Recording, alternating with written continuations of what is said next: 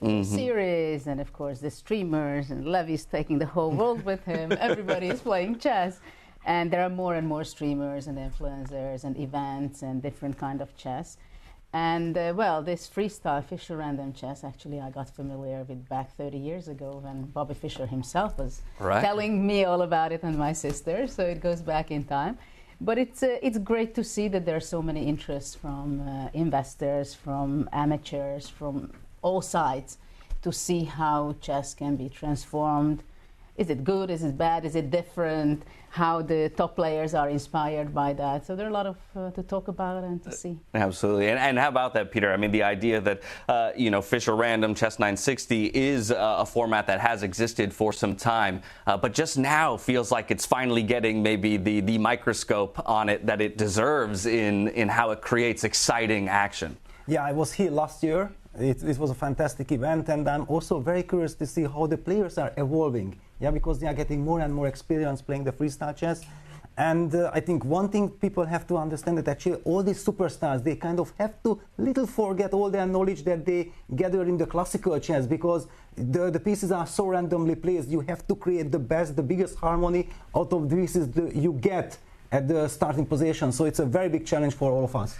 I think one of the really interesting things about it, and hearing the players talk about it, is the fact that it feels like it's a great equalizer, right? For many of them, they walk into a standard game of chess with so many known factors and lines of theory, and here it kind of reduces them back down to, well, I don't even know if the first move I'm making is a blunder. And to hear that coming out of a super GM's mouth, especially from the perspective that I have as a lower rated player, is fascinating to say the least. But Magnus still wins everything. But last year he did start slowly. I mean, and he actually said he over-practiced. So he's already given a few interviews. He said he studied openings and he was doing training games and looking at charts. And when he sat down to play the classical portion, he was nervous because he was trying to play the right move. But nobody even knows in some of these positions what the right moves are. So, you've both studied a lot of openings, and before, things like they are now, where if a game is played online, it's already analyzed within an hour. The opening work you both had to do in your careers was completely different. And now you see this, which is a completely barren wasteland. There's almost no games played in some of these positions. How do you deal with that? Maybe I'll throw it to you, Peter. Yeah, it's a very big challenge. We have been discussing it, Tanya, last year. Yeah, we were kind of shocked, the players were shocked, that the first moves are so vitally important, because these are brilliant players. If they get the advantage, and also this we have witnessed that whoever got the worst position, they were in a very difficult situation, because normally classical chess you have kind of a defensive line, you know how to react, how to defend slightly worse positions. But here, when you get the initiative, you get the game going, and you are enjoying all the benefits of the freestyle chess, then it's so difficult to defend. And that's why the first couple of moves have vital importance. Now, we'll get back into the nitty-gritty in just a moment, but I do want to take a second to zoom out and look at the year as a whole, as this Grand Slam is just the first of many here in 2025. Of course, here we are on February 7th in Germany. Weissenhaus, of course, playing a beautiful host to our event. Over in April, we'll be heading to Paris, France, followed by New York in July, India as well, and then we'll conclude the entire Grand Slam tour in December in South Africa, where we will crown a winner.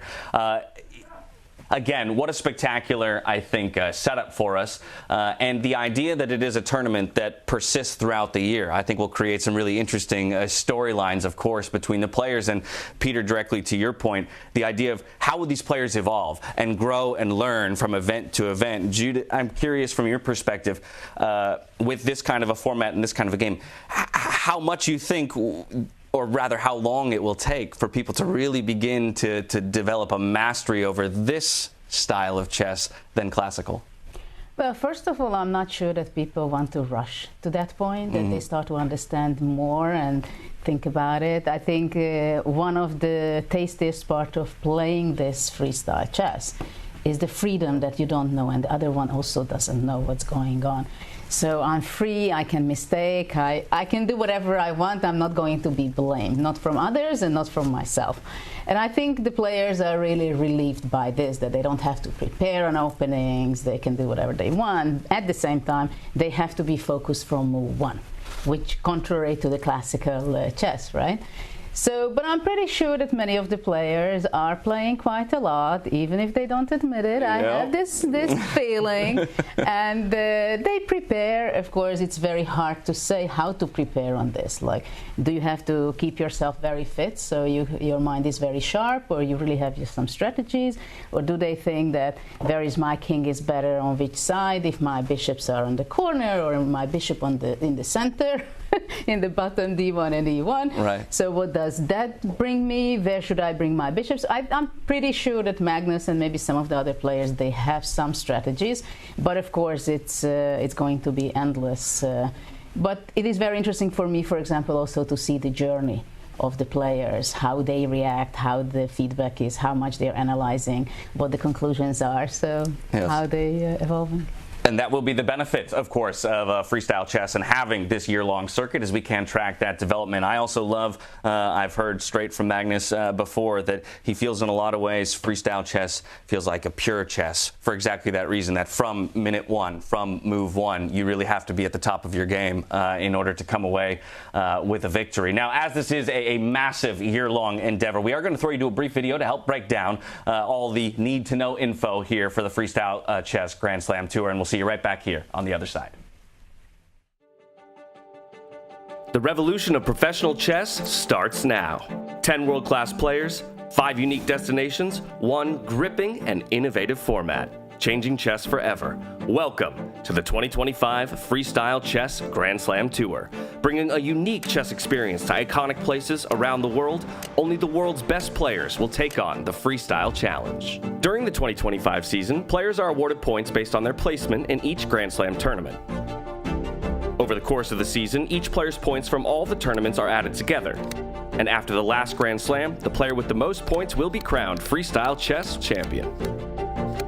It really is combat from move one. This is so much better than classical tournaments. All events in the Freestyle Chess Grand Slam Tour will be played in the format of Chess 960. Each Grand Slam starts with a round-robin phase. All participants face off against one another in rapid chess. The 2 last-place players in the round-robin stage are eliminated, but will play for 9th place in a playoff match. The remaining 8 advance to the quarterfinals. From here on, the games will be played with classical time controls. Each matchup will be a best-of-2 game over 2 days, and in the case of a draw, 2 rapid games will be played. If there's still a draw, 2 blitz games will follow. And if the winner is still undecided, a final Armageddon match will be played. From the 7th to the 14th of February, the first Grand Slam of 2025 will take place in the luxurious Weissenhaus Resort on the Baltic coast in Germany. As it is the first Grand Slam of the year, all Grandmasters are eager to make their mark, with the top spot there for the taking. After 8 intense days of play, only one competitor will become the 2025 Weissenhaus Grand Slam champion, taking home 25 points and $200,000 in prize money. Let the revolution begin. Here we go. Coming to us. Okay. Welcome back. A great preview for what we have in store over the course of the year. But as if this trio sitting alongside me wasn't enough chess prowess for our broadcast team, this event, we're happy to announce that we'll be running 2 simultaneous streams, in fact. The first of which will be the pro stream, led by these 2 lovely individuals here, Judith and Peter. And we will let them go take control of that in just a bit.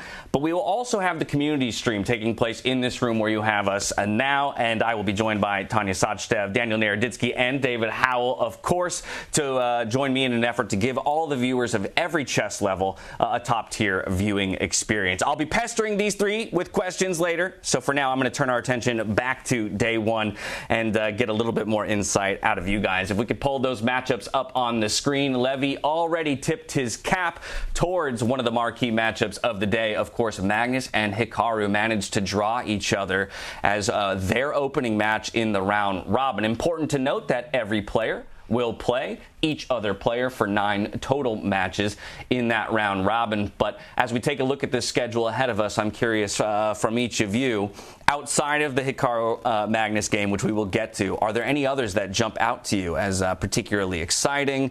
Maybe somebody that you're looking to kind of make a big mark on day 1 with an upset or a victory?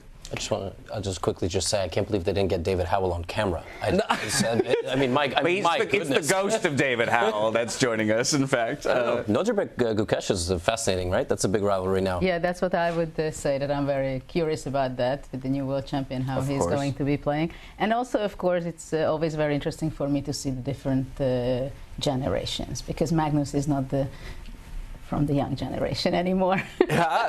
Is that difficult to say? That we're, it's interesting that we maybe are in an era where it feels like the torch is being passed a little bit?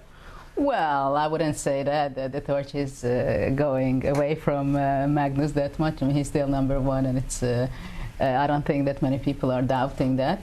But it is very nice to see that some of the youngsters are like half of his age, and how they are both handling that, and how much energy Magnus has, how much motivation he has. But I think he's also very excited when he's going to be playing the world champion, Gukesh. Yeah. Peter, I'm curious from your perspective, if you feel any of these players' styles is particularly suited to a format like freestyle chess as opposed to anyone else's? Well, I think people might not recall, but Hikaru, when he was very young and he was not yet a superstar in classical chess, he was about to get into the top 20. He was already one of the very best in Fischer Random Chess. In Mainz, they had these tournaments.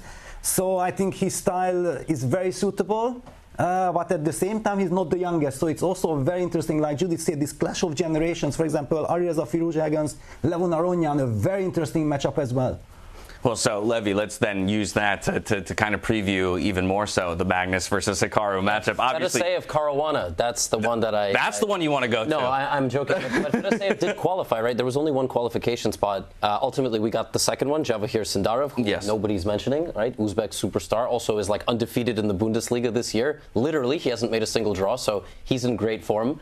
But yeah, I mean, look, Fedoseev was the qualifier. He won it. He also is one of the only top players that maybe aside from Magnus, that just very openly loves this format and is fascinated by it. I ran into him at a breakfast 2 days ago, and he said, I'm still thinking about the games from the event. Like, I'm still analyzing them, and I can't sleep. Like, it's keeping me up. Like, I have so much interest in this format, so curious to see how he does against Caruana. And as if this event wasn't scripted perfectly enough, we get Magnus Hikaru in the first round. And I don't know. I mean, it's the round robin. You have to play 9 games. But how much does that set the tone? I will see. I think that it is a good point, right? While you will have the opportunity to play everybody, there is something to, having a good start to your tournament and the psychology and the mental fortitude that will be required if you take an early loss, let's say. And so, of course, Hikaru, Magnus, no stranger to each other over the chessboard. But and may I just quickly jump in? I don't mean to interrupt, but it's a matchup of 2 world champions. I know this is a big controversy right now, but one of them is the official random world champion, and one of them is the freestyle chess world champion. So let's kick off the show with a bit of controversy. Hikaru is the lineal champion. He's the last one to win the world championship in the previous format. And with that, I will hand it over to the legal department on a joking matter, obviously. But we'll wash our hands of that. But yes, it's a very exciting matchup. And Hikaru won the last one. Magnus won this one. And, well, let's see what happens. I'd like to get a little bit more into maybe the approach that some of the players will take. We haven't yet seen the position lottery, and we will get to that. But maybe to develop a bit of an understanding for our viewers in terms of preparation and approach to a game like freestyle chess. Obviously, chess 960 possible positions. We've eliminated one of those positions for the sake of this tournament, which is position 518. That's the standard starting position. So players have elected not to random themselves into that. But considering this wealth of possible starting positions, what could preparation even look like? Or if we begin to talk about what that 10-minute period after discovering the starting position is, where do you even begin to assess what your strategy will be as a player coming in? Well, probably I'm not the right person to ask this, because I don't have too much of experience of commentating, playing it, and I retired from competitive chess and classical for more than 10 years. So, well, what I would do probably just to get familiar with the pieces, where they are, and then, of course, the first big strategy of dilemma I would have, if I don't have so much practice, do I go to a strategy where I want to see my pieces similarly as in classical game, or I say, okay, forget this whole thing. This is what I got. I get the best out of this, and I have a completely different strategy and approach to it. So, but one thing is very different, of course, that from move 1, you're in the middle game. That's the approach. Do you feel like any of the core chess principles change in this format, Peter? Is it still, fighting for control of the center and developing our pieces? Does piece strength change in your mind based on where they start now on the back rank? Well, you could certainly have to try to create as much harmony as possible at the beginning. The big challenge is, however, that if you try to optimize one of your pieces, it usually comes at the cost that some other piece will suffer. Yeah, so that's why it's an art, that's why it's kind of a big challenge on the players. But coming back to the preparation, I think the most important factor is a very good sleep. Yeah, that a very good sleep, that's the fundament, and have a good walk, make sure that you come with a clear mind, and preparation starts exactly at the moment when you get the fresh position. So preparation before the day. Levi, once we get the position, I had the opportunity to watch an interview with Levon Aronian from last year's event here, and one of the things he talked about was first looking for all of the points of symmetry and where symmetry would end up in an imbalance for his opponent, and to largely look to attack those lines of symmetry. Do you feel like that's a logical approach? Yeah, sure. I mean, if a player who is Levon Aronian says that, I'm not going to argue with it. But I will say, sometimes in this format, you find that actually with white, you are almost winning because you just have like the first move, and then you can play a move like in a format, for example, atomic chess, which I'm not going to introduce yet another variant to the audience, but the one where capturing pieces kind of explodes others around them. Sometimes going with the first move just wins you by force at times. And here you do have moments and positions where black has two weaknesses, and just a simple knight jump is already a huge problem in the beginning. On the flip side, you get positions with black that the second that white moves, they get something, but you immediately have a counterattack. I lost the game in 7 moves, which says much more about me than the format, just recently against the Grandmaster because I made the wrong first move as white, and I was just much worse. And I played the move, and I realized right away, like, I should have played this other thing. He played the Sicilian defense, but obviously there's no Sicilians here. Just the queen was attacking me, and right away I was just much worse. So, yeah, the good thing is they have time before the game to prepare, and they will all be discussing, which is something we will talk about, but they have to be really careful. I mean, that's what I will say. Yeah, and luckily for us, we're going to get to kind of peek in on those player discussions. After the position is drawn, all players playing white and all players playing black will separate and have an opportunity to talk amongst themselves and develop any kind of opening lines of theory before they dive into the game. Beyond looking at that kind of symmetry, I'm curious again the idea of, if king and queen are positioned way to the edge of the board, again, how much does that affect where the important squares are on the board and how that will kind of work in counter to the way that we view the standard game of chess? Yeah, it's clear that it's a very special kind of moment that where do you castle, when do you castle, because once you castle, you determine the position. Yeah, then you cannot change it. But as long as you keep your king, for example, intact, and you have options of going short castle to the king side or to the long side, sometimes it's even confusing because depending where the king is, but it can also happen that you are kind of provoking your opponent to attack your king, and then when your opponent believes that now I got a real attack going, then you suddenly castle to the other side and say goodbye. It's fascinating. I'm curious if you guys have overall expectations for this tournament, even this specific event here or for the year as a whole. Do you feel like any of these 10 players or maybe a player that didn't qualify for this one might insert themselves into the conversation as time goes on to be a top contender? Hans Niemann. Let's see it happen. He almost made it to this one. He is, of course, he will bring some more journalists into the press room should he qualify to Paris.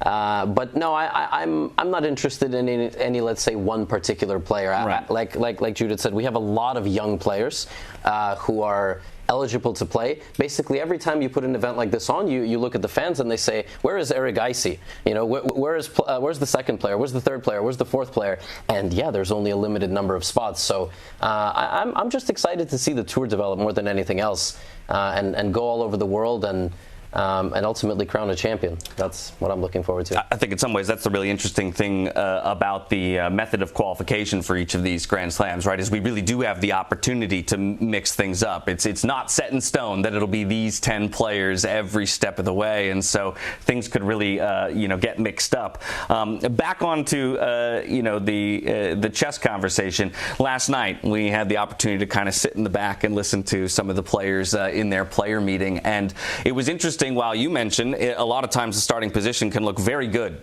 for white and even be winning on move one, Magnus was stating that he had gone through a number of starting positions, and in fact there are positions where black actually can be seen to have up to a 2-point advantage, which I think again is just something that works very counterintuitively to the way that we all understand chess, where it feels like white with the initiative should always have the advantage. How much of just that being tucked away in the brain of a player, affects kind of your mental approach to the game, with that uncertainty of the balance of the position, because we haven't been able to spend the time letting the engines evaluate all the positions? Well, I'm here for 2 days already, and I had opportunity to talk with people, and I'm trying to figure out, ask them what is the plus, minus, why they like it, what are the worries, and I think they are really enjoying that they don't have to prepare, and they are very much in this journey, and it's so much uplifting for them that even if they know that there are positions which can be a problem for white or from the other side from the very beginning, they have their self-confidence, they're top players, they know that they can switch positions, turn around things, and they know that this is so much in the beginning, the strategies and concrete lines and understanding of this game, that it just demolishes, and they just want to do it. Yeah. And they believe that they are going to be the one to understand it better. And one of those players we talked about who maybe felt he over-prepared in the past was Magnus, of course. So you mentioned already, Levi, but today getting out on the golf course, making sure that he's physically warmed up and ready as his preparation. Yes, it's a very athletic sport, golf. It really gets you, Hey, the blood is flowing. I'm impressed he was up that early. That's all I have to say before sitting down to play a whole bunch of rapid games. But I think Magnus, of course, will be one of the hyper focuses for people to see how, again, he approaches both in preparation as well as in his chess over the board. From there, it's all about the starting position. And I think we wait on bated breath to get that position lottery. I'm curious from each of you, though, outside of maybe expectations for this round robin, let's have a conversation about the development from rapid time controls to classical time controls, because that's another element of this whole tournament. The round robin will be played 10 and 10 rapid, and then from there, quarterfinals onward, we move to classical time controls, which is a very, very different environment to be playing in. Absolutely. It's a completely different challenge, because we have been talking about that actually you do have to spend time in your first couple of moves. They are essential, but when you have only 10 minutes on the clock, I'm pretty sure that the players will have a clear strategy during that 10 minutes when they can discuss the position that, okay, this is what I'm going to do. You have to keep the clock under control, but in the classical we will be seeing much slower players like Magnus Carlsen. Last year he impressed me. He took like half an hour for his first 3 moves, and he got the essence of the position, and then it was so much easier for him to play. So everybody has his own strategy.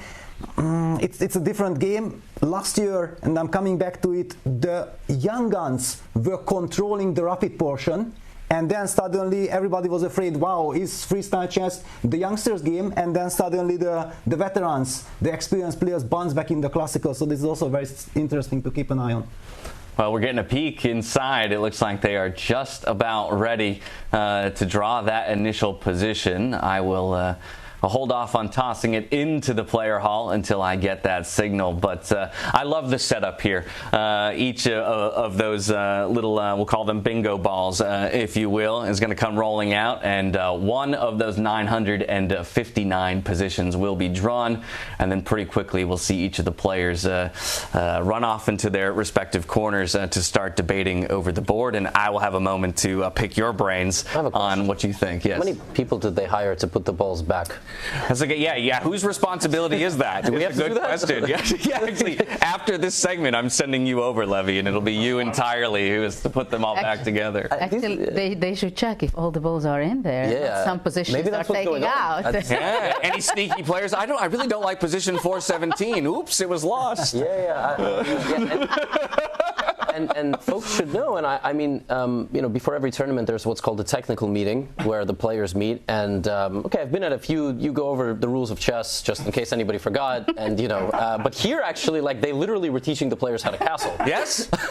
Which was very funny. And like you said, they removed the starting position of chess, the regular position, and they wanted to remove another one, which was the king and queen flipped. Correct. But that was ultimately voted unique enough. Like, yeah, the 6 pieces are regular, but the king and queen flipped is actually enough of a dynamic that it matters.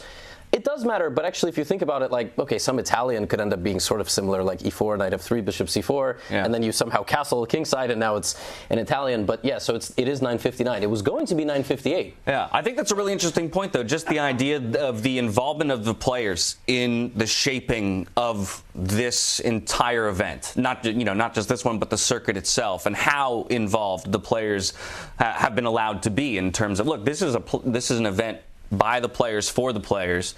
And so, very early on, Jan Henrik saying to them, look, if you want to make a change, it's up to you, the pro players, because this event is built for you. And I love giving that kind of control, to the top players in the industry to make a statement about what they think is the most exciting and worthy version of an event. I'll also say they actually, maybe were you both there at the time? Yes. Okay, so I'm just telling the audience at home, like, because I don't think this stuff was that public, but they had a big discussion about 8th place, because last year the round robin was kind of, I hate to say it, but like pointless in the sense that nobody went home. It didn't really matter what seeding you got. Ding had a really rough round robin, but he still is eligible to win the event, which is fine normally, but then it's like, okay, well, I'll just watch the knockout.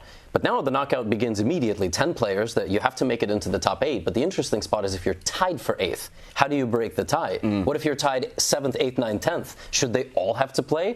And that's basically what was decided yesterday. And yeah, because the difference between getting completely eliminated and winning the entire event is so massive, they voted ultimately to have a playoff for that 8th spot. So that's pretty cool too. That's a big deal. And players did have a big say.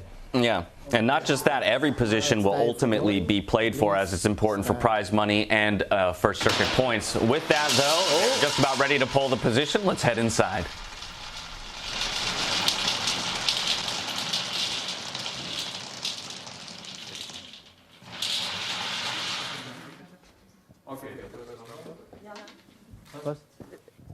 First number is 906. So 906. Just a few seconds, and we will have here the first position. Okay. Now, players, you have 10 minutes where you can consult. The white one, please go on the right side, the black on the other side. And after, we will meet in 10 minutes for the first round. Let's go.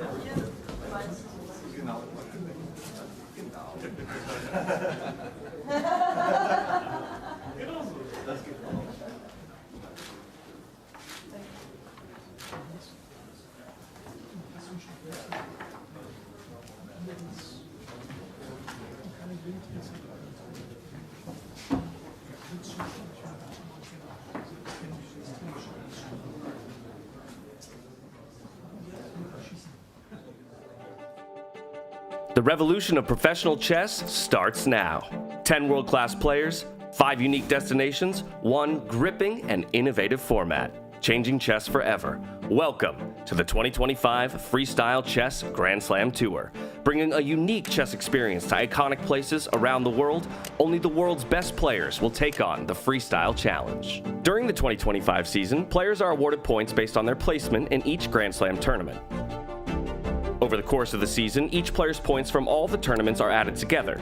And after the last Grand Slam, the player with the most points will be crowned Freestyle Chess Champion. It really is combat from move 1. This is so much better than classical tournaments. All events in the Freestyle Chess Grand Slam Tour will be played in the format of Chess 960. Each Grand Slam starts with a round-robin phase. All participants face off against one another in rapid chess. The 2 last-place players in the round-robin stage are eliminated, but will play for 9th place in a playoff match. The remaining 8 advance to the quarterfinals. From here on, the games will be played with classical time controls. Each matchup will be a best-of-2 game over 2 days, and in the case of a draw, 2 rapid games will be played. If there's still a draw, 2 blitz games will follow. And if the winner is still undecided, a final Armageddon match will be played. From the 7th to the 14th of February, the first Grand Slam of 2025 will take place in the luxurious Weissenhaus Resort on the Baltic coast in Germany. As it is the first Grand Slam of the year, all Grandmasters are eager to make their mark, with the top spot there for the taking.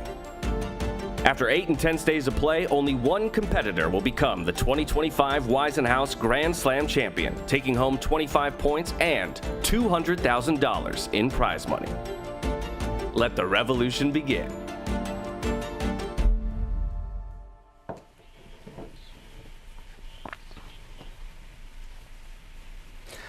Welcome back, everybody, where I'm ultra excited to reintroduce Tanya Sonstev, Daniel Naroditsky, and David Howell, who'll be joining myself and Levi Rozman to continue to preview what is our first position of the tournament. It is position 906, and David, the immediate thing that jumps out to me is we have all 4 of the minor pieces shoved over to one side of the board, and then rooks, queen, king on the other side of the board. What's your initial, perspective on this? Yeah, it's fascinating. This one really is a total kind of mess compared to normal chess. I guess we'd say. We all know that knights in the corner are never great, so we'll want to develop those. But a king already shoved over there on the left side of the board. On the queen side, it's actually unlikely the king will castle in this game, I would say. And we can already see a lot of the players already making moves. So they've clearly come to terms with the concepts and breaking down there. Yeah, I love how quickly all the players are huddled over the board. Daniel, turning to you as you evaluate this position yourself. Anything in particular jumping out? Oh, we have a great view of the castle. I think it is likelier that I will walk there to hide from this position than a castle occurring on the board. But now I know how Philidor felt when he looked at the normal position. The same way we feel when we look at a position like this. Okay, the knight is on h1. I think I've established that. And there's a knight next to the knight, next to the bishop, next to the bishop. Got that down. Now, hanging squares and hanging pawns can begin to be assessed. Yeah, so immediately, where are you looking? Are we looking for particularly undefended pieces? You mentioned kind of the poor position of the knights. So is it of the greatest essence, to get those developed quickly and actually have them be more of a proactive piece, or do you just kind of accept their lesser status and look to be more aggressive with anything else? Well, to me, it's just interesting that the players have already made moves. There's a black rook in the middle of the board on one of the other games that was being analysed. Now there's a white knight already somewhere, already creating some threats in black's half. So the players, clearly trying to mobilise the knights, the rooks maybe. David, I think the coolest thing, what we're looking at right now, is Nodirbek, Fedosiev, and Vincent all sitting and analyzing together. Let's not forget, just a couple of days ago at Wykanze Tata Steel, all these 3 players were rivals.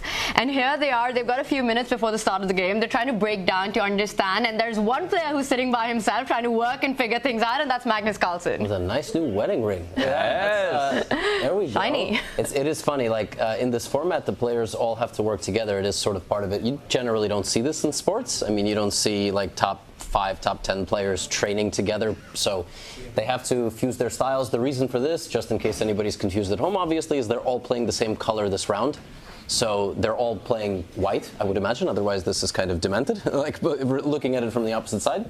I have a hot take. I feel like this is one of the worst possible starting positions. Like, you have nothing from regular chess other than, okay, you can say I have a rook in the corner, but your bishops are in the center more, like especially your dark squared bishop. Your knights are both on one side. Your queen and king are together. So probably you will castle queenside, or you will delay it until you are attacked, and then you will castle the other way. So I don't know. What are we thinking? We got some strong GMs here, Danya. What do you think? We need a definitional, like, semantic clarification, because castles queenside, castles kingside. It's funny because in Russian you don't say castles queenside, castles kingside. You say castles short and castles long. Yeah.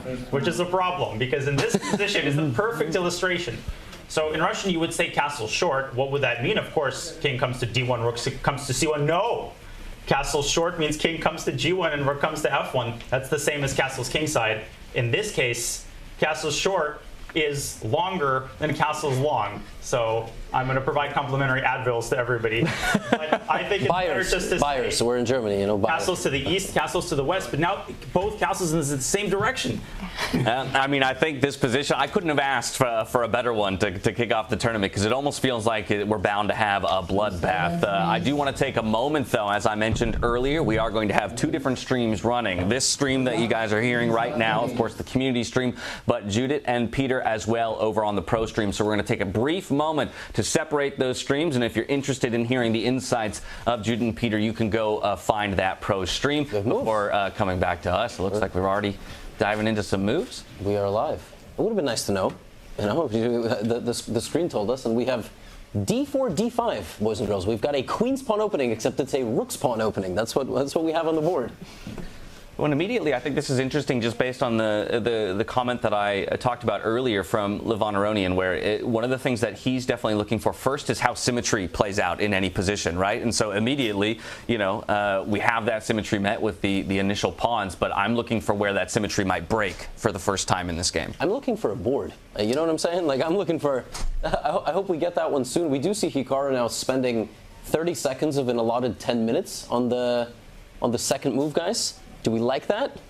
Maybe, like, it's rapid. You know, you can't really spend all that much time, but the move e2 to e4 is coming, and it's going to give some queen's pawn, you know, like Jabava London vibes. I know we've got a Jabava London expert here. Daniel, I'll let you take it away. I prefer bishop c1 to f4, but bishop e1 to g3. It's even hard to say some of these things. It'll do, and I think that it's definitely, I mean, you see a lot of the minor pieces competing for the same squares. There's just, you know, it's a studio apartment over on the king side, and you got one chair and one desk. I think the bishop's going to take g3 over the knight.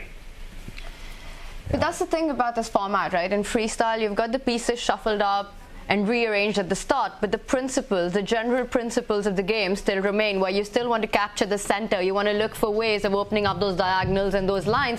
And that last move by Hikaru, a very strange move, because usually the king from e8 does not arrive on b5. It does stop the immediate idea of the e-pawn advancing. Prophylaxis. And one of our boards might be connected to the game review, but that move was already given a huge question mark by the game review feature. Maybe because the bishop will be a target, but I have no idea why. It's rare you get a question mark on move 2. Well, there you have it, targeted by that pawn over there on a4. Just slides the bishop back for safety. Onus back on Magnus. I think the time conversation is interesting. Obviously, Hikaru is not a player who's uncomfortable with low time, right? Definitely a player that's happy to play fast. But I think we go back to kind of Peter's comment on the couch from the beginning of the day, how much he feels those initial few moves can be in terms of importance. And so perhaps spending the right amount of time, while yes, landing on a question mark of a move there on the bishop, trying to make sure that he's setting himself up for success as quickly as possible.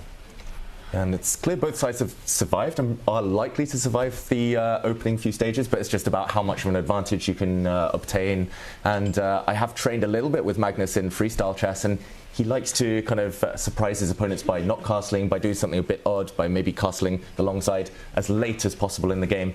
So I think he's going to be very happy now. Just the fact that he's opened up one rook on the edge of the board on that left side, and now bringing his knights towards the center. But yeah, early days, of course. It's interesting, yeah. Like now you see the next few moves. Just so everybody understands at home also, Black's light squared bishop went to where it is so that Magnus cannot move his center pawn, right? Like if White could move the center pawn 2 squares to the traditional e4 with d4, get the knights and the bishops all toward the middle, White would have a great position. Hikaru was just going, well, dare I say, freestyle mode.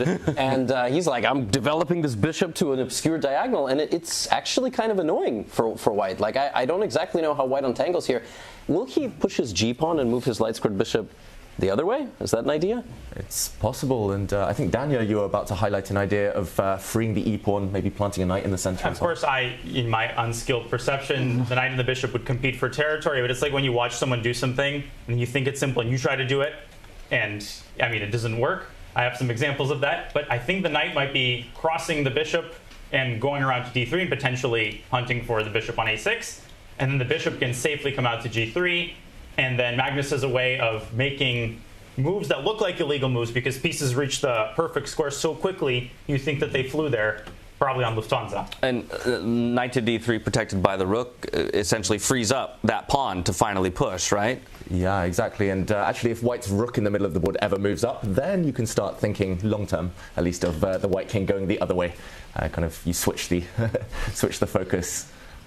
Yeah, you don't want the other way, David. What way? I was going to say to the right, you know, castle king side, but here it is a bit of a mind melter, right? So having seen a few of Magnus's game from last year's Goat Chess Challenge, I think he does this really often. When there is a setup, a starting position with the white rook in the corner and the king next to it, instead of finding a way to actually castle, which in freestyle would be king to g1 and king to c1, he just decides to develop the rook from the starting position, which in this case is that a1 square, by pushing that a pawn 2 steps ahead. So the idea was not only to push Hikaru's bishop back to a slightly more passive situation, but also at some point looking at a rook lift. You know, as James Canty would say, do you even rook lift?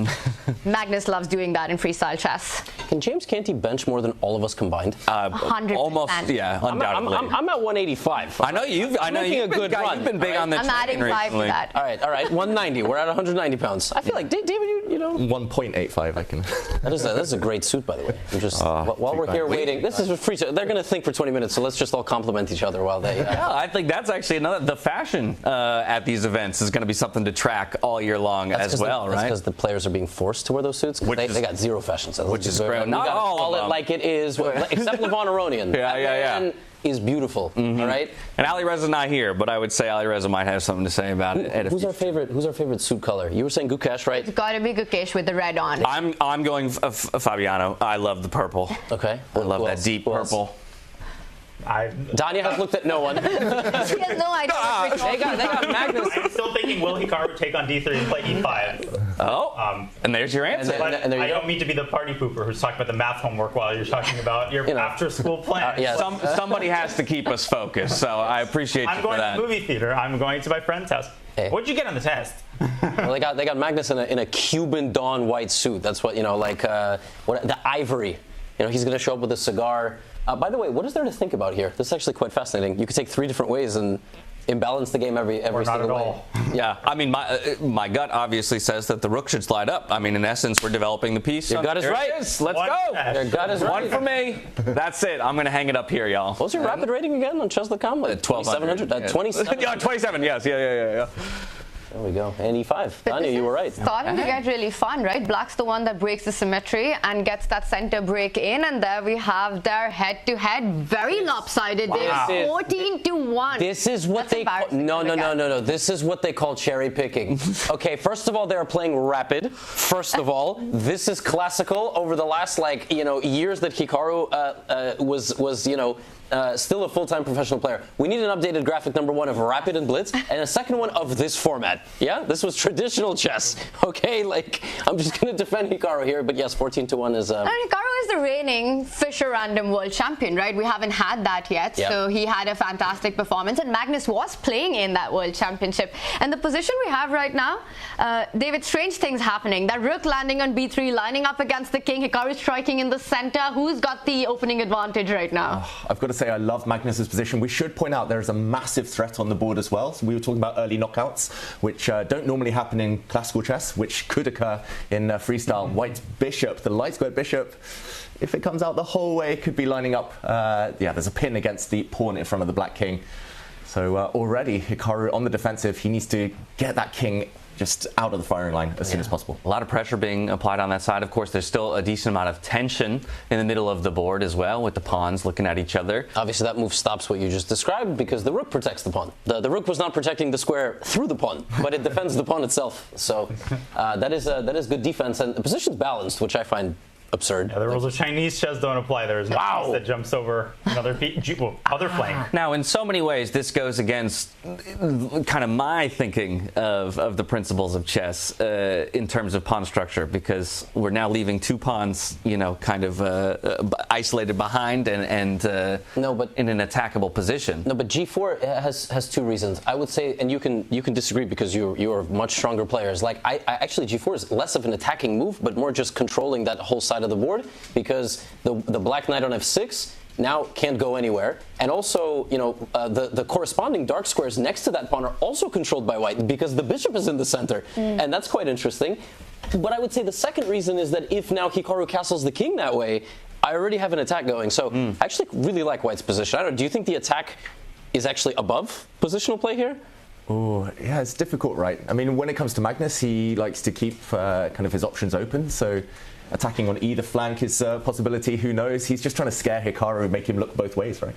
It's really interesting. Another freestyle chess concept. You want to place your knight behind the pawns. This last move of pushing the pawn 2 steps ahead. Now when that kingside knight on g1 slides up to e2 and then lands behind that pawn that's just been moved forward, it's a much healthier square because you're controlling the light squares on f5 and h5 as well. The other thing Magnus mentioned in his interview was that, he very often pushes this flank pawn on the a side. In this case, his opponent's king castles the other way, and then he feels like a complete idiot. So I think this is prophylaxis against that as well. If that was to happen, Magnus is ready to strike on the king side as well. Are we picking white or black right now, Daniel? I mean, I think white is slightly, I would say 0.1, but I mean, I'm probably very wrong. I'm just kidding, of course. To your very important point, there's the concept of like an eject button in Fischer Random that doesn't quite exist in normal chess, which is that you always need to remember that castling, you can move from b8 to g8. It's like the Concorde is back in service. So that's why you kind of need to hedge your bets a little bit more. You need to attack on both flanks. You need to be ready to switch flanks, literally, because the king from b8 could go to g8. But let's be very clear. Which rook is the designated driver of the king side? Like, for Hikaru to put the king on d8 and the rook on c8, this rook has to land on c8. So he's got to move this whole train wreck to the right. That's going to be difficult to arrange. This king is there for quite a while. I mean, in general, I was going to say it feels like black's position is just so claustrophobic, right? Struggling for options of how to maneuver the pieces, and I don't know if this is an agreement from Hikaru, but pushing that c-pawn forward, kind of piling on the pressure towards the center of the board, maybe looking for a way to open it up and gain some space. Yeah, I just want to commend Hikaru's last move. We were all kind of saying maybe white's position is easier to play, the plans are more obvious, but Hikaru's being aggressive now. Hikaru is the one with options about where he can castle. He can still castle on both flanks. Magnus is purely only able to castle on the queen side now, so his king is fixed as a target. And black controls the center after all. I was also just going to say that, I forgot that when David speaks, the camera pans to us. I just looked extremely disinterested, but I was just writing to the producers. I promise I'm not texting or betting on the games or anything like that until we have a partner for the tour. So, yeah, I was really shocked by the move c5. But I guess it makes sense because if Hikaru just sat around, he would just get overwhelmed by space and 2 bishops and all the traditional things that apply. And in chess, there's this you were supposed to be the community stream, but statics versus dynamics in chess. And obviously, when the other opponent has certain advantages, you try to be dynamic. So c5 is a perfect solution, and now he has a lot of space. Good central presence too. Well, we may be the community stream, but that's the perfect place for us to learn, right? I think very much. You're welcome. Yes, thank you. No, that's again. I think I've said it to all of you. I've said it to all of you at some point. One of the things I'm most excited about being involved involved in this event is to kind of do my best imitation of a sponge and absorb as much information out of all of you as I can to apply to my chess games in the future. So 2 options to take, of course, on that trade in the center of the board on the c5 square, and Hikaru opts for the queen. We'll see that knight developed, of course, to the e2 square that you had mentioned earlier, Tanya, perhaps looking to maneuver behind that g-pawn. And now the bishop develops here for Hikaru towards the center of the board. Develop a bishop? I mean, from f8 to d6, no. We don't do that here in the cool boys club. But the thing is, even normally, when I see a +1 evaluation or whatever, it can be very difficult to say why. There's different types of +1. There's like, oh, I have the bishop pair and more space. And then there's positions with a very concrete idea that the advantage hinges on. And in this type of chess, like, you could tell me black is much better, you could tell me white is much better. I will believe basically any evaluation within reasonable limits. And so I don't think the players are sitting there thinking, oh yeah, white's playing for the... This is just survival. Like, I want to survive 2 moves without blundering anything. And Magnus still has some... That bishop is still on f1. You know, maybe the knight can come to g3 and f5, like Tanya mentioned. Tanya, that knight it needs to be there. I think your positional senses are, you know, screaming for that. Yeah, we've seen him do this so many times. And I want to also talk about this rivalry in front of us, right? It's sort of like the modern epic rivalry of chess. It's the Federer-Nadal or the Frazier-Muhammad Ali. And then this isn't the only one, because we've got more games going on, guys. We've got world champion Gukesh here. He's playing against a very big rival of his own, Nodirbek Abdusattorov. That's more like the Alcaraz-Sinner rivalry, building up to be a big one as well, James. And I know this is exciting, but should we check in with the world champ, guys? I think that's a good idea. We'll come back to this one to see how the game continues to develop before anything's decided. But on go-kart, it's like I thought I was behind the wheel, but I'm turning the wheel. Nothing's happening, so. But yeah, perhaps we can... Aronian actually just... Oh, night. Whoa! The game is over. Oh, a huge blunder. Yeah, the game is finished in Levon's game. But okay, we have Nodirbek. We're jumping ahead because we have more screens than the fans at home. Wow, look at this position between Gukesh and Nodirbek. What is going on? What on earth? What is this? We've got a king on b2 on one side. We castled the king to the other side. Looks like dominoes. You just like throw them all down one by one and just... wow. Yeah, completely open A file. The rooks are stacked. The rooks are stacked for both players, in fact. I like how Gukesh just played a move, undermining the king side traditionally, and the center to build up the attack on the queen side. Like, this is how this is going. It's a very interesting move. Levy, this position, you look at it, and it actually looks like a standard 5-1-8 position for black, right? You've got your king castled up. You put this incredible attack on the left side of the board where white's king is still stuck. The lines are all open. This has got to be a domination by Gukesh in this position. Is Nodirbek suffering right now? Well, we shouldn't forget to count. Oh, yes. Nodirbek does have an extra pawn. I don't know how much that is worth right now. I didn't even realize that, David. That's always the first thing I do in every position, Tanya, especially a weird freestyle position like this. So materialistic. I know. Hikaru's counting Nodirbek's pawns. Yeah. I guess, I mean, all the games are spicy. We already saw basically a fatal mistake between, and we are spoiling in the game between Levon and Firouzja. We should likely throw up, first of all, just ourselves, and second of all, this position between, there we go, like, I love how all the pieces teleported, because in every game they are completely differently placed. Yeah, Hikaru's got his queen restricted on the edge of the board. Is Magnus bringing out the second rook? Oh, I think he's getting ready, right? I did predict, I'm going to take credit now, I did predict Magnus would never castle this game. So if he brings his other rook up, his king is fixed. He loves it in the corner anyway. Look at that black queen. I just want to say, that's a first. David Howell never takes credit for anything. Yep. We have just made... I'm rubbing off on him, you know. It's, we're entering a new era of David Howell. Arrogant David. At the end of this week, guys. Get that ego in check. Look what trip to Weissenhaus is doing to David. I mean, different person. How well do you know him? Oh. And so it begins. Wow, look at this. I wasn't the one who started it. How about this, though? We're firing out a couple moves here. I will just say, Hikaru is like the youngest looking 37-year-old I've ever seen in my life. Like, it's like incredible. He shaves before the tournament, and I'm like, oh, it's like a college kid. By the end of the tournament, he looks like, you know, he went through House of the Dragon or something. But he's always got the swagger. He's got the ring, you know, always, you know, little lip scratch, making a move very suave. And they got him in a nice jacket as well. There's that little hand thing. I don't even know how to describe that, but you know that weird finger moving thing. Yeah, like you know what I mean. Yeah. I don't know if it's after he moves or after he makes a move he thinks is good. Like Kasparov used to screw in the pieces. Yeah. Which, I mean, I much prefer Hikaru's motion. You got to signal that you're making a good move. Yeah. And I think Magnus just signaled he's made a pretty cool move. That queen that just slid all the way to e1 is eyeing that b4 square in front of that rook on the b line to start targeting the black king on that same file. It's a very flexible option because you can place it on c3 adjacent to the white rook or right in front of it. I'm liking the way Magnus is trying to build play against Hikaru's king here. And Hikaru has the dilemma. I think he's just wondering where to castle, what to do with his king. He's delayed it so long. But he cannot castle here, right? It's elite. Like the rook on d8. It hasn't moved. So what has He to happen? could. He could castle. He can castle. King side. Yeah, Yes. all the way. Put that king on g8 and put that rook on d8 to f8. Yes. Black can still castle to the right and either way. both sides. To the far east. He can castle to the far east or to the near east. King to g. Yeah, but Magnus cannot castle his king all the way to the right because his rook went up and over. Yeah. So Magnus could play like triple zero, which would move his king over one square and the rook where the queen was. And maybe that is what he's setting up, by the way. I mean, that could be it. Or he could think about doing the rook lift and then developing it all the way, David, through a4. Are we going to see a castle in this game? What do you think? Rook a4, g5, rook h4. Oh my gosh. Love it. And that's why Magnus put the pawn on, like when I said about being prepared to attack on both flanks, he put that pawn on g4 and the knight on g3. It's like he built the foundation for the house.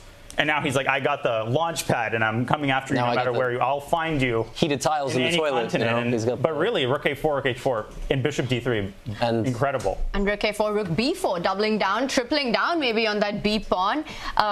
And I know I brought this question up a while ago. He stops it. He takes control of the b square. G5, Levy, on the board. We might be seeing your idea. We might, but I mean, not now. Rook a4 now would not be smart. You would get forked. Yeah, rook a4. Okay, bishop h3. Yeah, makes sense.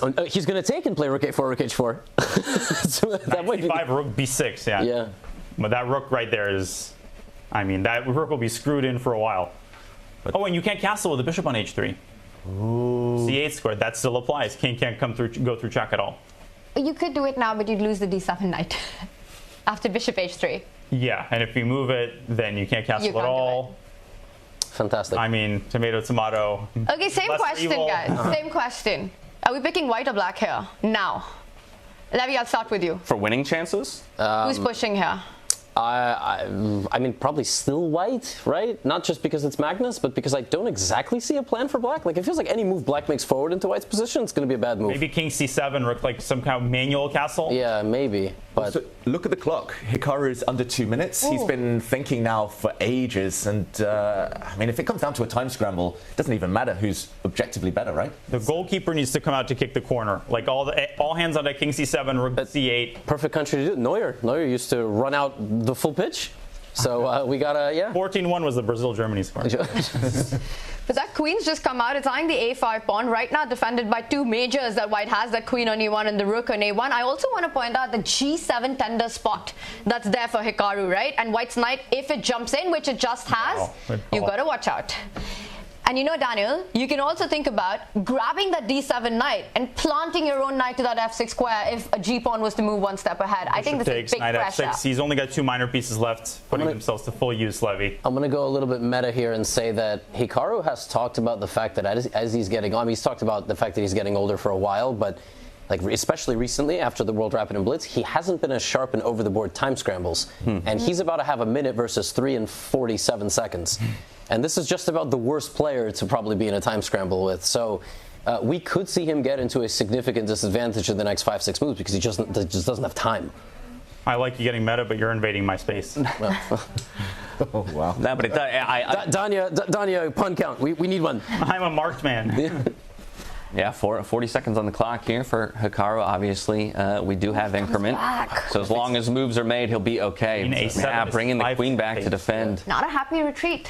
Yeah, but the best move? Maybe the only one. Yeah, straight up the best move, by the way. Knight c5, and it's crazy. I mean, it's... Yeah, Hikaru has this incredible ability to find the absolute best move in a position, even with little time on the clock, and he does it over and over again. So he's the most resourceful player in the chess world, the hardest to beat, the trickiest, really.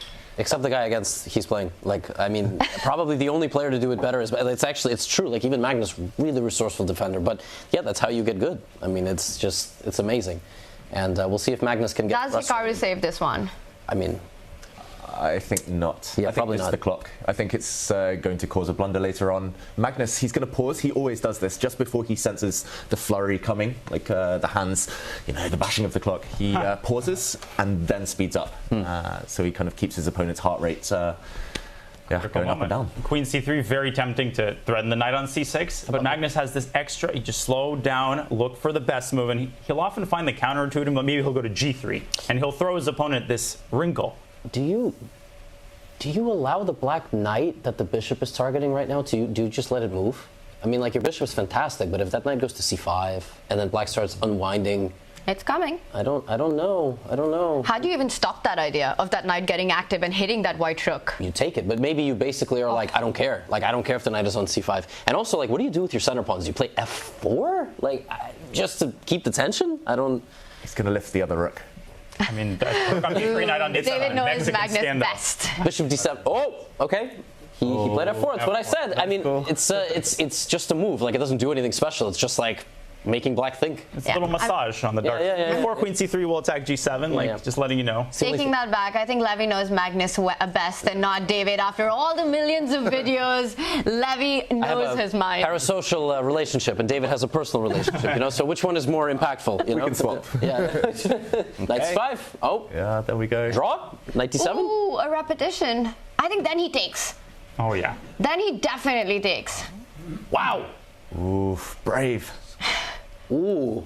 It's on the precipice. And tucking the king away there on a7. I mean, it just feels like a full defensive mode here for Hikaru. King a7 is an aggressive move, no? Now maybe time to bring that other rook. Is like, I want to get in the party too. Yeah, I would say he has been, but suddenly he's sensing that Magnus kind of doesn't have a plan, Yeah, notice how the two knights are controlling the squares on the b file for Magnus's rook. It doesn't have an easy path to double down on that. We see some trades in the center, so Magnus trying to resolve the tension there. And Hikaru slows down. He does pick it up with his knight. Is it time to get the queen into the party? Do you jump in with your queen just yet? Oh yeah, queen b4. Like rook takes a6, queen b6 becomes a pattern. Oof. He's reaching up. Yes, David. Oh, he's trapped his own rook, though. What happens if the black knight comes hunting? If knight to c4, there's some tricks. Wait, what did he play? Queen b4. Queen b4. It just didn't update yet. Yeah. Now it's on. Knight to c4, you can maybe leave the rook on b6, go like sack rook a3, sack the other exchange. Something's about to happen to that black king. You can feel it. It's in the air. With the majors there, the bishop lined up on that diagonal. It's messy. Ooh, and something has happened. Wow, what a sack. Well, not a sack. I think 7? Temporary. Half a move. But the bar hasn't moved at all. Queen takes c5, and then you can't go back to d7 because of that bishop. So knight c6, counterattacking the queen. Goes back. He's going to go back to c3. Defend that knight. Keep an eye on the c5 knight as well. But then knight e4. Even queen a3. Yeah, I like queen a3 more. I think queen c3 might walk into that knight jump to the center of the board. So it might be the best move to retreat to the other side. Or d4 and like rook takes and rook d1 check. Like suddenly you're under some. Hikaru's like in Star Wars when they take. Wow, there it is. Oh, there it is. C4. Oh my god, this is crazy. Is this turning around? Is Hikaru back? Wait, can white castle if there's a rook on d4? Yes. As long as you don't castle through check. Oh, so Magnus castle? Yeah, yes, ED, rook d4, long castle, and you offer a rook trade. Oh, but then your king is in the center. Oh my god. It's illegal because d1 is covered. As long as your king doesn't go through check. That's the key. It will be here king to c1 and rook to d1. Goes to c1. Sorry, I forgot the rules of chess. So that's why I was distracted in players' meeting. I was playing Blitz. Yeah. So white can castle here. The shortest long castle ever. Put that king on c1 and the rook on d1. Probably a terrible move, but it'll be super cool, right? Yeah. Also, rook a4 is an idea. It's crazy. Oh, now rook d1 check. Hikaru under a minute. The rook can go the other way. Yeah, who's getting attacked? Yeah. And suddenly Hikaru's still complete equal. He's put a full stop on Magnus's attack, right? With the knight so close to the black king, defending it beautifully. Hikaru's getting aggressive with every move. I get it. Well, queen e3. I mean, still feels to me like something's going to give eventually. Oh, whoa! Yeah. Wow. To c7 he goes. Yeah. Do you care about the a5 pawn at all, which is being attacked by two of Hikaru's pieces, the knight and the rook? That's a Great question. It might disappear soon. Rook takes A1, king takes A1, knight takes A5, no? I mean, it's a free pawn, but I guess it's just not good, somehow. Nervous. That's the big question. It will just restore the material balance. He is a pawn down, Hikaru. Magnus grabbed one earlier, so... Oh, the queen's coming. Opting instead just to trade the rooks on the A file. Oh, whoa!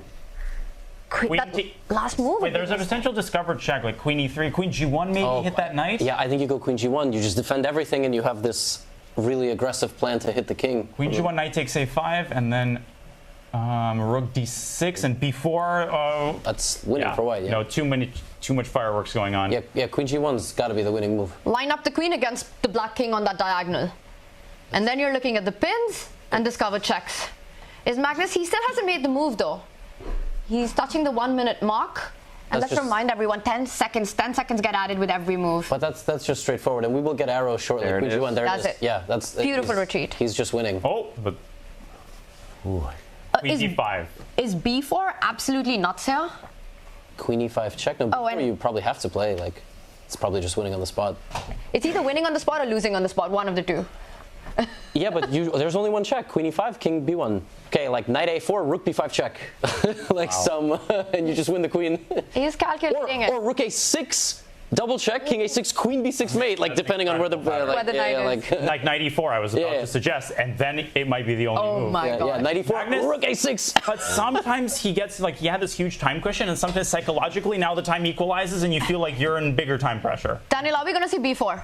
Yes. Let me try to get my prediction before he plays it. Oh, too late. And it's a bad move. No, it's good. It's fine. Our bar is just delayed, which is confusing. Now knight e4, rook takes a6, double check, and king a6, queen b6 mate. What an amazing thing. I don't see a move.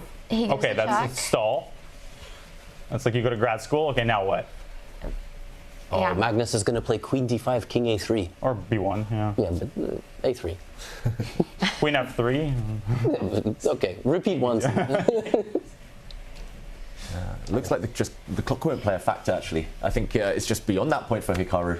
The time won't save him. Magnus admits to getting nervous these days a bit over the board in time scrambles compared to how he used to be, but it just looks like it's too late for Hikaru, who's going to gamble. Whoa, queen c5, knight takes b4 is still... So tricky. It's like a Title Tuesday trick, but queen takes b4, rook c2, king b1. He takes Magnus as like no calculation.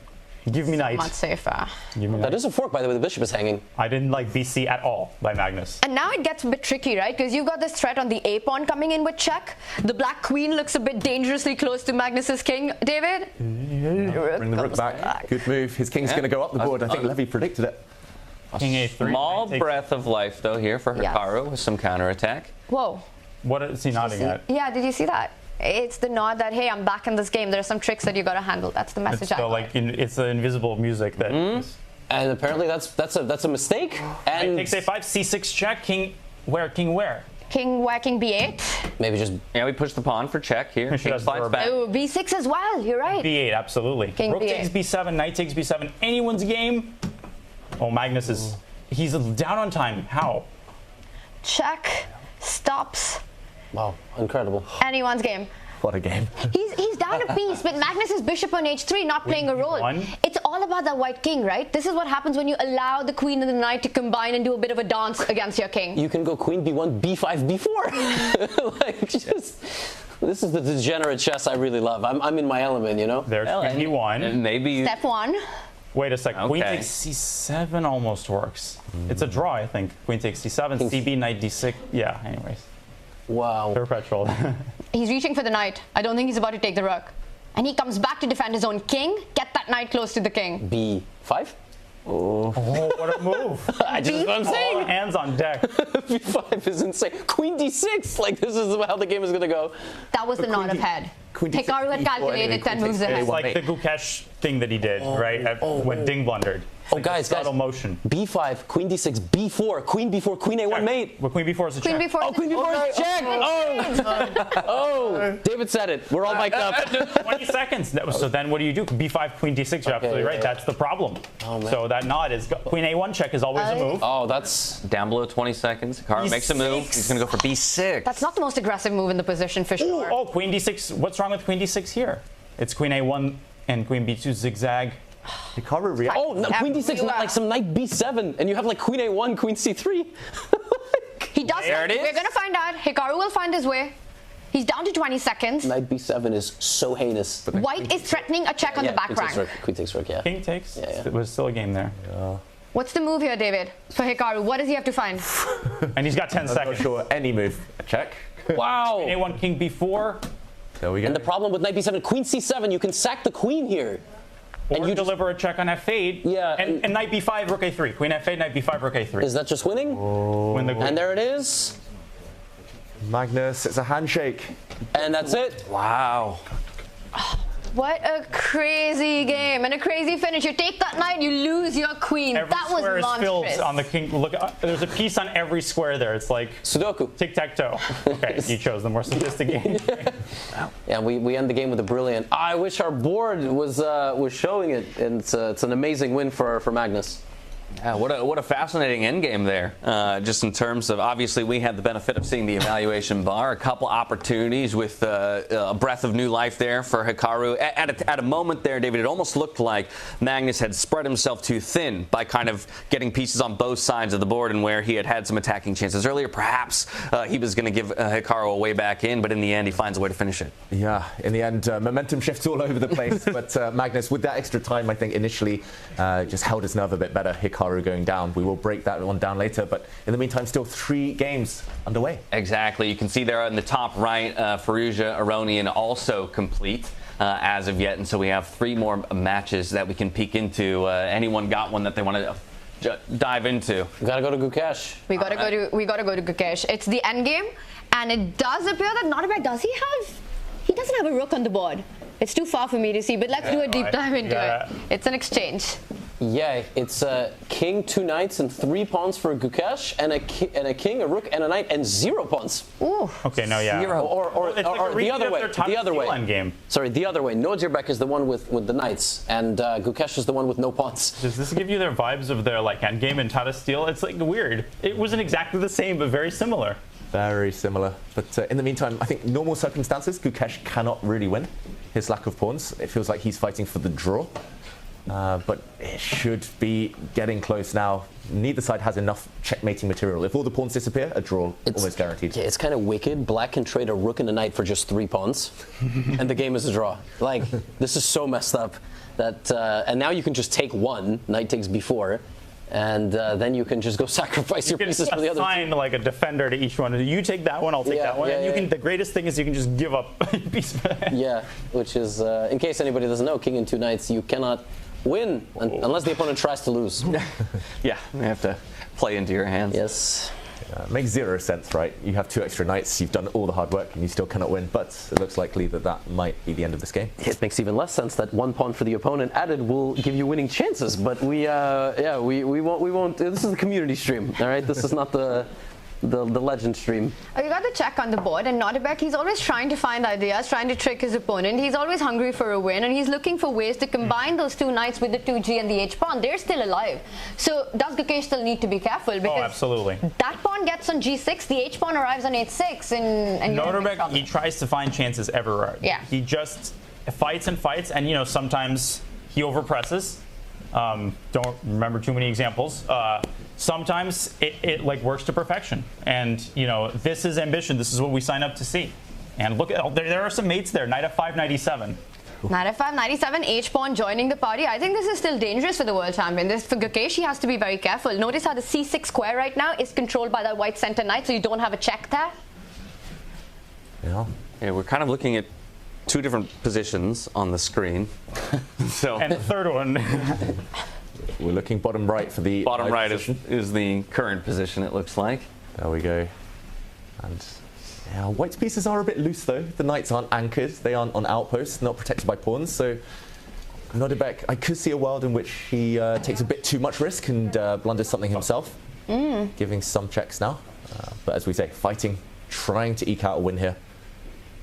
Well, the real question is, will Gukesh try to repeat, right? I mean, H8, F8. Yeah. Yeah, we know Gukesh isn't a fan of repetitions, though. Good. That's yeah. But he is inviting it. This is a draw for, knight f7, of course. Yeah, this isn't going to be one of those cases where he declines the repetition. I think that might be just knight d4 to f7. Do we get one illegal move in freestyle chess? Like, nope. Nodirbek's playing for the win. Yeah. He doesn't go for the check.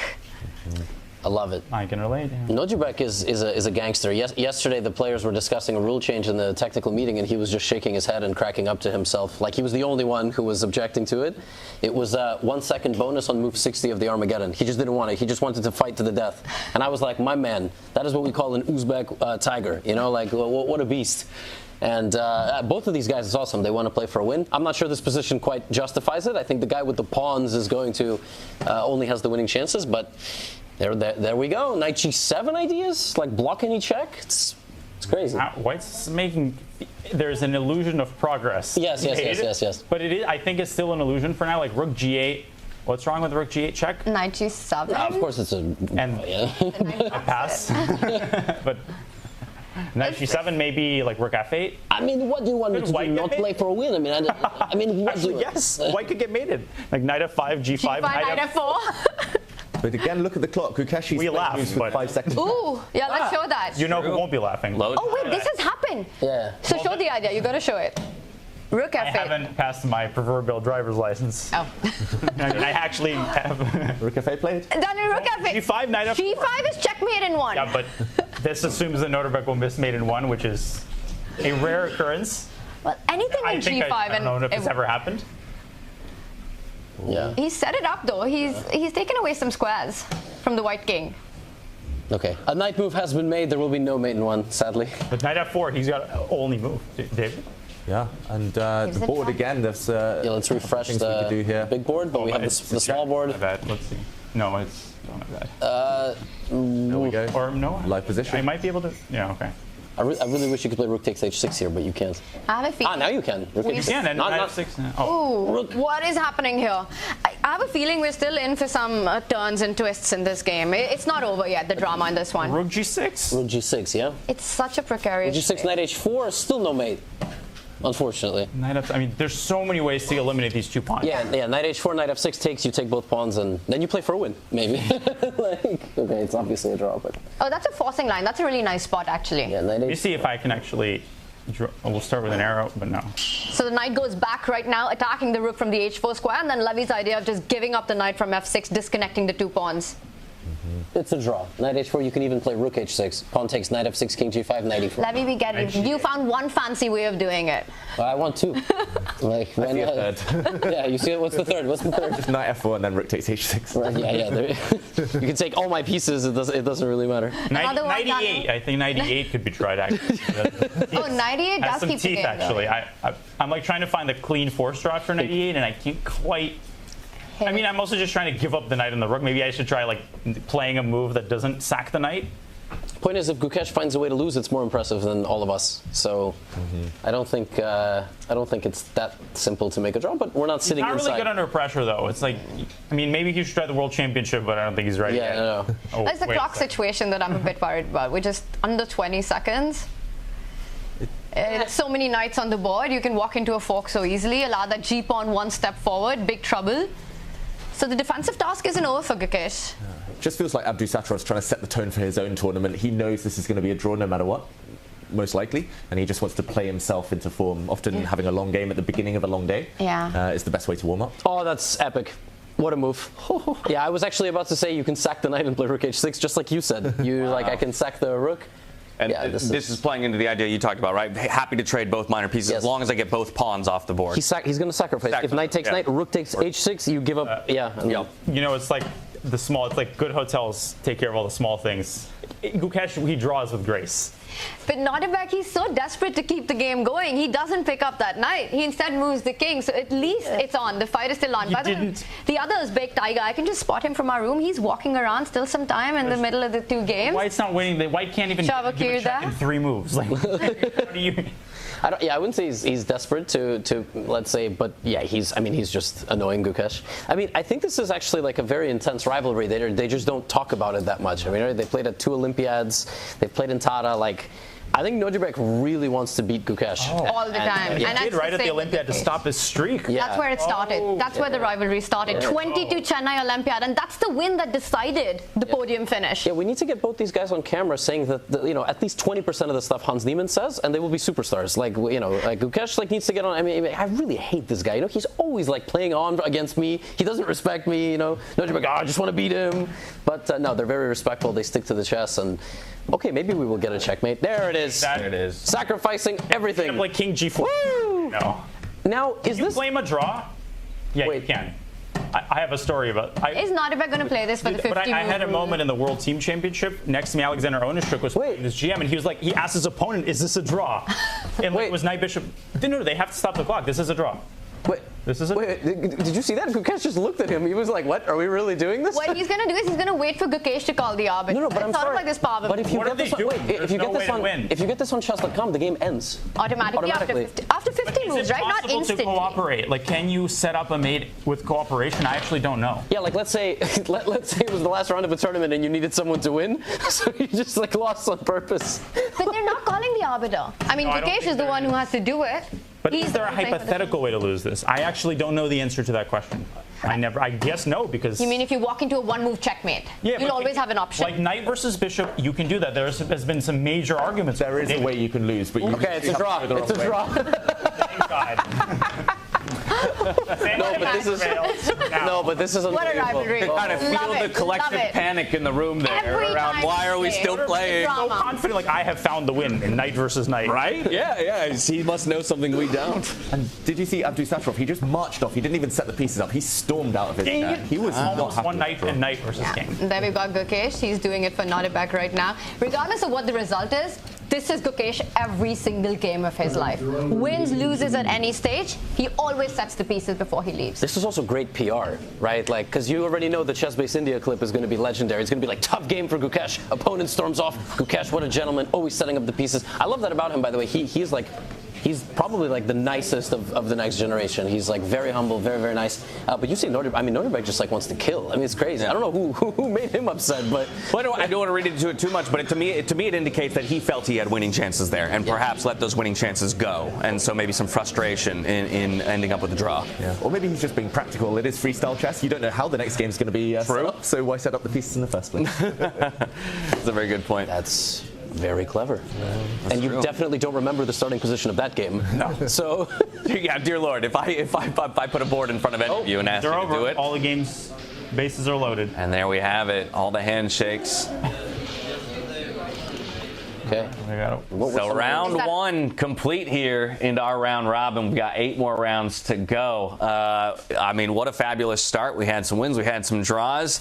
I think obviously we spent most of our time looking at that Hikaru and Magnus game, and in very much Magnus fashion, he finds a win in the end game, where both players, it did look like, had opportunities to maybe find their way to a draw. Yeah, Hikaru felt like he was about to turn it around, just didn't have enough time on the clock to work his way through that labyrinth. And there was a lot of content beneath the surface. Levy, you're going to have a fun time breaking down that game for sure. Yes, I will. The thumbnail's going to pop off. I was really hoping day one would be Magnus versus Gukesh, but actually, don't we play 3 more games today? So do they play? I don't. The pairings are super random. So Magnus plays Gukesh in the last game of the whole round robin. Wow. Hikaru first game, Gukesh last game. Come on, and this is not scripted. Yeah. Come on, it's not rigged.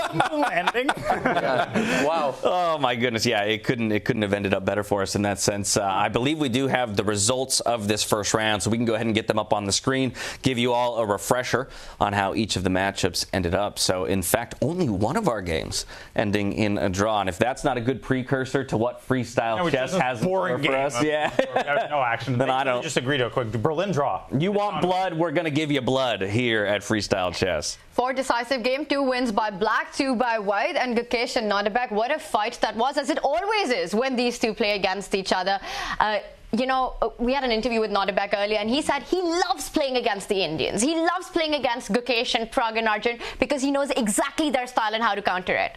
And I asked him what it was, and Yeah, didn't get an answer to that. Last shot Only out he of knows. steel, though, Gukesh. Are there more sports rivalries between Uzbekistan and India, like in wrestling or something? Like or is it just purely Nodirbek versus the whole nation of players there? Like what? He's got a buddy now. He's got Javokhir. Yeah, he's got Javokhir too.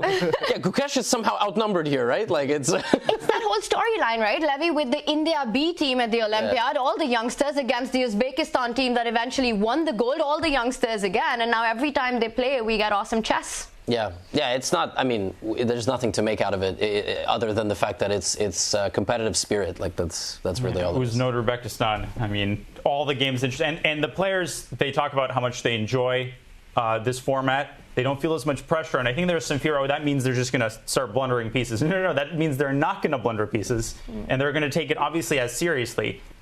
It is okay to allow the players to enjoy themselves. This is what we get. We get high adrenaline action. They're trying just as hard. It's in their blood. They are not capable of not trying. Absolutely. Their whole existence. We got that bird's eye view of the results for round one. Let's see how that affects the standings. Obviously, plenty of room to run for all of our players with 8 more games in the round robin. But there you can see it on your screen just now. So it's going to be Fabiano, Magnus, Alireza, and Sindarov, who all came away with a win and are up at the top of the table with a point apiece. Gukesh and Nodirbek, with that draw that we just witnessed, will be sitting in the middle of the board. And, of course, we're rounding it out with the 4 who unfortunately took a loss here in round number 1.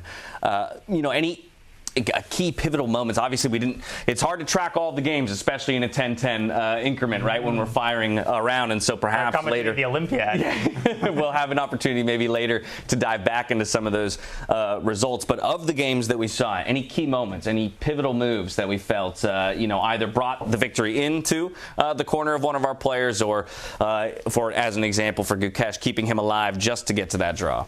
I don't know if we could do an action replay either of Levon Aronian blundering there or that finale, that kind of grandstand finale between Magnus Carlsen and Hikaru Nakamura, because, yeah, as you say, James, so it's just these games, they're all such great players. They always hinge on 1 or 2 moves here and there, and in the end it was a couple of blunders that let it slip, I guess, but harsh to call it blunders, I would say, in such such tense circumstances. I am just trying to look. Non-ideal moves. Non-ideal moves. I thought the finish in the Magnus Hikaru board was really picturesque. It's one of those t-shirt finishes, right, where Magnus's knight jumps to a square, gives a check, no running away. Hikaru's pieces are boxing up his own king. That was pretty epic. Aesthetically, and it's a beautiful combination. It's a clearance, and it's just a combination where you can see the tactical theme very clearly, and I really like those. They're instructive.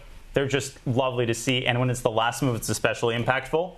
Great game, and good game for Hikaru too. I mean, that was a monster fight. Can we show that? Can we show that, Daniel? Just that moment with still got to learn parallel parking. I mean, it would be nice. But we'll try to get that up for everyone. Yeah, and it's worth it. It's worth it. It is. We're like the foreigners. We're like, we got an autopsy to do. Like, we got some dead people, but like, we got to show everything that happened. But actually, we got to talk about that, right? Because the whole format, 2 players will be eliminated after the round robin. We start with 10, and it's all about making it to the top 8. And it's so important to kind of have a good start in this tournament as well, David.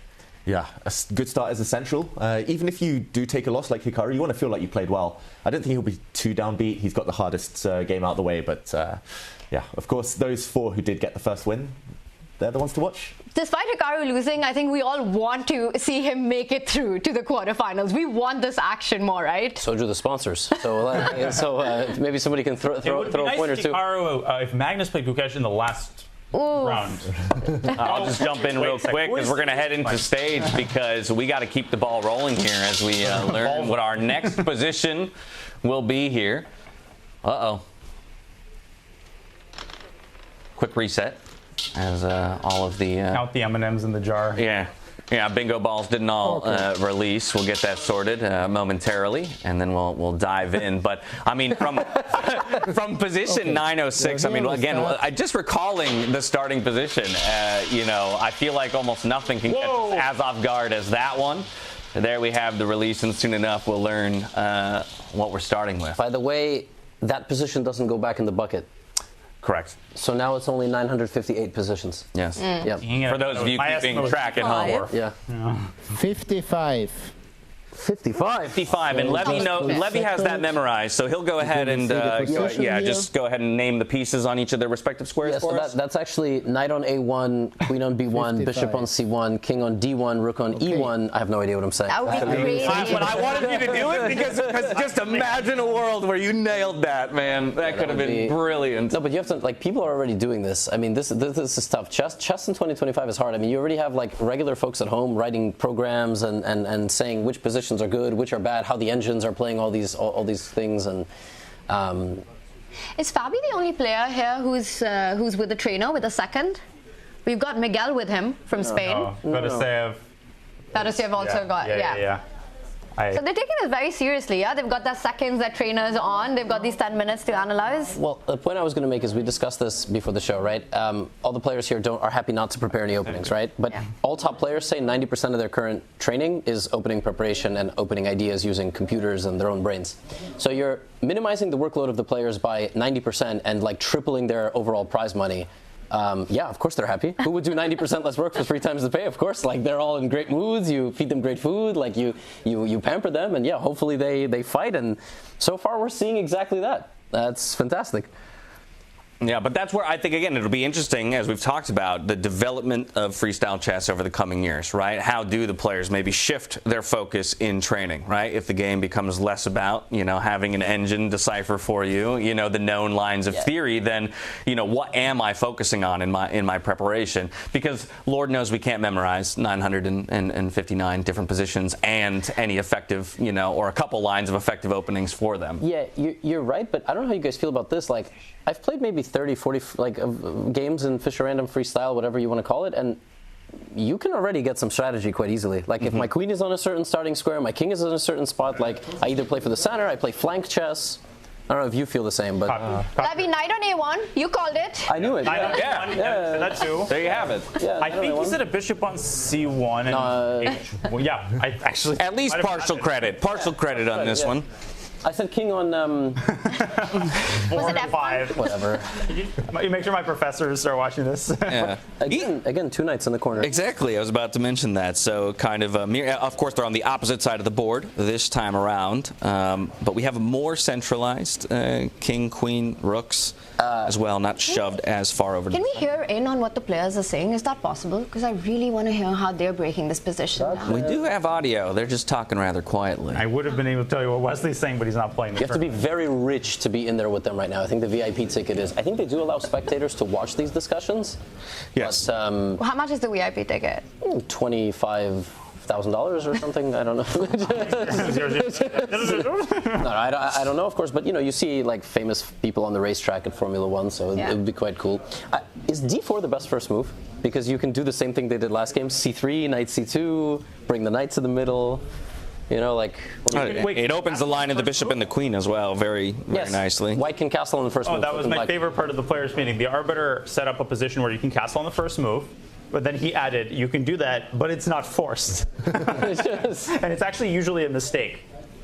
That's what they should do, right? They should just cough. The opponent looks away. You castle, and then the opponent doesn't know you've made a move until. It's like playing your, I don't know. There's like Russian card game. It's like playing your biggest trump card first. It's like you got to save your assets. Burak is a great game. Actually, Fedoseev taught me a game yesterday. When do we ever get to see this, where the players are analyzing, where you've got Hikaru, Fabi, Vincent, Javokhir just sitting and analyzing the position before they start? So are they all together? All together.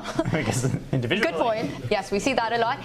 All of them playing with the white pieces in the next game? Is that why they're together, Daniel? I would imagine. Otherwise, they'd be... All players that you see together are playing with the same color. I actually don't know if these players are the white or black side of it, though.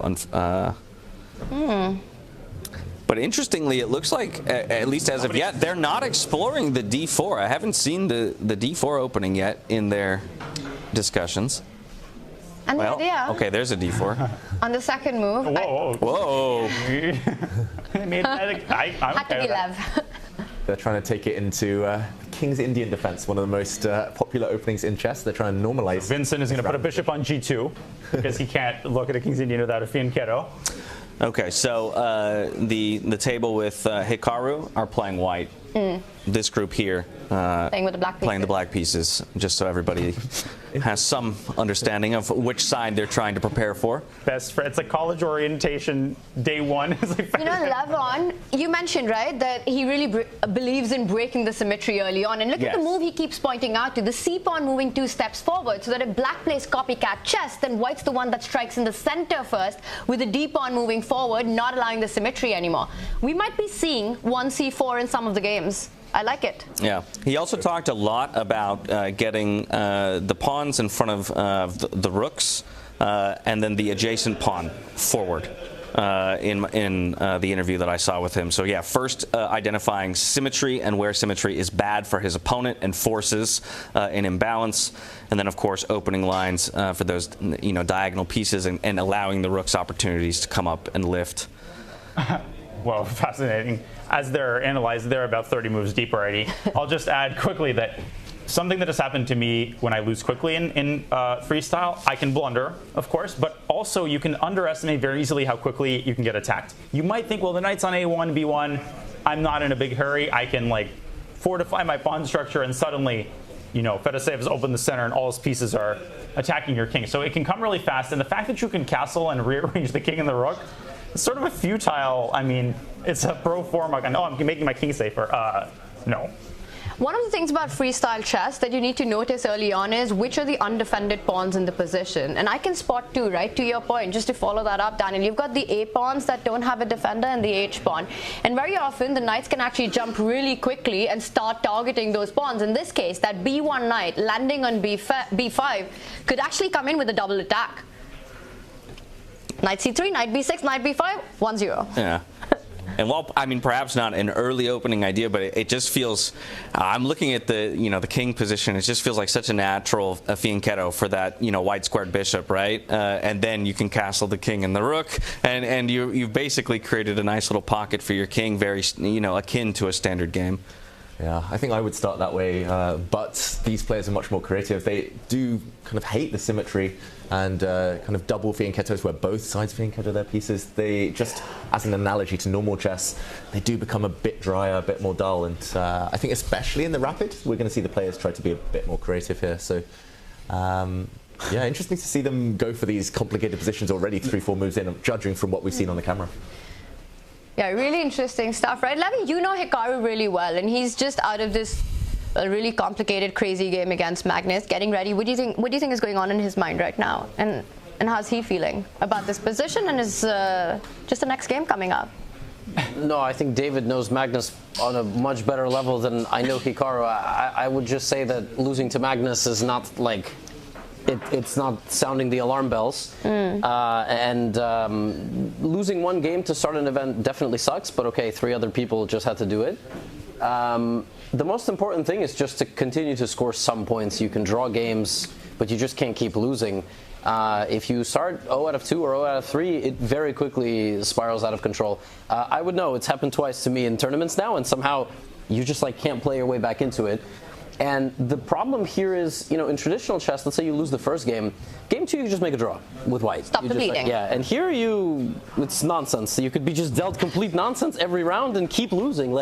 Then that's the problem. But I think Hikaru played very well last game. I think so as well, and I think it's also important to take that step back and kind of remind ourselves of the overall format of the tournament when it comes to the approach of the players, right? This is just a group stage where top 8 are going to qualify to the bracket. And while, yes, you'd love a higher seed, have that opportunity to pick your opponent and everything, end of the day, all you have to do is beat 2 people to book a spot to the quarterfinals. So I don't think we're sounding any 5 alarm bells just yet in taking an early loss. Still plenty of room to go for each of these players. It seems like a lot of focus around C4 and D4 in these discussions by a lot of players.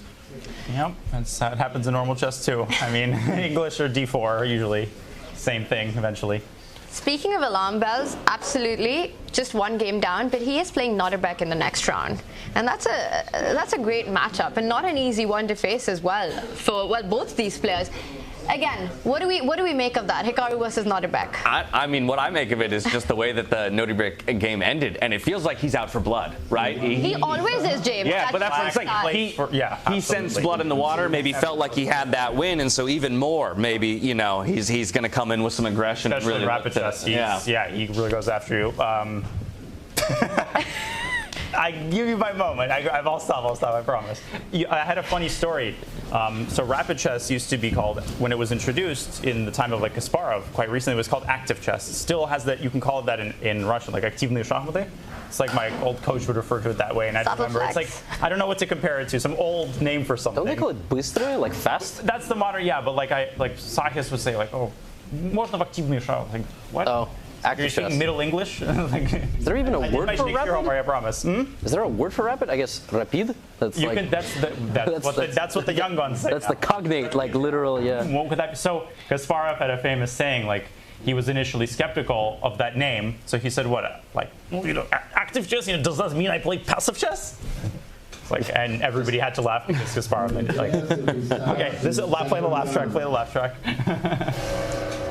Well, we've got Javokhir Sindarov, he's up against Levon Aronian. And speaking of matchups, we've got the 2018 World Championship clash as well in round 2. It's Fabi versus Magnus. How do we even pick a round to focus on? What's our marquee matchup in this one? Yeah, I'm not sure I like that responsibility of having to choose. I think... Try a GM. You know, it's ironic, and I have had to deal with this. Like, you don't want to cover Magnus every single game, but if you don't, the fan base will just tell you to cover Magnus every single game.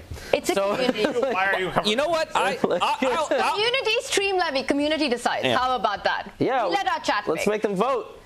Oh, that always on YouTube, probably, right? The YouTube. You're the king of YouTube. Ask them to vote, and we follow what they want to follow. Well, perhaps we can get some input from chat, but in the meantime, I'll just make a declaration and the community can come after me if they don't like my choice. I'd like to go to Sindarov and Aronian because we haven't yet seen either of them up on the big screen for ourselves, and I'd like to see what their opening ideas are. We'll start there, and the community can maybe direct us if they have different ideas. Your wish is my command. Let's go. My command. Command is anything. You just want to know if it's 1c4. That's exactly it. Exactly it. Yeah. It's 1 d4 d5. It's the queen's pawn. No matter what they gravitate toward. I did say there. Yeah, d4 d5 again looked nice. Just I mean I'm learning from last game, right? Like you have two knights in the corner. Oh, knight c3. Okay, not c3, but knight c3. Mm-hmm.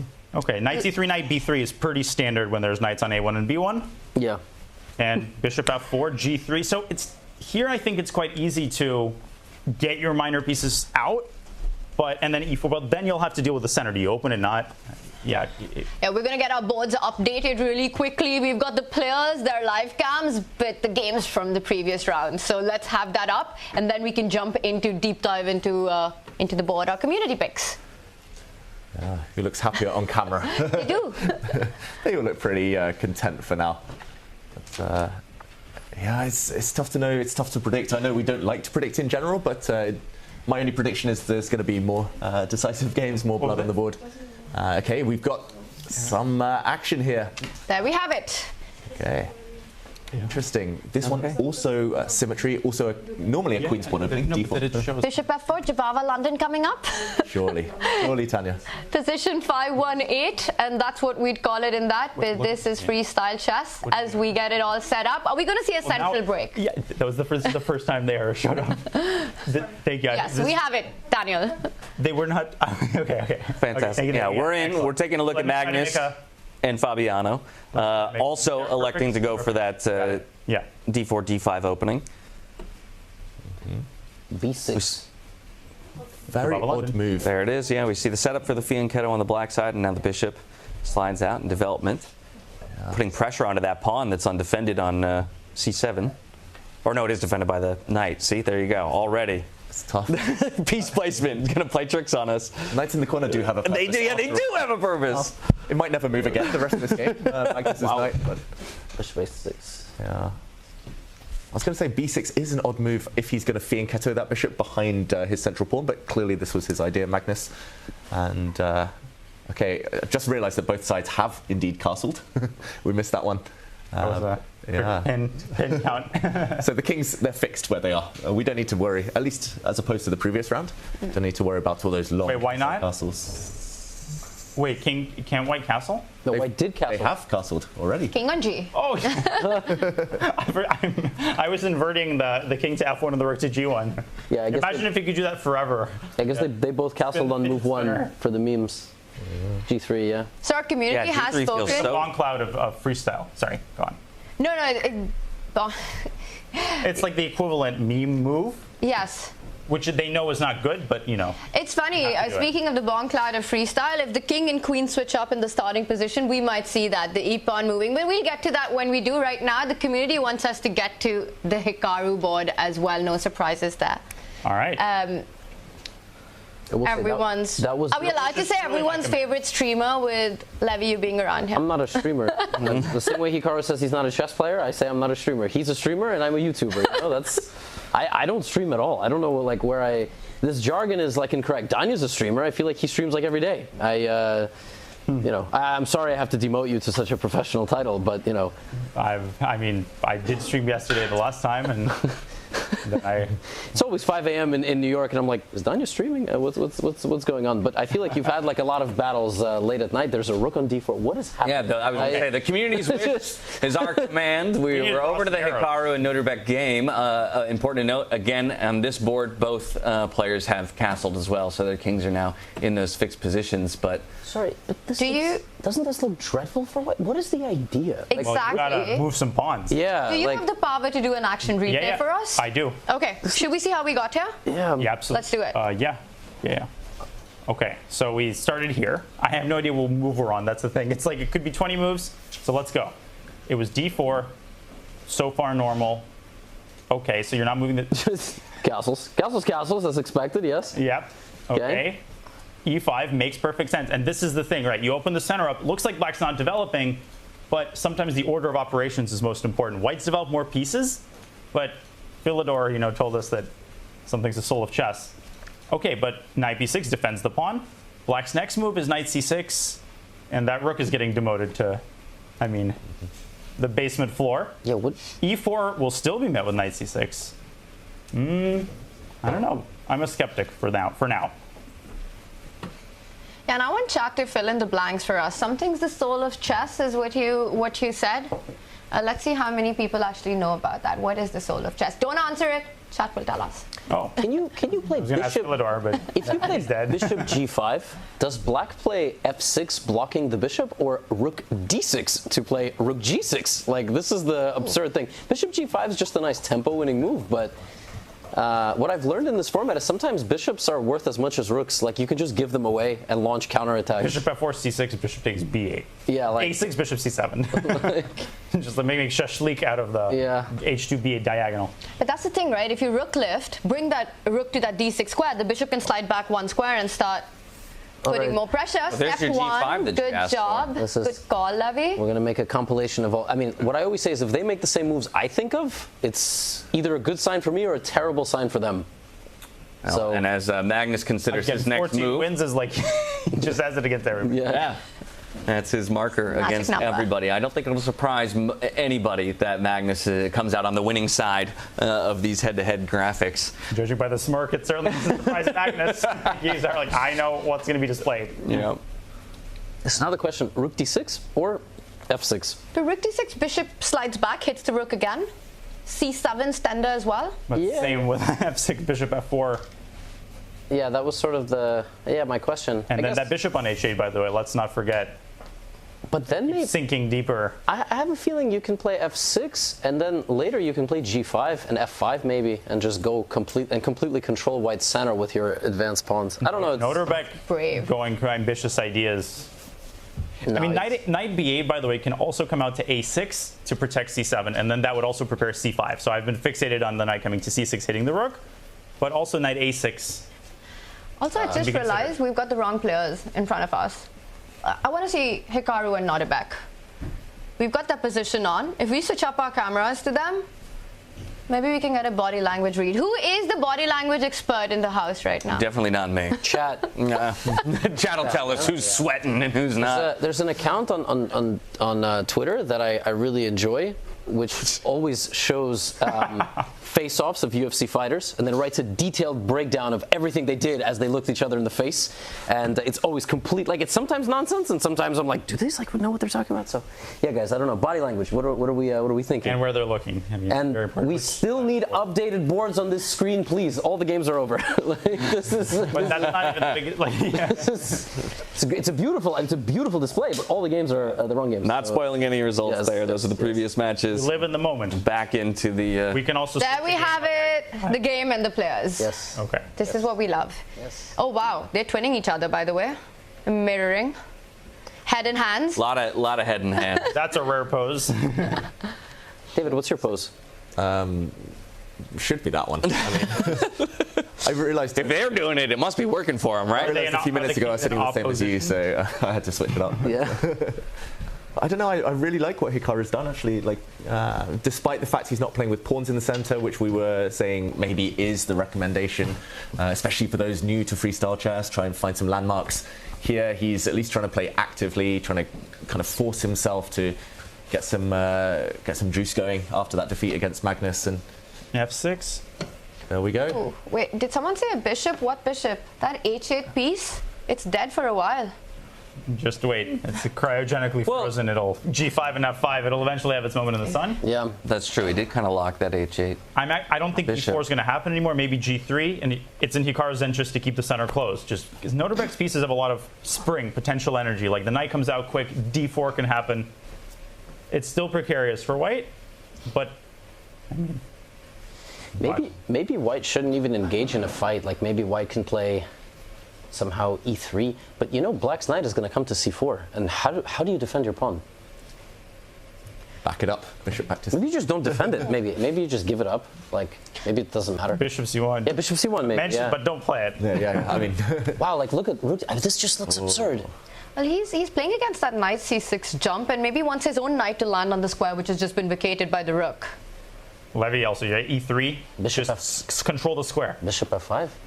Knight D4. Yeah, like you can slide and then you can try to play C5. Maybe like I guess the knight is just in time. It feels like White's position is not that great, but yeah, he somehow holds everything. Bishop F5, Knight D4, Bishop G6, maybe G4. I was looking at G4. Wait, but then the bishop on H8 is we keep like digging. Yeah. Bishop G6. Yeah. There's no bishop there. It's like I'm still so alive. H6, Bishop F5, Bishop H7, G5 F5. Like this is just push all the boys and like the Chilean minor rescue will happen on the king side. Yeah, so where is this knight coming? Oh, wow. Mm-hmm. There we go. Oof. Wow. Tanya would never. G5. Yeah. It's just not. It's not the move we. It's the first move I thought of because I was like, me attack bishop. I wouldn't be shocked if the bishop stayed on this diagonal because allowing F5, no meme. Then Knight C4, that bishop on H8 gets into the game. It's unpleasant.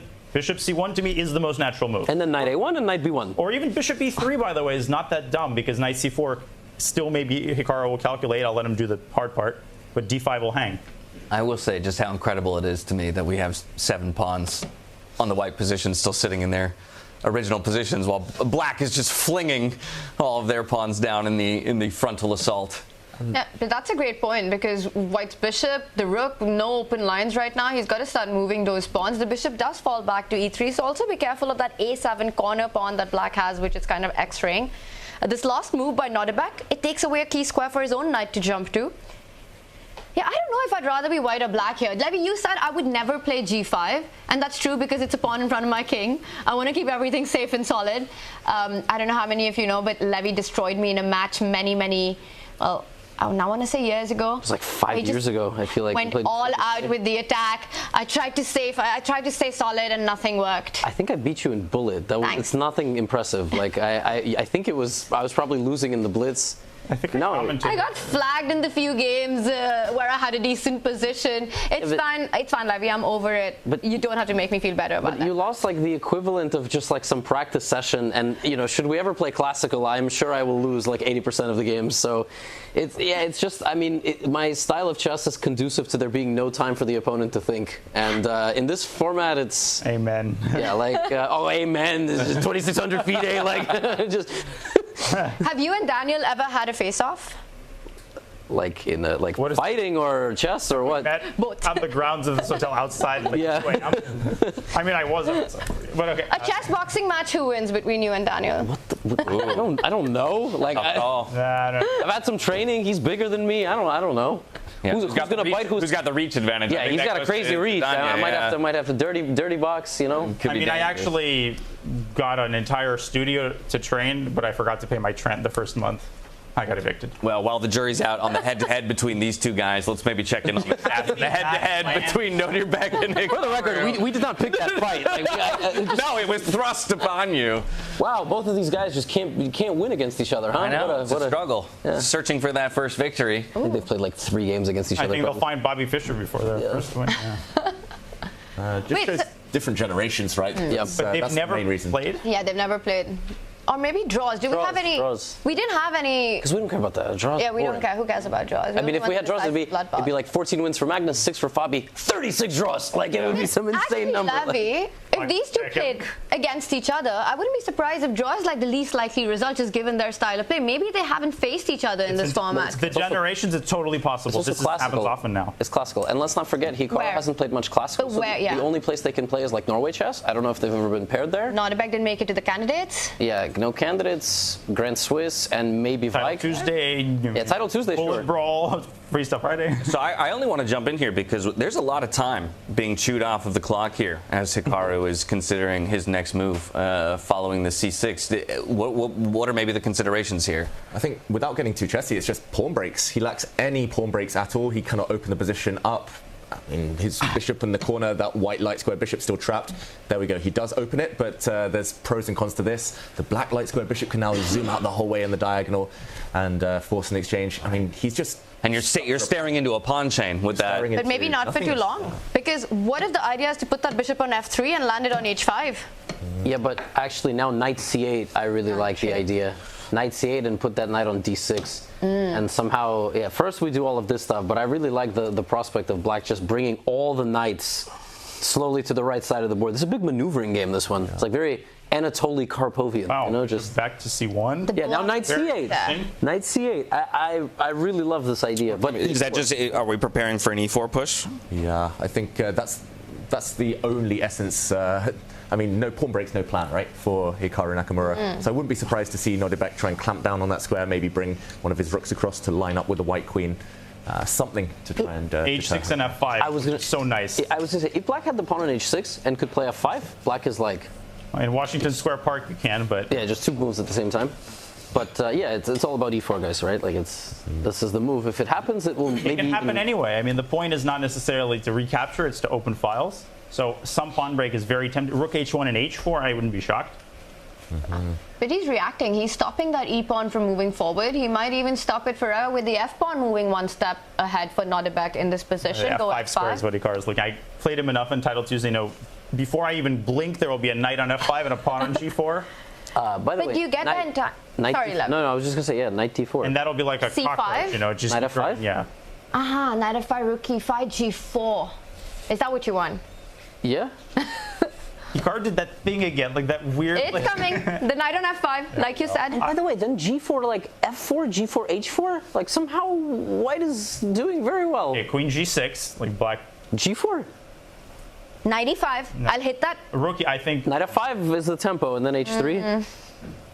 No this is time. Ridiculous. Like No, maybe knight c8. That's what I've been trying to, yeah. So we're basically trying to say that this is a fight for the f5. Ah! Queen g6 on the board, g4 played as well. Nodirbek is very good at finding creative solutions. Thank you. So me too. Oh, sorry. Oh, no. So he'll say h5 first. H5. There we go. Knight f5. Soften it up. It's all about getting to that Rook knight. h7. Knight f5. But okay, where is attack? h3? You have to play h3, and then you trade and go put that knight on the central square, targeting g4. f3? Where's the attack? Stop saying good moves fast. I like this format. Same thing. It's so much easier to make their moves. You know, you just sit here, just say. Well, okay. So help me understand here. This knight f5 move, great position for the knight. But can't we just undermine this pawn that's protecting it with our h5 pawn? Now we'll play h3. Okay. Yeah, exactly. And so basically, somehow the coordination, because of the starting position of the pieces, black is 2 to 3 moves away at minimum from getting rid of white's knight. This was the entire risk of the strategy that Nodirbek played with his 2 kingside pawns, which is what we said Tanya wouldn't play. Because Tanya has a sense for stuff like this, and she would not subject herself to this. Like, I actually like Black's position. Let's do it. Let's do it. Let's jump in. Trust me. Wow. What is this? Fabi's apparent. I mean, I am actually not seeing the bar, but well, okay. Okay, it looks like Fabi is much better. Oh my goodness! Like just pass pawn, and Magnus's pieces are snuggling in the corner. Yeah. Again, this bishop on h8 seems to be a recurring theme. I mean, 1 bad piece is enough, but Magnus has 2 bad pieces. We joked about his knight in the corner a few minutes ago, and Magnus just forgot to develop that piece. He's on the brink here. Yeah. Yeah, like they are minor pieces, and he's not up a piece. Like the first thing you think when you look at a position, like, okay, he's up a piece. This is some positional sack. No, both sides have in fact 3 minor pieces. Mm-hmm. Not even up a pawn. What's Magnus cooking up here? Because Fabi's thinking in a position where I would have. Well, okay, CD knight takes. What's the big deal? You've got this tricky threat of g5 in this position, hitting that knight on a1 and the bishop on f4. You have to watch out for that as white. Rook e7 is also a move because somehow the d-pawn is held by the knight on a1. I'm not talking about the stake sauce. Then maybe black can play like c4, c3, d2. Yeah, it does feel like the kind of position Magnus could turn around. Like momentum, if Fabi lets one of the pieces out, he might get a bit upset, a bit triggered, and then things could spiral, right? So you need to keep control here and now. Yeah. David, he's not actually going to let that d-pawn stay alive. I mean, you have to trade, right? Maybe, there we go. Or not! Or not! And then think. Wait, g5, bishop, f6? No, there's the bishop from h1 will come to f3. Unbelievable. Yeah. Wow. I kind of still like, I mean, what else can you play except c4? Mm-hmm. Dynamite move there. That's what they were analyzing at the start. It was actually this position, c4. Yeah. Okay, but you guys got to break this down a little bit. Why is our evaluation bar giving such a huge advantage to Fabiano? I think just Magnus's pieces suck. And Fabi has a actually much more dangerous pawn. Because the d5 pawn. Yeah, because it's got a lot of support from the bishops. And, there's a plan. Yeah, there's a plan. I think it involves eventually having a queen on the board. I think we can all get behind that. Which is why I keep saying c4, because I don't see another move for black. Right. I don't. Yeah, and that is a dead knight over there on a8. Can we take a 5-second look at Gukesh just to make sure we're just not missing any like big moments? I sometimes have a 6, like without looking at the board, I just like have a feeling it's in the air. Something's in the air. He has a great opponent for it too. Firouzja's always down for a fight. At any hour of the day in time control. So white's got no pawns on the left side of the board. That's 2 extra pawns for black. But Gukesh is playing for piece activity. Is it enough compensation? Is Alireza's king in any kind of danger here? When you play in Gukesh, it's like Bogolyubov, the world champion challenger, had a famous quote. When I play white, I win because I play 1d4. When I play black, I win because I'm Bogolyubov. It's like, he doesn't have pawns on the queen side. No worries. Neither do you. Gukesh has picked up one of them, and the queen is also eyeing the other one. Needs to stay connected to the knight on b3. Just the casual hanging rook. And a casual hanging knight in some positions. He doesn't want to give up the file. Also, black is a pawn up, just low key. I would. Super low key. It was 2 before the last move. Yes. It does feel like the kind of position, though, that Alireza can just give back his extra pawn at some point, consolidate, trade all the pieces off the board. Pretty much everything will just be played on one half of the board, and there we go, rooks exchange. You've just described my 10-year life plan. It's like. By the way, Hikaru's under a minute. If you want to step back to that one, as this looks like Gukesh will pick up the 2 pawns, David. Yeah, this is sort of unstably stable, but this is unstably unstable. Wow. 45 seconds in this absolutely insane position. No sacrifice, kind of. What? Wow. It's a threat. Pawn takes knight. Yes. I guess pawn takes f3 check. But he might play it anyway, because this knight is so strong that it might be worth a queen sacrifice.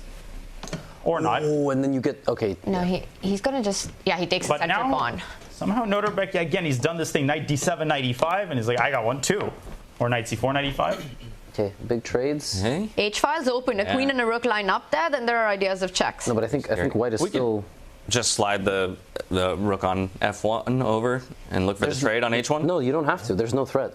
Not yet. There's maybe a bit later, though, definitely. Yeah. But that knight on f5 is an absolute beast. Queen f7.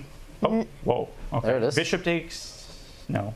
Queen c7 and queen c4 are both threats, and these moves are really unpleasant in time pressure. Yes, I like that c7 square eyeing that h2 point. Rook h1, I would have considered it. Sorry, was there bishop takes g5 ideas? But fg, I thought. Knight I guess h6. a lot of. Yeah, you get a lot of. Okay. A lot of pieces for the queen. Goodies in the bag. Queen steps in. It's a queen trade being offered. Wow. The head to the side means he's going to take it. How do you have all these reads? That's our body language expert right there. Also because he has no other moves to not lose a pawn. Exactly. That's the real reason. He can play rook e1. It's like the spoon benders who. Oh, he does! You don't know anything about him. You don't know him, Danya. You don't know anything. I said he will not trade the queen. Fake news. Yeah, rook e1 is a nice stabilizing move, though. So Nodirbek traded the queens. But now he has to play knight d5. Oh. Ooh.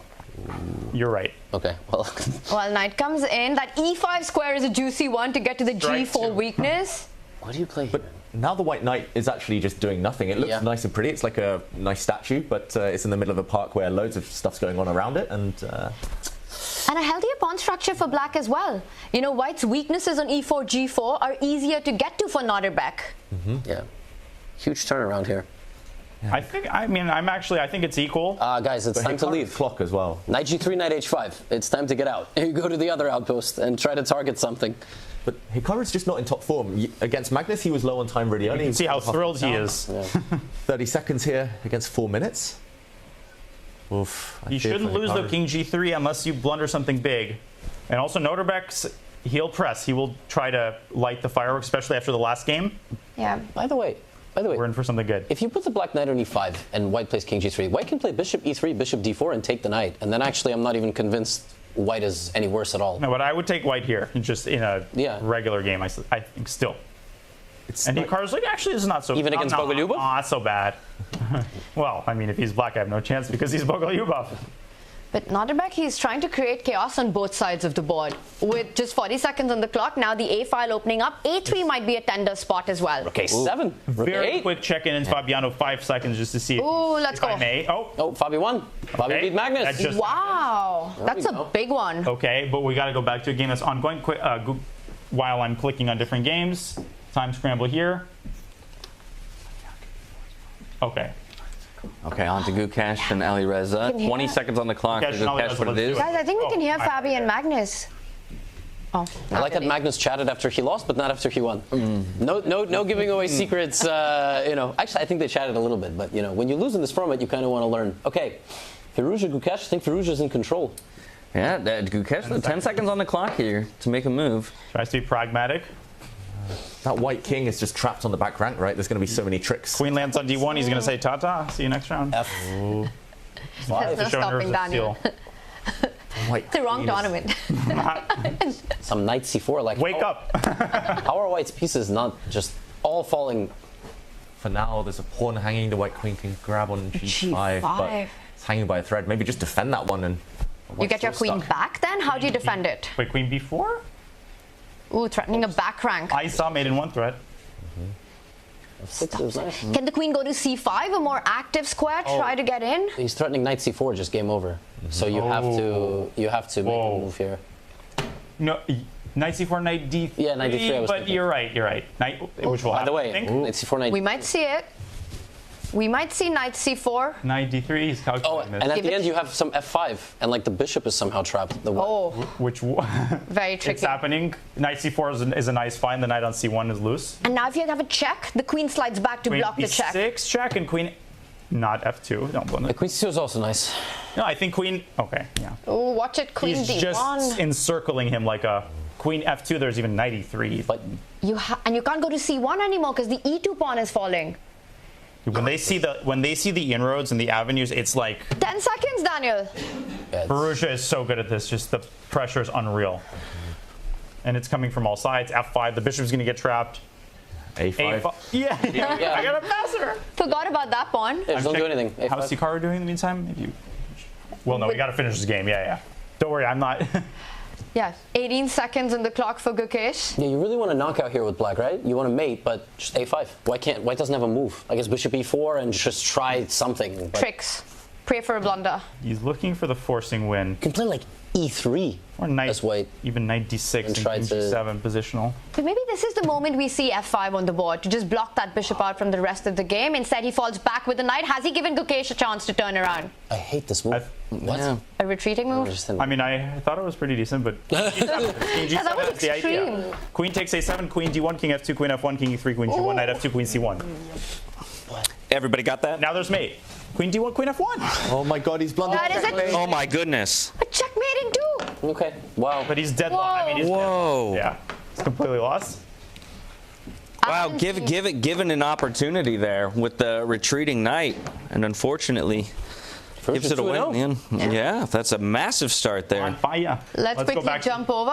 Hikaru, Keymer, Fedoseev. We have Hikaru, let's- oh my goodness. What happened? I'm sorry, we have to go to Keymer, Fedoseev while it's ending. Ooh, a king on e6. All the majors surrounding Okay, it. it's over. We can go. We can switch. And that's how quick things can end here in freestyle chess.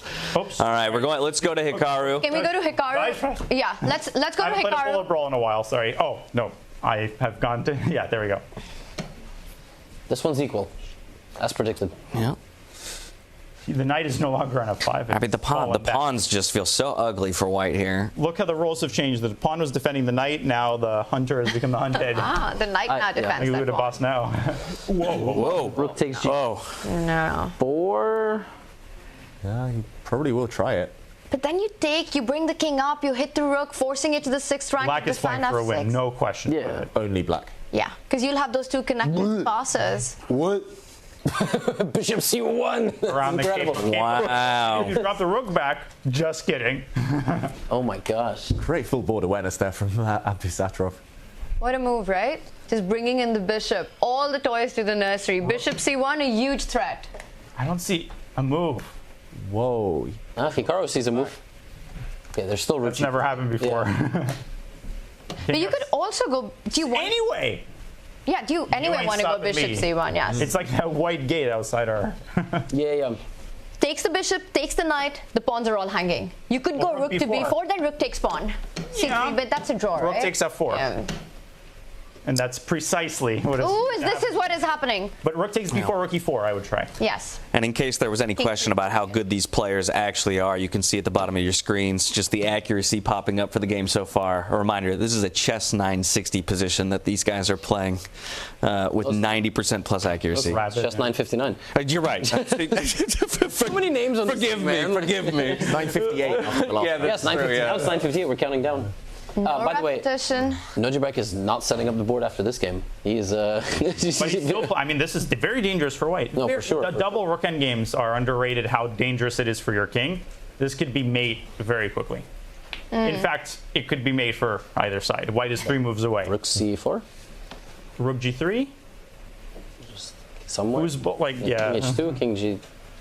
Maybe white should even just. Oh no, but Hikaru's setting up the mate. He's trapped the black king on the last rank. Now slide the other rook to an open line and start threatening. Or people to rook takes c3. He wasn't playing because the single rook end game is a dead draw, even though he's down a pawn. Maybe he has to consider just not. Yeah. Or just give checks. You've always got those third rank checks F5 to though be is allowed. also a move, which might lose to rook d1. But you always have the checks on the third rank, right? To be Or allowed FG, in any yeah, position. but he won't play it. He's still trying to find the winning option. Yeah, that's just not a back for you. Just his brand of chess. I mean, Hikaru looks upset on the camera, or he did at least a second ago. But I mean, this is a great save from him. He was in big trouble earlier. It felt like on the board and clock, but he's so close to the draw now. And that's a very important point because 2 losses in a row in this format, then it really starts hurting. Then you're in danger territory of getting knocked out with 0-2. You've got to get that hot streak in after that. It's not a Swiss where you get an easier pairing. It's like, nah. Yeah, you'd love the wins, but you can draw your way through to the quarterfinals. Again, just a reminder, only 2 people getting eliminated here after the round robin. And it's really anyone's pick who gets eliminated. I mean, in this field, it's so hard to predict. No. Fedoseev, he had this fantastic run in the qualifiers, just how strong he is at freestyle. With that being said, I mean, not too bad. I mean, 2 draws, solid start. Solid. You know, here Weissenhaus, rook e3, and it's like some sort of repetition. But he will try to take on c3, or at least to win the pawn. That's going to be the last stage of the torture. You know, like this is the last thing to exhaust before agreeing to a draw. Don't take on c3 though. To be clear, this is the last game of the round, right? Wait, why not? I think we've got one more. Wait, even here maybe not. Rook a1. Ooh. And then no, you have a draw, but barely. Check, check, check, check, check. Gonna see a handshake any moment, surely now. Abdusattorov has tried everything. Both of them look so disappointed with this result, David. I mean, draw against the world number 2. Not yet. No, that's another 50 moves. Like a Title Tuesday where they keep reducing it to lowest terms. This is a very easy draw too, and just so folks at home understand why, the Black King, first of all, is completely cut off on the last rank of the board, and second of all, if Black's Rook attacks the pawn, White's King just slides forward, and if the pawns are traded, can you take on d7? Yeah, I was getting there. You know, Hikaru's not going to trade the rooks because it's probably losing, but maybe even that is a draw. And now, last but not least, there will be a pawn trade. Rook and pawn versus rook in this type of situation is 99% of the time at this level a draw. Does it make Hikaru mad that Nodirbek is pushing this position? Probably. Yeah, for sure. Because Hikaru would, in a Title Tuesday, he would agree to a draw. And I mean, there's a famous clip of Hikaru, but it's in reverse. It's like the clip where Kobian grabs the queen that he's going to promote, and then Hikaru goes, "Really? Are you serious?" and just like destroys him. This was like vintage Hikaru. So here, you know, imagine Nodirbek Hikaru 2 knights versus king. Like, Nodirbek has been in some heated matches. He was in sorry. Wait. If Gukesh had flagged in the last game, is it a draw? It's a draw. So Gukesh could have sat there and stared at Nodirbek and ran his clock to 0, and it would have been a draw. But I mean, that is the most non-Gukesh thing to do. His father would have made a move for him before that happened. And then would Gukesh have lost if that happened? If he's that's parental interference. FIDE rules. Yeah. It's possible checkmate. It's legally possible to checkmate with 2 knights if the opponent helps, but. Yeah, I don't know if we're playing FIDE rules here, of course. Controversial topic. Who? Which rules? Yeah, I don't think so. I mean, I saw a few players in jeans earlier. Yeah. Okay, this one should be a draw. No pass pawns. If Nodirbek doesn't stop playing, he's gonna make Hikaru sweat it just a little bit more. He's gonna push that F pawn, create a passer. Yeah. So like, it's untranslatable, but it's the perfect word. Like to squeeze something, or to like stir a pot endlessly, but without achieving anything. This is what he's doing in this endgame. Look at Hikaru. Sassy face. Yeah. He's deciding to move. Son, we both know how this game is going to end. Yeah, still some maneuvering happening. If we feel we know how this game is going to end, I believe Sindarov is still in play. Yeah, we should go check. Oh, never mind. He lost. They just ended that game. Oh, sorry, he beat Levon. Yeah, Sindarov just took the victory. Wow. As we were mentioning it. Javokhir is also 2-0. Or right? Yes, I think so. Wow. We'd have to pull those standings back up as soon as this game ends. We'll have an opportunity to do so. Okay, so underdog and reflect. Second place in qualifiers, but what a monster! And the chat's going to say Uzbek Sila. That's what they're going to say. They're going to be spamming that. So I always love like Uzbekistan in fighters, Kazakhstan. Like the fans are super passionate. Very amazing cuisine. Charlotte just got a Uzbek ghost kitchen, and I have been a frequent patron. Okay. Of the plot. Get some shashlik and. People always are surprised. It has more than just fried chicken. Yeah. All right, Danya, please continue the conversation. Yeah. About food. The position isn't too. No. I mean, after I made a joke in a interview in New York, but I don't know if I should repeat it because it was the most obnoxious thing I've ever said. Then you got to say it again. And I was regretting it the whole day. I promised the last time I mentioned this. After a certain game of the World Rapid, which I will not say, I had dinner the previous night in an Uzbek restaurant, which was very good. There was actually one near the hotel. I ate there like every night with friends. And I said to the interviewer, I couldn't stop myself. I was like, I had Uzbek food last night. As a matter of fact, I just had Uzbek food. It's anyone's guess who he must have played against. Don't remember. I can't recall the name. I mean, too many Nodirbeks. This game's still going on? This game is... Yeah, so what are we... Go back to chess now. Yeah, what's happening? What's going on? So speaking of food and how hungry one might be, well, Nodirbek, he's always playing for the win. Is there anything that White needs to watch out for? What are the tricks for Black to try to push here, David? I think you either trick your opponent into exchanging rooks in a bad situation. Or King E3, it's a draw, I think, right? It's a draw, I think. Or is Capablanca going to It'd be a huge flex to trade the rooks here. Or you accidentally allowed the black king in around the white pawn, which you should never do. You should just keep the white rook on the 4th rank at some point, or keep checking from the side. There you go. Now looking for repetition here. This is instructive for people at home. Like, sometimes you can trade the rooks here, but you would be deranged. Like, there's no reason. I mean, for people at home, I would not be surprised if any of them traded rooks. Like, people should play this on. I should mention. Like, Very good. maybe you win this 1 out of 100 times, but that might be the one that gets you. At my level, somebody wins this 100% of the time. But James, this is never a draw at my level. But this is the thing. Like, if you want to improve, Yeah, white you wins. set this up and defend it against the computer. Like, as a newer player, and it sucks, yes, but you want to get better at chess, like, try doing this, and people will find that, like, the computer will beat you sometimes.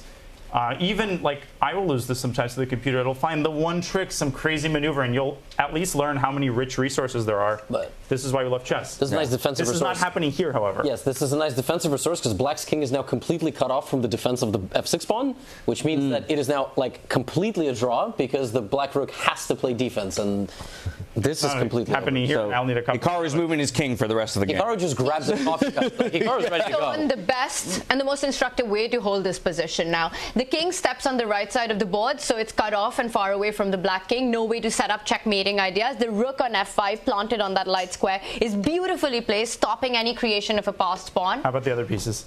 Oh, they don't exist.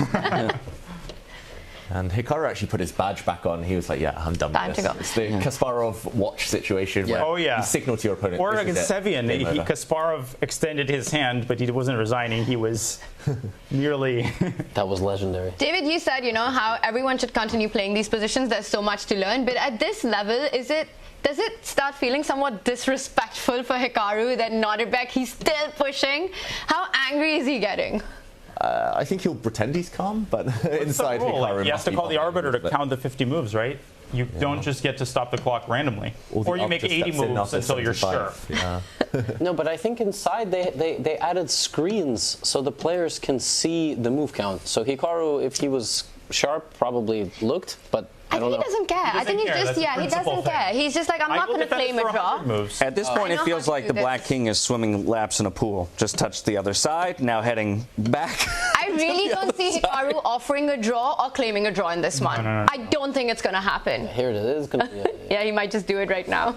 As I say, he's going to put the kings on e4 and e5. He's got a smirk on his face right now, Daniel. Did you see that? There it is. Yeah, Nodirbek had to be the one to shake hands. No.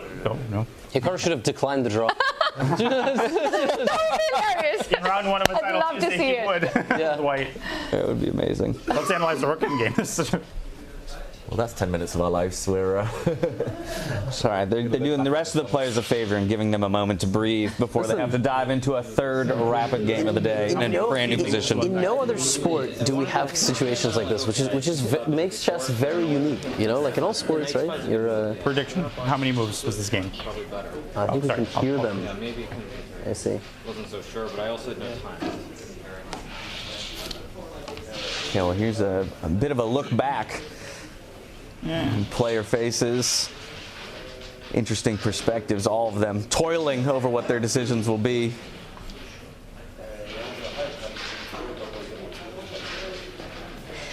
And at the end of round 2, we've got Javokhir on top of the leaderboard along with Fabiano and Alireza, and I have to say that's really impressive.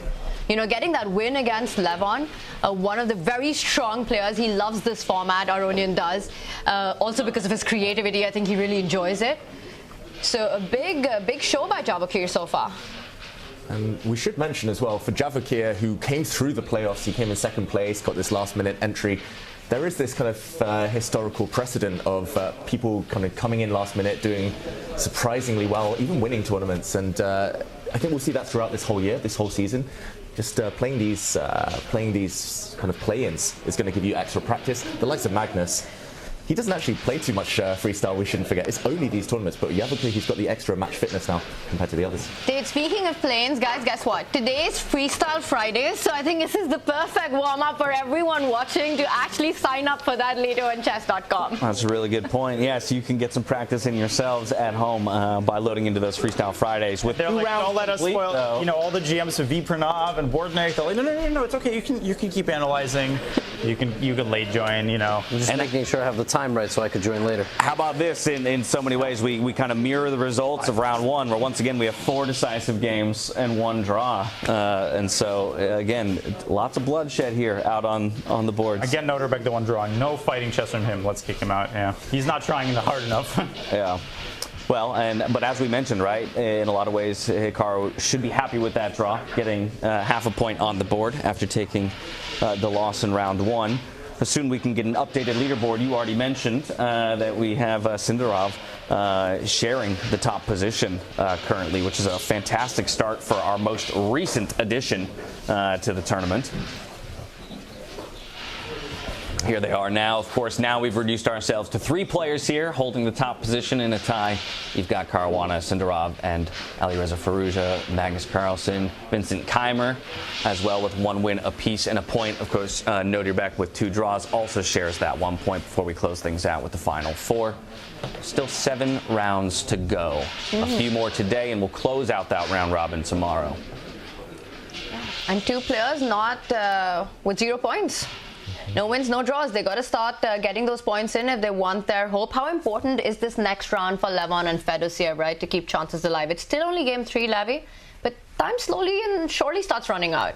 Yeah, for sure. At least they have to make a draw, right? Well, which is convenient if they play each other. Do they? I don't know, but it would be great. Yeah, of course. 0 out of 3 is. Yeah, look, you just have to get.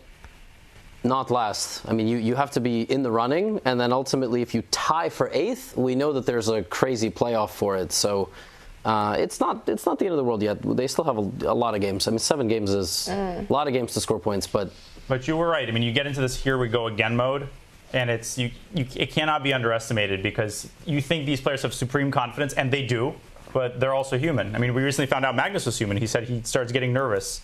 I was like, whoa, you're not made of, silicon? When Magnus gets nervous, his heart rate monitor from 70 would go to 73. That's like his margin of nervousness. From a percentage standpoint, that's actually pretty large spike. Yeah. Quite bad in terms of the heart rate. Has the knowing smile. Yeah, I've measured it. But I think it's a really good point, right? I'm less concerned mathematically, like with what players need to get done here in round 3, right? Every single one of these players still very much alive in the round robin, but I think it is the mental aspect that you start to consider, right? Because as you said, Daniel, and we're all human, and at the end of the day, you start taking a couple losses, maybe some doubts start creeping into your mind. You're looking at the opponents ahead. Maybe you have matchups that you wouldn't consider to be great for you, and that can really start to take a toll on any competitor in any sport. Yeah, especially when the breaks aren't even that long. Right. It's pretty much a sprint today, and they're still finding their footing. Some of the players, it's their first time here. Well, and how about this? There's not even really, and correct me if I'm wrong, but it feels like there's not really even much of a chance to learn because you're going into a brand new position, right? So it'd be one thing to be able to come out of this round and say, okay, well, let me now study the position for a rematch or for a go again. But no, you're going into something entirely different, so it's almost hard to take learnings from game to game as well. All gas, no brakes. All gas, no brakes. Great Best way to play chess. Great channel. Yes, I do know the channel. Yeah. Good way to commentate too. And I just want to say, Sindarov might be the player of the moment right now with this great start, but Fabiano Caruana, that was a model game, I'm going to say, for freestyle chess. Just kind of showing that bad pieces that start in the corner, just never getting into the game, as Magnus has never did there. That's one to play through for everyone at home a bit later. Yeah, maybe we can do a quick action replay on that. Absolutely. Daniel, it was a big clash.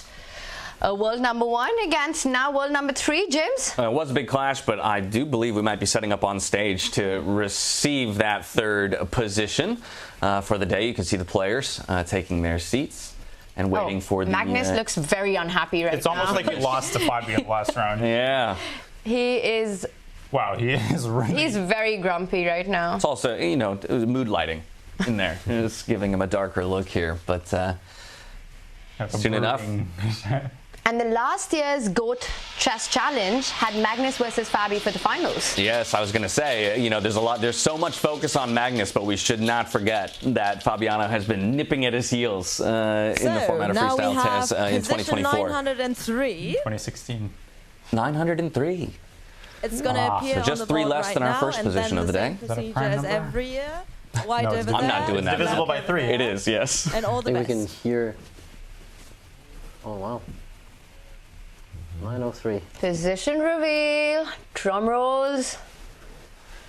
I mean, again, I would normally turn to Levy for him to go ahead and lay out the piece positions for us. But are the numbers random, or like is 903 similar to 906? It's going to be very similar. So a lot of the same pieces will start in a lot of the same squares. They're both divisible by 3. And it's not rigged?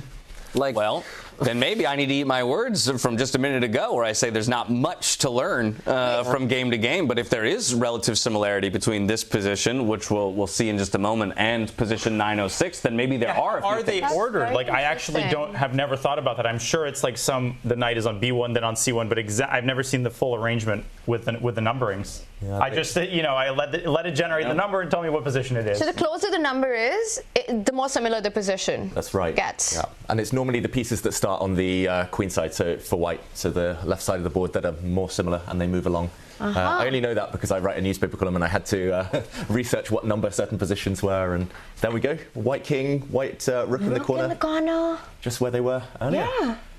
Okay. And look at that Fabi with that same idea. You know, the rook next to the king, you don't need to castle. The rook can be activated with the pawn moving forward. Yeah. So, and the major difference here is that the knights have slid one square in, and instead we have a bishop shoved into the corner there. You know, like nose goes. Here's like, if you beat Magnus, you get to stand and and everyone's like, yep, that is the best move. F7 pawns not defended. Watch out for threats against those pawns once the knight come into the game. But actually, it is quite different, because the first position was bishop f1, bishop e1. Yeah. So the bishops were in the center, right? Yeah. So it is different enough, I think. It's just the king placement that's similar, but the rest... King and the rook. Slightly more centralized knights, fianchettoed bishops already on the far right there. And the queen and rook. The queen was next to the king, I think, in the first one. And we see the players analyzing position with the white queen coming out very early, going for Swaller's mate. Okay, Magnus getting involved, not just sitting at the board himself this time. Is this the first time we've seen him actually discussing with his fellow players? You got to change something up after what just happened in the last round. And just for everyone's clarification, this group we're looking at right here will be playing the white side of the board. This is an Magnus's epic group, and then this group over here with Fabiano, Hikaru are going to be playing the black pieces. Magnus, Nodirbek discussing together, analyzing a position together. She's doing some debugging of one kind. And I mean, there's so many options, right? Even on move 1 alone, it's intriguing to me to see the players analysing just a kind of a random position 5 moves later, 5 moves in, because it's so unlikely to happen. But I guess these few minutes is just a nice way to de-stress. And a lot of this, I think it's very tempting to push the central pawns, right? Either the queen's pawn, well, in this case, literally the queen's pawn, the d pawn going up to the 4th rank, or the one on the rook file with the e pawn moving ahead to e4, opening up ideas of the knight jumping behind. It feels like the position just optically, Levy, where getting harmony in piece development should happen fast and quick. Yeah, I kind of like, 2 center pawns for white, like e4, f4, and then you just bring your knights. Maybe we're gonna get. I still think this is going to be a center game. We're not gonna have any Sicilians or anything like that. It doesn't make sense for black or white really to play c2 to c4 because you have no other. Did you see that, Levy? They're discussing the king's gambit on our screen. Yeah, which makes sense. Levon is drinking his Harry Potter butterbeer. Yeah, the sparkling beverages here are like from another. I think that's apple juice actually. I saw that at breakfast. Oh, I drank a lavender infused sparkling drink. Oh. That's amazing. Me too, but with cucumber. It was amazing. The food here is on another level. Just it's delicious. The breakfast is awesome, yeah. Oh, it's so good. No excuse to be 0 out of 2, guys. I mean, the food is too good to be 0 out of 2. Let's get some points. But it's fascinating they're discussing these openings that they recognize from classical chess, and they're both, the trio here, they're getting excited, right? Just Berlin. The creativity. Like accelerated Gleck system, e4, e5, g3. Yeah. Well, so here they are exploring symmetry. Back to the idea of... Yes, that is how the knight moves. Yeah, and also who breaks it, right? It feels as if white will get that central break in the starting position that we have with the rooks and the queens lined up on the central lines. Of course, Vincent, I told you, there's a pawn on g3 and a pawn on g6. I just noticed that Magnus is the only one who got a jacket color change for this year. Ooh. Wait, say that again. From the Go Chess Challenge. He's in white, right? Yes. In white. That's he got a change jacket. but not of, okay. Not of what? Under the garment that covers the legs. It reminds me of boy bands in the UK in like the 60s, 70s with the white jacket, and maybe even the 90s. But interesting. What are the predictions? Are they all going to play the exact same opening, these three players then? In front So of us? that's E4 is what they're looking at. Yeah, it looks right? like a lot of focus on the E4 square. Makes a lot of sense, right? You've got that knight from F1 jumping behind the pawn towards the central squares at some point. You have the break coming in from that D pawn. I think we're going to get a couple of E4 and I would say D4 as well. Juan is 0-2, but I gotta say, unperturbed, and it's infectious. That he's always upbeat, and it's not he's just confident in he's enjoying himself. And for him, 2 games, there's many more games left. He's enjoying the process of analysis, living in the moment, and I really like to see that. He had this exact same narrative last year at the Go Chess Challenge in Weissenhaus, where he started really slow in the round robin and then picked it up and finished 3rd finally at the end of the tournament, just behind Magnus and Fabi. So great run at the end. So you might pick up form again. You can't hear me. Here they are now considering. Daniel's just eating. No, it's just a dried apricot. Guys, I'm actually going to break the 4th wall. I only packed 1 pair of shoes on this trip, and I discovered today that one of them is falling apart. So I had plans to take a quick taxi ride to a shoe store, and it's Which closing. is the nearest one? Is it? It's like 15 minutes away, but it closes soon because it's Germany. So I need to go get new shoes. I will let you fly the plane home. You're going to be missed. This is a great time to take off my gear because we have the players on the camera and not me stripping off my microphone and headset. But maybe I'll get back. Yeah, we'll hold on the players for a bit. Well, never mind. We're going to watch you. Oh, that's really okay. Just want to check out on those shoes before we lose them. Like we gotta see you one more time before we let you go. I'll sign them for the. I'll try to sneak her in another bite while you're taking this. Yeah. You have your microphone off? Or are you chewing into the microphone? Chew very quietly. I'm sorry. I had 3 dried apricots today.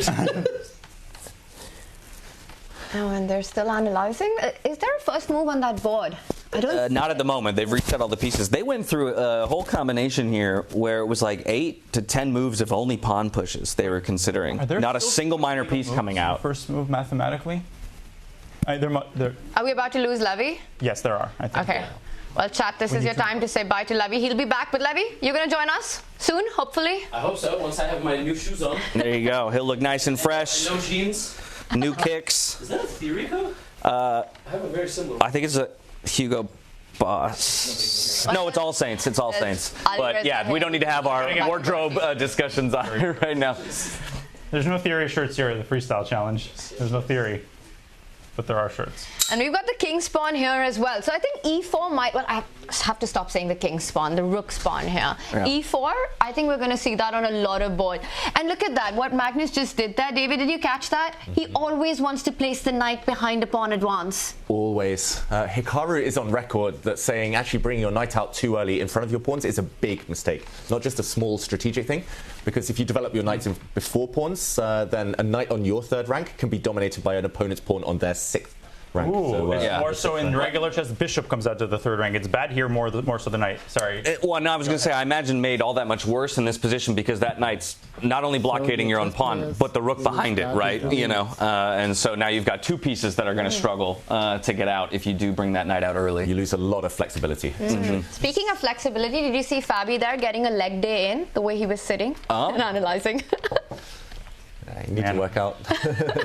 Get your 10,000 steps in during the games. Seeing the way Magnus is moving the pieces, I got to get at least one blitz game with him over the board and on this trip. And still analyzing.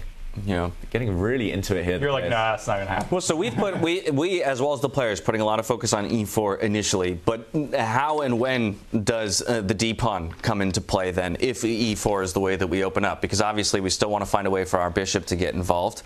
And that would be one of the ways to open the line of the bishop if we're not going to choose to push the pawn in front of the king. Yeah, I think White would love to get E4 and D4, as you say. Both. So basically, Black's reply will be to try and stop D4 for White. That's hence the symmetry that the players were discussing on that practice. I'm glad he's playing the white. Gotcha. well, the jacket. That's an interesting way to hang the jacket, right? It's, he does. Yeah. The jacket comes off here for Magnus Carlsen up against Vincent Keymer here in the 3rd round of our Freestyle Chess round robin. And this will be the matchup that we key into first. to see what the answers will be for both of our players. Magnus, of course, playing the white side of it. Getting a little refreshment. Twisting off the sparkling water. Yeah. Stay hydrated, y'all. That's important. Actually, I realized. Us in here as well. San Pellegrino here. Actually, I might not be able to reach it. Well, and the interesting thing is Magnus versus Vincent, these two players are not at the top of the leaderboard. We've got Fabi, who's leading with 2 points right now. He's up against Nodirbek, and I vote that as another game. Yeah, for you. I'd love to be hydrated right now. Thank you. Oh, wait, no. Do you have a glass? No, I don't. That's fine. You can have it. Thank you. There we go. Get that sorted out. Ponzi scheme, someone's going to end up with priorities. I've made off with too many. But, yeah, in the meantime, it is fascinating. That's good. Okay, we will be starting with Magnus Carlsen against Vincent Keymer, it looks like. And for Magnus, James, I just never see him lose 2 in a row. Okay, all right. So if you're a betting man, it's got to be on Magnus in this one. And, of course, with the handshake and the clock beginning right away into that E4 push here. It's the one they were looking at. It's on the board. And will Vincent answer with symmetry? Yes, he does. Once again, that knight landing to that central square behind the pawn is also a big idea to control more squares on the board. The accelerated Gleck makes an appearance. And I like to say in these cases, the bishop on h1 and the pawn on e4, the pawn on e4 won. And the pawn on e4, they work like a team. So controlling the same square, they work like a single unit. And but first, we must enjoy. Well, we just have to this tournament. I just want everybody. Yeah, we have to remind everybody what a titanic force Magnus is, and for a lot of these players, right? I mean, you're stepping into the arena with the best player in the world, and that's no short order, really. But as we can return to the board, we can see the symmetry continue here as we go G3 for G3, which is I don't even remember seeing this play out as we were peeking in with the players in the way that they were kind of theorizing the matchup. They hosted a G7 summit here years ago. Foreign minister. Speaking of a summit, Nodirbek has pretty much drawn one on the board. And I suggest we move to that because it's a really interesting one. Similar idea. Look at this. Look at the pawn formation that's there. It's a bit of a mountaintop with Nodirbek with the white pieces. They all attended my lecture this morning. Lecture. Someone stop Daniel. I think that's my 6th time making that pun. Okay, so it's going to be... I'm eager to make all the puns. It is Fabiano, though, who will choose to break the symmetry there. We see a lot of symmetry. You mentioned that word, James, on most of the boards, actually. Put some of these games under the microscope. I mean, there's a lot going on. Yeah. This one, Nodirbek's just limiting himself to pawn moves. But the bishop is already like fianchettoed, which we should refer to a bishop on h1 as being essentially fianchettoed. You don't need to play bishop g2.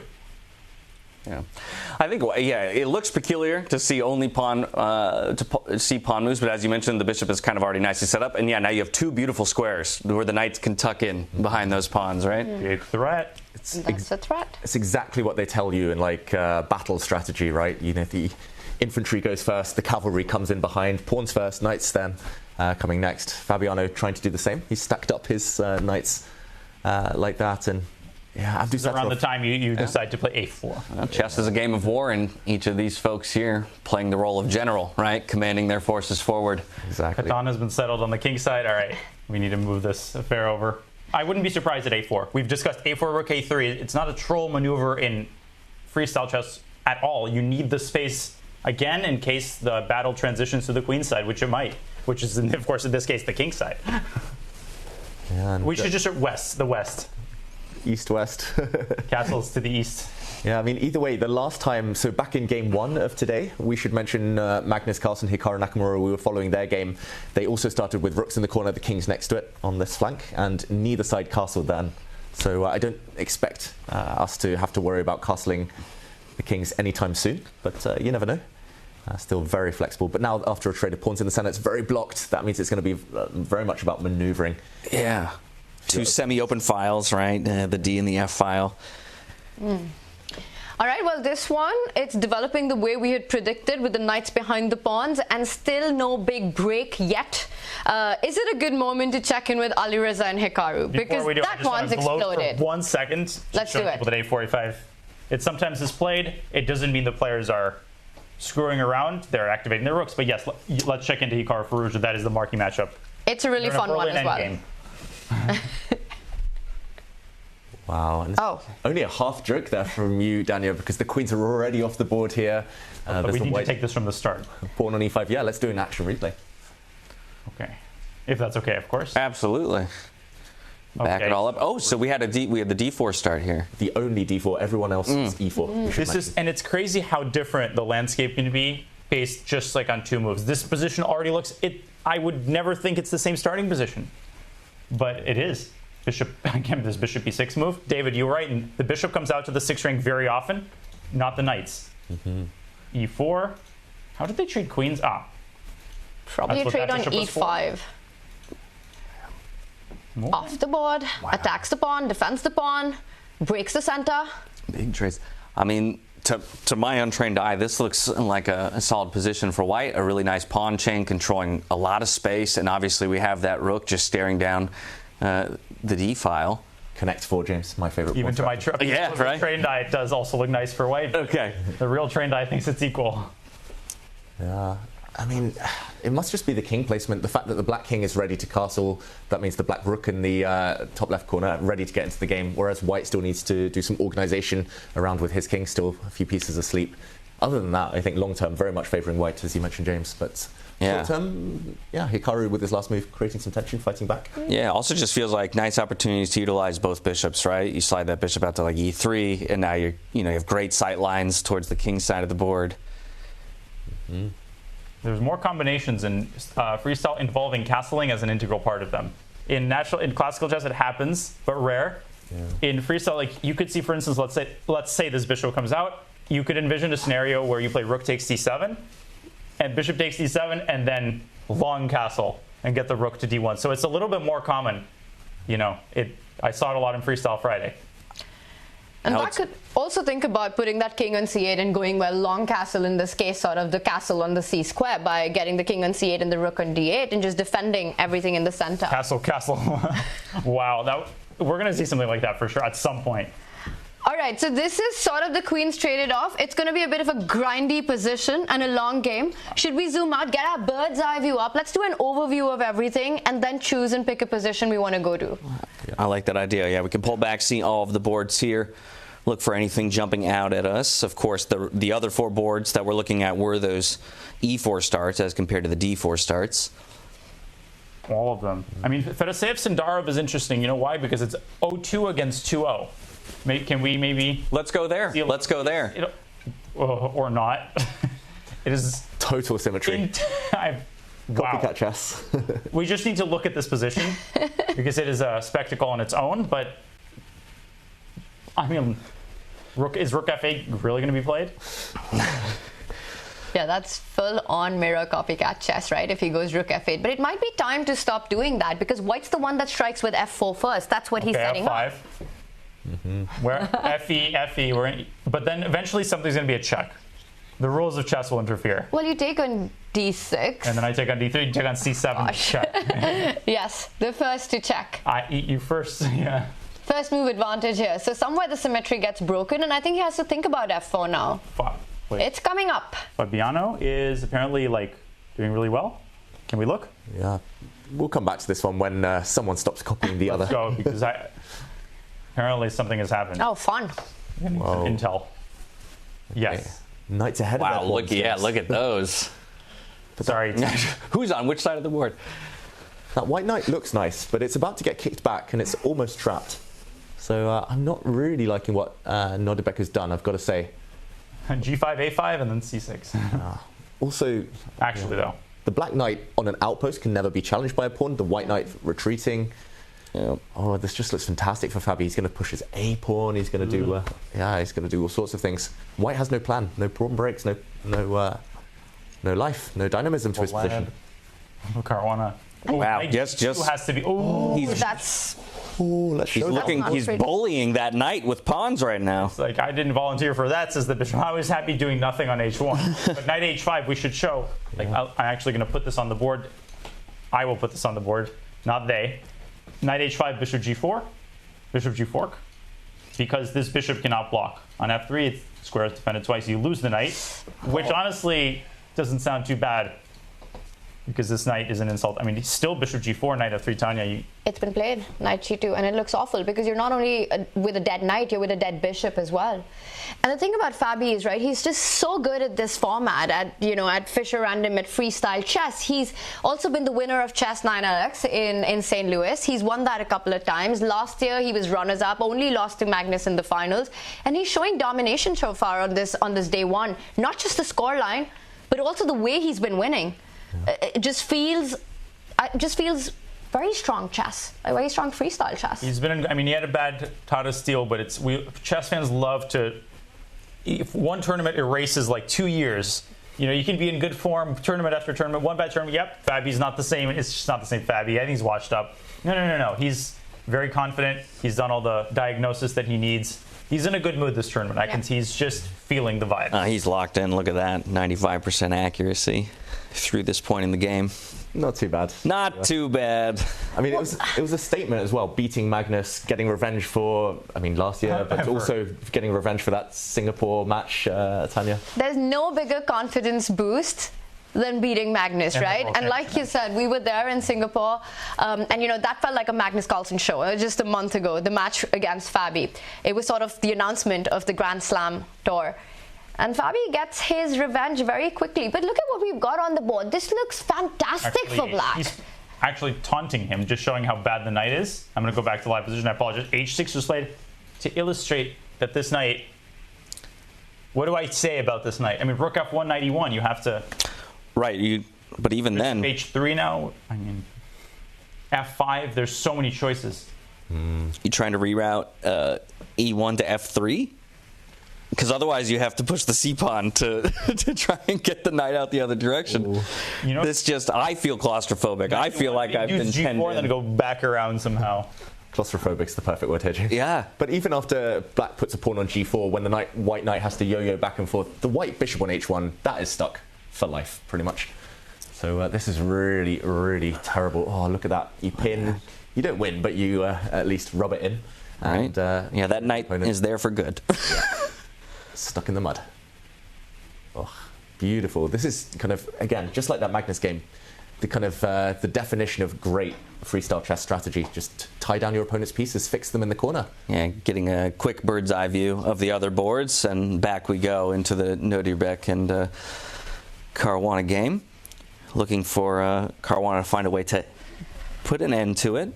So while he does have an advantage, we've seen things swing before, right? And so... Yeah, he still needs to turn it into something tangible. Exactly. Material advantage or a big attack. Or hardest part, right? And that's where the blunders happen, because you get impatient and some knight f4 comes in, sacking the knight. Suddenly all the pieces come out. In fact, that might be a pre-move in a bullet game. No, I'm serious, completely serious. Knight f4 is a positional threat. How exactly do we get our rook and our queen involved here, though, for black? Do you just is this a position where you want to bring the queen out to f6, offer the trade, getting your bishop out at the same time? It's a little hard to lift your queen out because of the control that the white pawns have in the center. In terms of ending it, right? We can't end it with just our knight and our bishop on the other side of the board. We have to get some of our other pieces involved. Queen f6, what do you think? Queen takes d4, knight c4. Oof, tricks.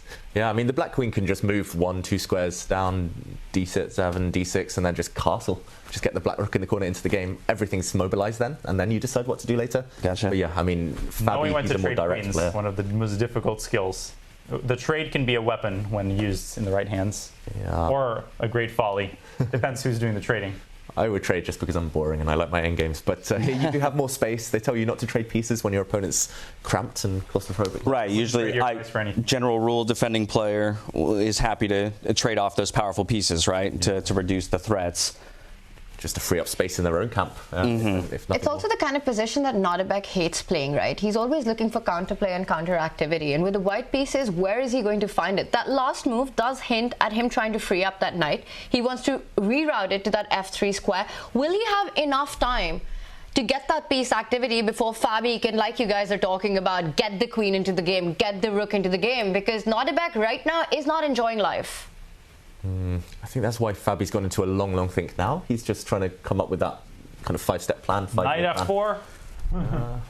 I'm just a broken, Well, how about that? Because now we maybe look to offer that F6 queen trade, and instead it's the rook sitting on F6 as opposed to the bishop. It would be insane if Knight F4 happened. I mean, what are the chances, David? Just offering a free piece. It's not but changing the dynamics. I mean, is this? But Knight F4, GF actually looks. This is why I confine my activities to the bullets arena, but it looks pretty good for white because the bishop on H3 could get trapped. Now maybe Knight F4, Rook F6 is being planned. At that point, Knight takes H3 is possible. You need to choose the lesser evil. Let's do arrows. Let's show the ideas that you're talking about. I can make the move. So Let's Knight F4. And it's actually not crazy to visualize. Suddenly the pieces start to breathe. You got rid of that knight, just excised it from the board. And if, let's say, the knight goes back, for the sake of simplicity, you have, well, there's tricks too, queen F3 maybe, and suddenly the bishop's trapped. Oh, wow. And you win the piece, but that's not even the, even if you didn't win the piece back, F5, you can see how this could get dangerous. So we're saying that maybe is he going to do it? F6 is being planned. But is he going to play Knight F4? This is the big question right now. Let's go back to live board. Let's go back. The move. Let's do a little vote here. Oh, he's made his decision? Oh. It's the knight the other way. Okay. He has gone Knight E1. Fake. Pump fake. That's very uncharacteristic, I would say. Very un-Nodirbek to retreats and okay, he's clearly got a curious what the computer move was. I'm actually going to check. Is that okay? Sure. It was. Best move was. Drum roll. It's the gerbils. It was Computer's Knight thinking. E1 followed by Knight F4. They're about the same. I'm serious. Wow. Knight E1 minus 1.12, Knight F4 minus 1.20. So as usual, I said the second best move. Two best moves. That's why we've got Nodirbek and we've got you to help us out here as well. So you guys coming up with the best moves in the position. And the rook very lines up. passionate about giving that knight away. Rook lines up against the queen. There's pressure on that F line. David. Yeah, there's all sorts of tricks here because you're walking into a pin. You've self-pinned the black rook, the white queen. There's awkward tension. And you can attack this white knight that's now a bit stuck with either your pawn or the black light squared bishop. And either way, I think Nodirbek's going to put his dark squared bishop on F4. He's going to pin himself. There's going to be some chaos there. Question, why can't you take on D4? Queen takes pawn. It's black's move. Yeah. Oh, that would explain a lot, yes. Wow, so you not only double down on that knight, it's also your move to make. Yeah. I think we have to show that, Daniel. Maybe we just put it on the board quickly, like pawn to G4 or bishop to G4. Yeah, no, I'm looking. Bishop F4. I'm checking what the chat is thinking. I mean, he showed a lot of lines, so let's show pawn to G4, bishop to G4. And wait, what is the bishop F4? Because for some reason I was distracted by queen takes D4. Yeah, why not queen takes pawn? Sorry, that is the whole point. Steal your thunder. Queen E5. Yeah. We have to protect that pawn. It's like they actually feel tall. Like, Mika, why are you feeling bad? Like, we treated you such a good dinner. Everything's perfect. I haven't sacrificed anything today. I thought it was white's move, and I suggested the same idea one move ago. Yeah. Queen takes pawn. Is that possible This is a beautiful move. Look at this move. Because GF knight E5. The joke's on the rook. I just saw some fancy stuff. I forgot the simple basics. Wait, bishop F4? Is that the basics? Oh, that was no. This was the complex solution I was trying to find. Rather but than maybe if you start with G4, now you can play rook takes F4. And then knight takes F3. I don't like it because here are the two pieces for a rook. I mean, the other rooks are dead. We can just cancel them out. You know, like the 2's in a fraction, and the bishops are not exactly producing a great impression. Yeah, normally doesn't look like a Van Gogh or like a Keymer. Yeah, normally the two bishops would like 99% of the time overpower a rook, but here they just look As my coach used to say, there are no bad bishops, there are only bad players. Oh, that's probably true. But if we go back to the live position, it's key moment for Fabi, who's really he's chewing through his time. Yeah, but that's very instructive, right? Because he knows that this is sort of the decisive moment in the game where he can end up with a huge advantage, one that it's really hard for Nodirbek to come from. He needs to calculate all these tactics of allowing a piece on F4 or the D4 pawn falling. He's done everything right so far. Look at the time disparity. But he really realizes that this is the moment. Yeah. That speaks to his game sense, right? Yeah, speaks to his game sense. As a move in queen F6. But then still there's something to F4. Yeah. No, he's losing the thread. He doesn't see a move. Yes. Well, he just played it. What? Rook F3. No, not Rook F4. Rook F3. I don't think... It doesn't feel like this works, just to me. This was your idea. You just mentioned it and you pinned that bishop. Are you about to win that bishop? Or maybe the other one. What about bishop F4, GF, and G4? H. Oh, this is where Nodirbek invests most of his time advantage. Or plays instantly. And either way, playing instantly would have a huge psychological impact on Fabi. But either way, he needs a good move. Yeah, and there's a direct threat on the board. You have to stop the queen and the knight from picking up that bishop on F3. You can't take the pawn on D4 because then the knight jumps forward and captures the bishop. Just want to point out, after queen takes pawn, don't capture the bishop with the queen. There's a checkmate in one on D8. You got to keep that square. And you can't castle out bishop of check, C8. There's still bishops. will tell you. There's always bishop C8. Yes. Yeah. Just spotted that. Oh, then queen D6 would be checkmate. I love the guys. Let's show that line. Beautiful. So bishop F4. No, you start with queen takes pawn. Queen takes. Okay, Queen takes. Bishop is the best illustration. Now, nope, not queen D6. Don't go after the rook. First, you fill the hole, fill the cavity, and then queen does it all by herself. And you cannot, no shenanigans. Wow. Full mate. It's not Bughouse. It's Freestyle, and this is mate, and this will not happen. Okay. But you never know. What did happen was Bishop F4, GF, and GF. So he likes this file. But Bishop C8 is very significant here. Whoa. Oh my God, look at this tactic. Queen F4, G8, Bishop C8, Bishop G4. That's so key. And white would then be winning. Let me show this too, really, if I may. Yes. Sorry yes, always. Jack the board. But look at this. And you haven't castled. That's the problem. That's game over. You're checkmating. Wow. Or you lose your queen. Neither of which is a enticing possibility. Queen takes pawn on the board. What does he want after rook G8? King C7. Knight takes F3. And now white cannot castle because the white king would have to move into check. There's no way Fabi misses this. He has to play king C7. Don't go bishop C8. I think he just spotted bishop C8, bishop G4. Did you see that?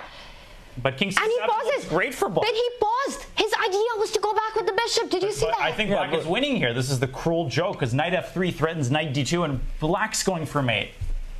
Wow. Knight D2, knight B3. You have a draw in your pocket. You can trade off the queens. You can pocket that rook in the corner. Bishops versus rook. Oh wait, the bishop in the corner is hanging as well. Bishop on H8 is hanging. Yeah, pieces falling all over the place, hanging pieces left and right. But it is straight. Queen and bishop E5. Yeah, or vice. Bishop C8 is very interesting. Bishop C8. And white will have to castle to get the rook into the game. So the shortest queenside castle, the shortest long castle, and get that rook as quickly as you can. Knight D2, king C1, knight B3, king B1. I don't have time to show it, but that might be a bad thing because two minor pieces are hanging. You can take one rook. Again, Mikhail, it's all. I sack all my pieces, but you can only take one at a time. Maybe we do have time to show it. Fabi's thinking. I'm expecting to move bishop to E5 into the center. He does it. Yeah, he Great took ball. over I was going to show a move. How dare he play a move with 1 minute on the clock? And we're going to see the line that you wanted to show. So the players are playing it out for you, Daniel. Bishop takes queen, stopping that castle, and now the idea of knight D2, knight B3 winning See material. this all the time. 3 pieces against 2 rooks, of course. I mean, it's freestyle chess. We normally see queen versus 2 rooks, and then there's always a debate. What's better? Queen worth 9, rooks worth 10, but queen's such a powerful piece here. The 3 pieces are worth 9. There's 3 of them. Only 2 rooks. It's phenomenal move. C3. So rare. Look at that. Opening the center, which is good for the rooks, and king C2. It's so much of this dynamic, David, the one that you're mentioning with 9 versus 10 points, right? Mathematically, white should be doing fine, but it depends on piece activity. And look at Fabi's pieces, all lined up against the white king. And not just that. I mean, I think as the game goes on and there are fewer pieces on the board, a piece number changes, in my mind, changes the valuation of the pieces. Yes, there are 3 points of material, but I now have 3 minor pieces with which I can coordinate as opposed to only 2 that have to get all of the work done on the other side. Yeah, those rooks, I mean, they're literally... And they're stuck. Opposite of coordination. There's mate patterns. Knight E1, CD, bishop F1, but white plays A4.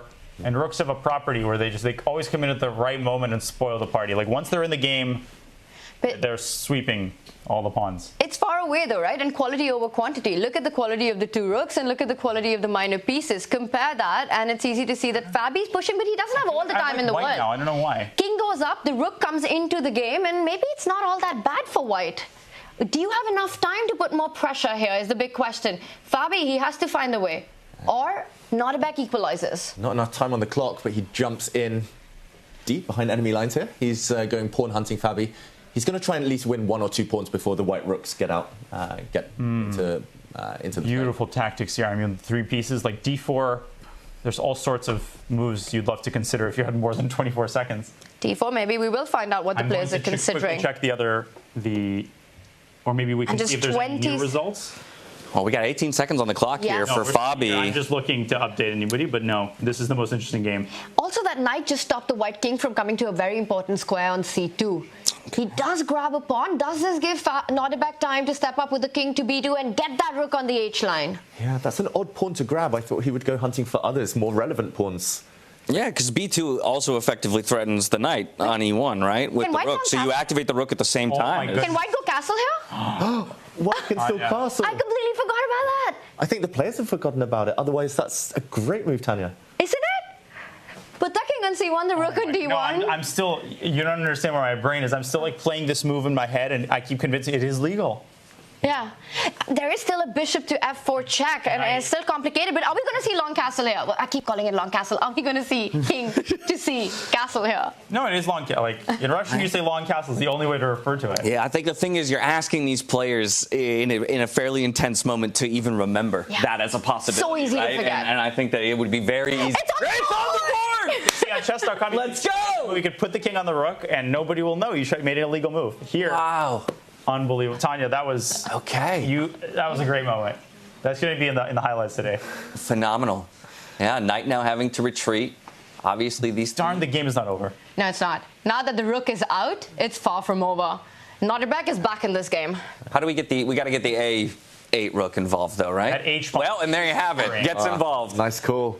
2,700 here, James. I'm riding all y'all's coattails, let's be honest. But now Bishop F4, Bishop G4, and then H5, H4, H3, H2 can be played. How does Nodirbek have 4 extra minutes on the clock right now? That is insane time management. Chess warrior. Absolutely. With some numbers after it. Slides the bishop back here to Rook G5. H1 and sack on H6. Get rid of that pawn.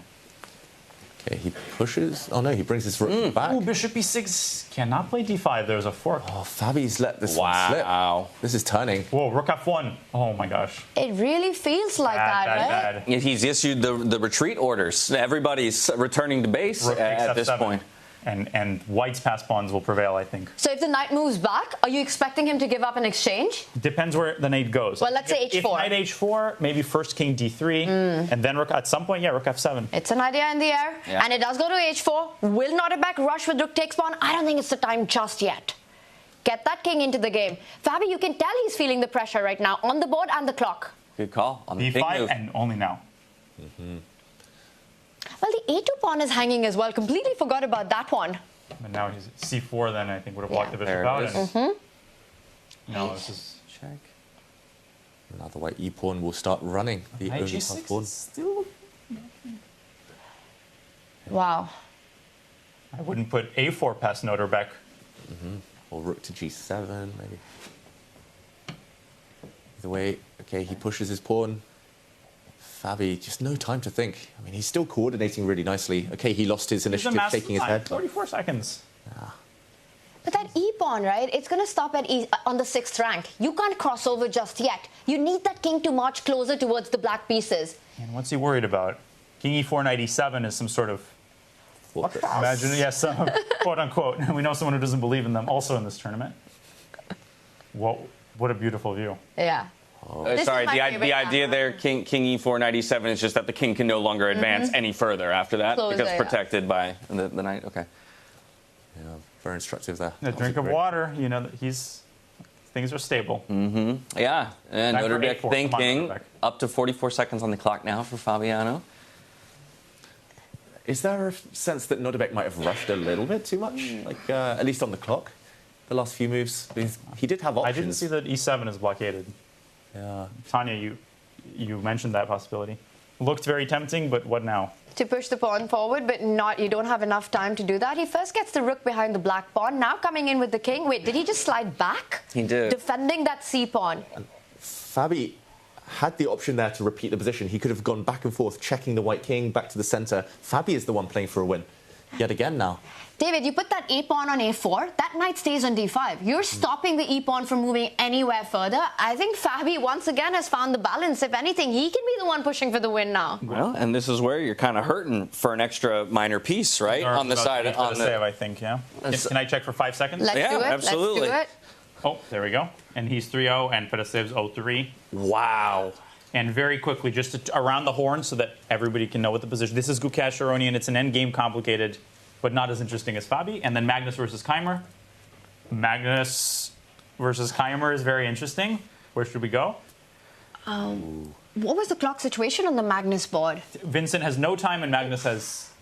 Should we quickly check in with that one? Yeah. Yes. Let's do it. Let's go there. Fabi, he's keeping everything under control with that fortress. That's the top left board. Let's check in with Magnus. Magnus a pawn up, now going up with his queen as well. The black rook almost trapped. He's going to win. Yeah, he's on the brink of... Hikaru's getting outplayed, I think, by Firouzja. But we can go back to the Fabi game. There's nothing more dangerous than an angry Magnus, David. After last round's loss, he wants to come back with a vengeance. And you said it. Doesn't lose twice in a row, right? It was a sure thing. He goes up again. Still a game, though. Like I assumed rook e7 is over, but not yet. Queen c8, maybe? He plays it. He's bringing his rook up to the top of the board. Black king's going to mating that.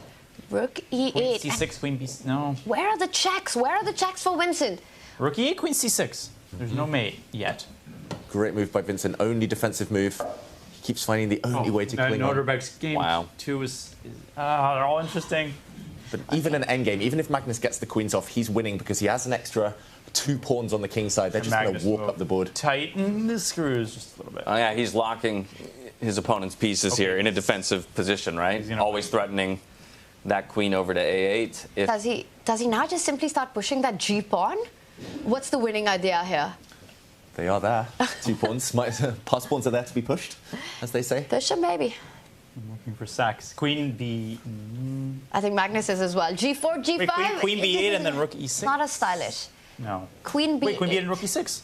Ooh, I like it. Deflect the queen from taking it away from controlling that a8 square. Yeah, and then rook d6. Rook d6. Yeah, queens, but then you think. Magnus will just improve his bishop. Like yeah. Bishop f4. Exactly. David knows and then Magnus. set up the tactics. Ooh. This is a friend of Magnus Carlsen. That's too good. That's too good. Check. Okay. And is there a knockout move? He trades. Trading. Well, he's got 2 extra pawns. Well, let's go back to Fabi. This is the moment because we know how this is going to end. Yeah, yes. Magnus will win. He will promote one of his pawns. And we do not know how this game is going to end still. And look at that bind that Fabi set up with that central knight and the bishop, right? It's controlling all of Nodirbek's trumps in the position. And that would be our top left board. Yeah, we're going to dive right back into Caruana and Nodirbek to see how that game is continuing to develop. We spent most of our time here. Both of these players have built time on the clock as they maneuver around. And lots of it, actually. Yeah. And I love what Fabiano's done. He's just pushed his pawns as far as they can go. They're all stopped right now, but the black a3 pawn, watch out for that. Maybe a future potential queen. The h4 pawn, any race, he's just going to win. Any time the black king starts getting into the game, it's over. But David, is this some sort of a maximization by both players, where black can't improve and white can't improve either, right? Well, it's easy to see Black from Nodirbek, but how do you improve? improve? King f5. But then you're giving up the c6 pawn. Are you okay with that? Do you have enough time to promote that h pawn? You're asking all the right questions. I don't have all the right... I would say yes. My intuition says yes, because rook takes c6, you have knight b4. It's too much going on. The rook can't deal with it. We had our king slide over to protect that bishop. That allows freedom for our knight. Pops out to f4. h3 doesn't work. Not just yet, because the rook slides back to the first rank and defense. Blunder, by the way. It's still not easy to convert this one, you know, as black. Maybe knight h3 and then around to g5 somehow? Does he break with d5? You give him one opportunity. Takes and still knight g5, maybe. d5 is such an annoying move to deal with. That's why he put his king on c4. Maybe you should go the long way around. Put the knight back where it came from. There we go. Stop any pawn breaks. Bring the black king round, like e8 and anytime the white. Wow, take the king for a walk, huh? Exactly. Take it for a walk. Go annoy that rook. Go harass that white rook. Kick it off the h running smoothly, just letting people know. Firouzja Nakamura is still in the air, as is Aronian and Gukesh. I really like your idea of the king march from the 8th rank. Get it closer to the white rook. But David, then it all comes down to, can white be in time to pick up that c6 pawn and generate counterplay? The moment you go king to e8, rook h6. And, okay, he goes the other way with his knight, Fabiano.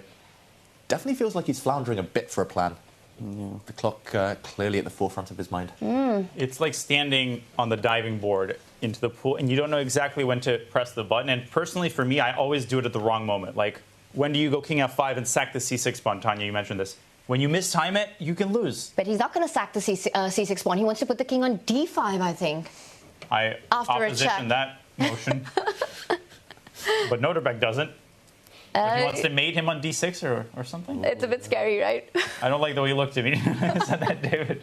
Fabiano did look a bit stressed on the camera. He's like, oh, why did I do this? It's too scary. Put the king in the center. Do you think he does it? Yeah. No. Oh, he goes back. Changes his mind. He can't bring his knight to the center anymore. That would be the 3rd time. Wow. Wow. He knows he's playing freestyle chess. He's just setting up for the next game. Yep. Yeah, he's predicting the knight placement. Knight 8, knight c7. Does he want to go to e6? Is that the new spot he wants to get his knight to? And then try to assist it to push the h-pawn? Kings in the endgame can be good. I think we need to tell these players they need to consider activating their king in the endgame. Fabi, activate that king. It's an important note for maybe some of our viewers, right? The power of the king as the game develops and less pieces are on the board. Yeah, it moves one square at a time, but here it helps prepare the crucial pawn break, and that's all you need. You need that little extra bit of help. And is Fabi going to shuffle that knight now to a different square is the big question. Because the moment you put it on e6, you're actually allowing Nodirbek to push that d-pawn. And you have to understand the consequences of that, and I'm struggling. Is d5 a good break to allow? And More who is it pawns good that for? disappear the closer you get to a draw, right? Surely. It's not a question Fabi wants to ask Nodirbek. Or himself. He might have missed the moment, I think, Fabi, to start racing. Now the black knight is so passive. Yeah. Like running with the black king ever, it's going to be a bit of a stretch. What about knight a6 and knight b4? Has that been tried? Sorry, knight e6? A6. Oh, a6. Knight Aaron Nimzovich 6. Question. Yeah, that's a plan. Yeah, but his knight was on d5. Why didn't... I guess anytime you get to b4, the white king just drops back to b3. He's solving the knight squares problem. Can you hit every square without hitting one square twice? I think that you can. The knight's tour. I don't know. Knight a6 would be interesting. And he goes for it. Great call there. Good call. And now if d5, you trade in the center, and knight b4 comes in with a check, and you pick up the a2 pawn. Works to perfection. Ooh. It's like a snake slithering around that rook. Gotcha. I think Nodirbek would like the option not to move right now. He just says pass. Yeah. You jump in with the knight, then I shoot my king. There's a new iteration of chess right there. The option to pass a turn. You get 3 passes per game. That would be... Oh, like but king b3. And if knight b4, e6 is a problem, potentially. King c7 or king c7, knight d5. Maybe not. Yeah, and that's the big question. How much of a problem is e6 in allowing the black king that beautiful d6 spot? Every pawn move has its own consequence, right? That is such a deep plan. You want to provoke e6 and then start everything over again. Knight tour continues to c7. Okay, it's happening. So help me understand the b3 move, because from my perspective, the knight still makes it to b4 and still has the option now to jump in to say like a d3, unprotected by the king. And so we've almost, from my perspective, given an opportunity for the knight to get more involved towards the center of the board. Yeah, fully agree. The white king does not want to be sidelined like this, just protecting a mere pawn on a2. I think essentially he needs something now, whether that's a check, and the fact that the black pieces are a bit loose, the black knight just about held by the black bishop, which could come under fire. This is the moment Abdusattorov needs to strike before Fabi gets one more move and starts bringing that knight back to support the other pawn, the runner. Black wins in one of 2 ways: to promote the h pawn or you promote the a pawn, and white needs division of labor. Like king has to babysit one, and rook has to contain the other. And now the clocks are leveling out as well. This has become a bullet fight with both players under a minute on the clock. And look at this last tricky move, right? He's giving up the a3 pawn, but then the king walks into the line of fire with a discovered check, capturing a central pawn. Look at that narration as it's happening. Wow. It is happening. Knight takes pawn coming up. Oh, white isn't past a pawn. That is not a wrinkle I considered. And knights are notoriously bad at stopping these corner pawns, these A and H pawns. So black's knight cannot get too sidetracked now. If only the bishop wasn't defending the other pass pawn. Oh, a bit tied up. Yeah, he was pulling double duty that entire time. Oh, White, again, it's 3 results. Unbelievable. And we're sitting in a glass box here. We just saw Magnus Carlsen walk past us outside the studio. I do believe he won his game. Yeah. Against Vincent Keymer, as predicted. Levon Gukesh draw. Hikaru. Predictions on this one. How does this end? David, I'll start with you. Draw. Draw? James? Before that pawn was vacuumed up, I would have given the edge James, to no Black. dodging this one. You got to give me a prediction. I'm going to go draw as well, White unfortunately. White wins. I say Fabi wins this. Wow. Under 20. Okay, well, somebody will be right at the end of all of this. We had a got couple all pawns of it pushed. covered. Don't let this get to Fabi. But he's got 10 seconds on the clock. Knight comes back to fight against that A passer, also eyeing that central E5 pawn. That's a double attack. We can push to A6. You got to push to A6. Yeah. Is Daniel going to be right? Like, White winning this would be a huge turn up for the books. He's been worse the whole game. Nodirbek. No. Coming closer. Oh, and that king is there just in time. But just don't put it on B6. Anyway. Yeah, because if you go king closer to that pawn, the A pawn will start pushing, taking advantage of the pin on the 6th rank. So no king B6 right now. I think king B6 loses to A7. Whoa. King C3. So knight takes E5. He's some trick. A7 and rook E6 maybe. Bishop F8. Black would not lose that one still. But it could liquidate into a draw if like Black takes the A pawn and White takes a minor piece. Knight takes pawn. When rook takes knight at the end, you get pinned. Yes. Wait, ace, which line? Bishop F8 and rook E6 line. Yeah, but you can win the bishop instead and give up the pawn. A8 queen. Rook E8. Bishop D8. Can we have the arrows to show this? What's stopping us from pushing A7 right here? Yeah, but he's gone with the rook. What is Nodirbek trying to do? The Black King is stepping across. He's planning some shenanigans here. To stop the pawn. And Fabi did offer a repetition. Nodirbek declines it. He's playing for more. Staying true to his tournament form so far. King A6 is a draw, let's be clear. Yeah, a rook cannot beat a lone bishop or a lone knight, so even if Fabiano is to lose one of his pieces and his pawns, he just needs to get rid of the white A pawn. Rook takes H4, King takes And Fabi rightly sidestepping the pin because once again A7 was a massive threat to just neutralize everything. How is Nodirbek pushing for a win here? Well, the king comes in.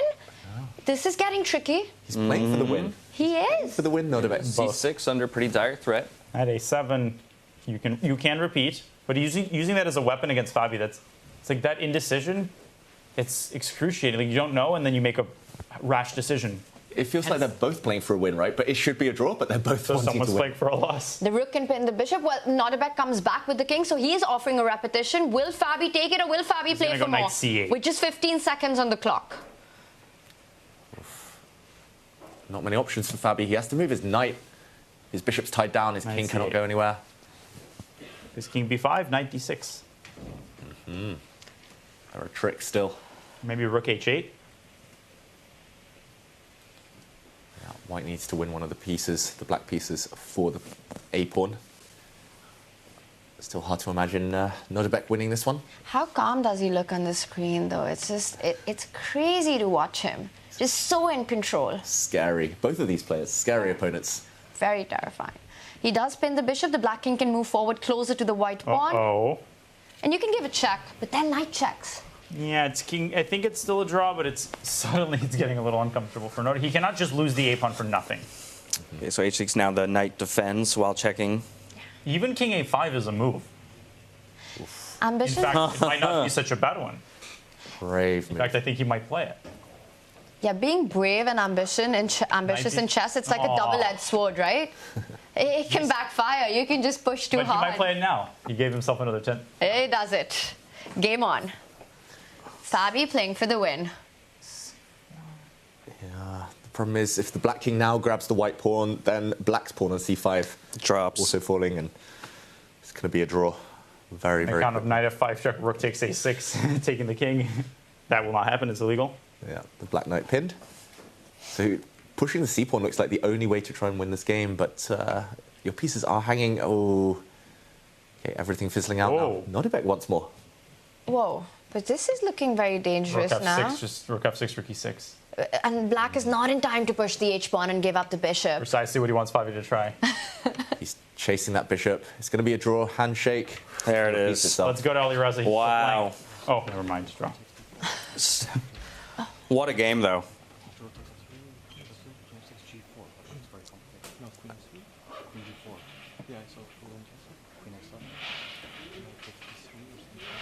One of my favorite things, how quickly the players dive into their own conversations about it.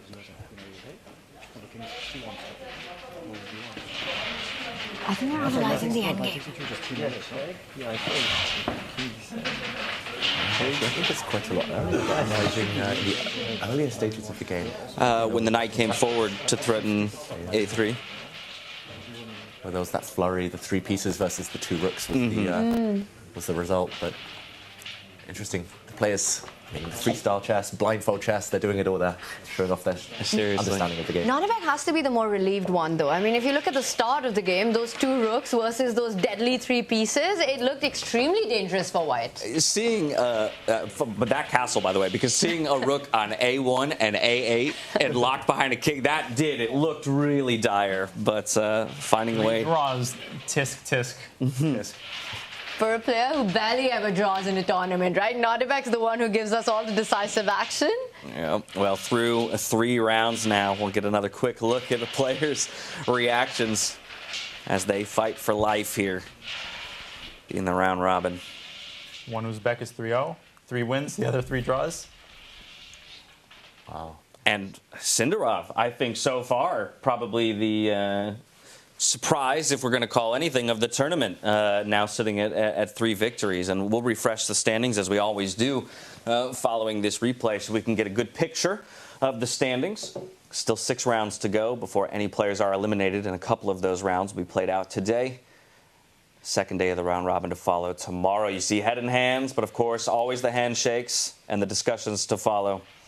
Welcome back. I mean, exciting chess, as freestyle chess always promises. Many decisive results, a couple of draws here and there. I think it is about time for us to check in on how each of the games resulted here. And this will be the first time we shirk the previous pattern that we were developing. Only 2 decisive games this time around, with Sindarov and Carlsen coming away with wins, while the other 3 matches will end in draws. Wow, so that means that Sindarov would be our only leader, the sole leader going into this next round. And to your point, not many would have predicted that. At least on paper, he's an underdog in this tournament. I really wish the tournament ended here and right now. Now, but slotting in last minute, right? Having played runner-up to Fedoseev, now gets the win over him. And so, again, what a confidence booster that must be for him nice and early. And from here, we'll pull up the standings and take a look at that whole picture. Of course, we won't be surprised to see Sindarov up at the top. And then you can see Fabiano and Alireza at 2.5 before Magnus rounds out the top 4. Yeah, Magnus bouncing back, but of course the main point of these of this initial, rapid portion, right, is to knock out 2 players essentially. And I'm looking at the bottom there, Levon Aronian getting a draw, so getting on the scoreboard, important. But Fedoseev, it has been a really tough start to his first outing here at Freestyle. Yeah, an unfortunate start for him, especially considering, just from my conversations over the last couple of days, a lot of people talking about, how much of a power player he is considered within, the Chess 960 format. One of the guys who has been a fan of the format long before, these last couple of years. Fischer was alive when he heard about it. I mean, he's and justly so. Not Wesley so. But we'll see how he reacts. But now is the age of comebacks. Like, lots of amazing tournament comebacks that I remember in commentating, like Vaishali and the women's candidates 5 in a row. Eric Icey, he took that tournament out of it's not going to be one of his best, but he beats Gukesh in the last round. Lots of amazing stories written in the second half of a tournament, but it's going to take a lot of willpower, and he's going to have to play better. Sometimes we forget to mention that, like, the moves have to be better. He has to win, and it's really, really hard. You feel for him. Lots of chess left to be played. Yeah, absolutely. Freestyle, Fischer, random. There's a reason why Fedoseev is called Big Fish. There it is. On chess.com, but I think now is the time. I mean, it's really gone beyond that moment. He has to not only stop the bleeding by a solid draw, but I think he has to win a game. It's also really important for your confidence boost, This is a tournament where no round is going to be easy. So there's no breather at all. He has to score a point in the next one to have any hopes at all. He can do it. He had a fantastic run at Tata Steel. Coming into that tournament once again as perhaps one of the underdog, and what a finish he had. He finished 4th, so incredible stuff. David, you mentioned this point, right? 2 eliminated going into the knockout stage. That's the big aim, to get into top 8. But there's also a lot of incentive to finish at the top of the leaderboard, because those finishing in top 4 will get to pick their opponents for the quarterfinals. So you want to not only fight to make it to the knockouts, but also finish at the top. Yes. Yeah. They all got different goals. Like I said, win a game, win the tournament. It's like, don't draw all my games if you're Nodirbek. Well, and I think while that, of course, is the end goal in the round robin, right? Finish in the top 3 where you at least have some say in your opponent, because the 4th person will just get whoever remains. Forced, yes. At the end of the day, I think you still have to put it together one step at a time. When I'm looking at somebody who's sitting at the bottom of the leaderboard, I'm trying to think how they can get themselves into a state of mental clarity, return to their fundamentals, and retain the confidence that they should have coming into this tournament. And with that, I believe our lottery is already taking place here for our 4th position of the day. That is my cue to use the loop, so I will leave it in the capable hands. The wheel. 200, position 200. Oh, 200. That's quite far away from everything that we've had. So it's going to be a very different position that's going to come up. And now we have it. I saw the queen at the corner white, of the board. Please deliberate on that I'm riveted side, by and the black, action. I almost can't, Thank you so much. It'll still be happening when you get back. I think I'll make it for the game start. And just while we wait for the position to be shown to us, I mean, this is game 4, right? Sindarov on 3 out of 3. If he wins this next one, he's pretty much guaranteed he's in the quarterfinals. I think 4 points out of 9 games. Even if he loses the rest, there's no chance you get in the bottom 2. Yeah, so, I will tentatively say that that's a guarantee, yes. Because, again, all you're looking for is top 8 in terms of qualification. Yes, you want to push for more. But, again, what a weight off the shoulders that would be for, one of our youngest players in the field here. Yeah. And then for him to arrive for first place. Oh, goodness. Avoid relegation Goal first. 2. Avoid elimination first. Yeah. I mean, he's taken down Vincent. He's taken down Levon. Fedosiev. Guess who he's playing in the next round? Magnus. Is it Magnus? Close enough. He's playing the world champion. He's playing Gukesh. So that's going to be a big fight. Again, there's so much rivalry between these two players, both youngsters, this new generation, fresh blood that's now dominating the chess world. What storyline will it be in this one? Well, while the players, of course, are going to still take those typical 10 narratives or so to evaluate the position, I think that's the board we should probably start with. We should start with, the tournament leader against the current world champion in Gukesh when we get there. But here we have the position up on our screens, position 200. As you mentioned, those queens slammed over into the left-hand side of the board. And also, James, to your point, just really quickly before we jump into this, Gukesh currently is at number 8. So he's kind of borderline. Sorry about that. Javokhir right at top, so he's looking for that win, and Levon, they're analyzing together. What do we make of this with the queens at the corner of the board? Wow, really interesting to see that the players who will have white in the next game, they're talking about activating their queen already with a move like b4. In normal chess, that's the orangutan opening. Love it.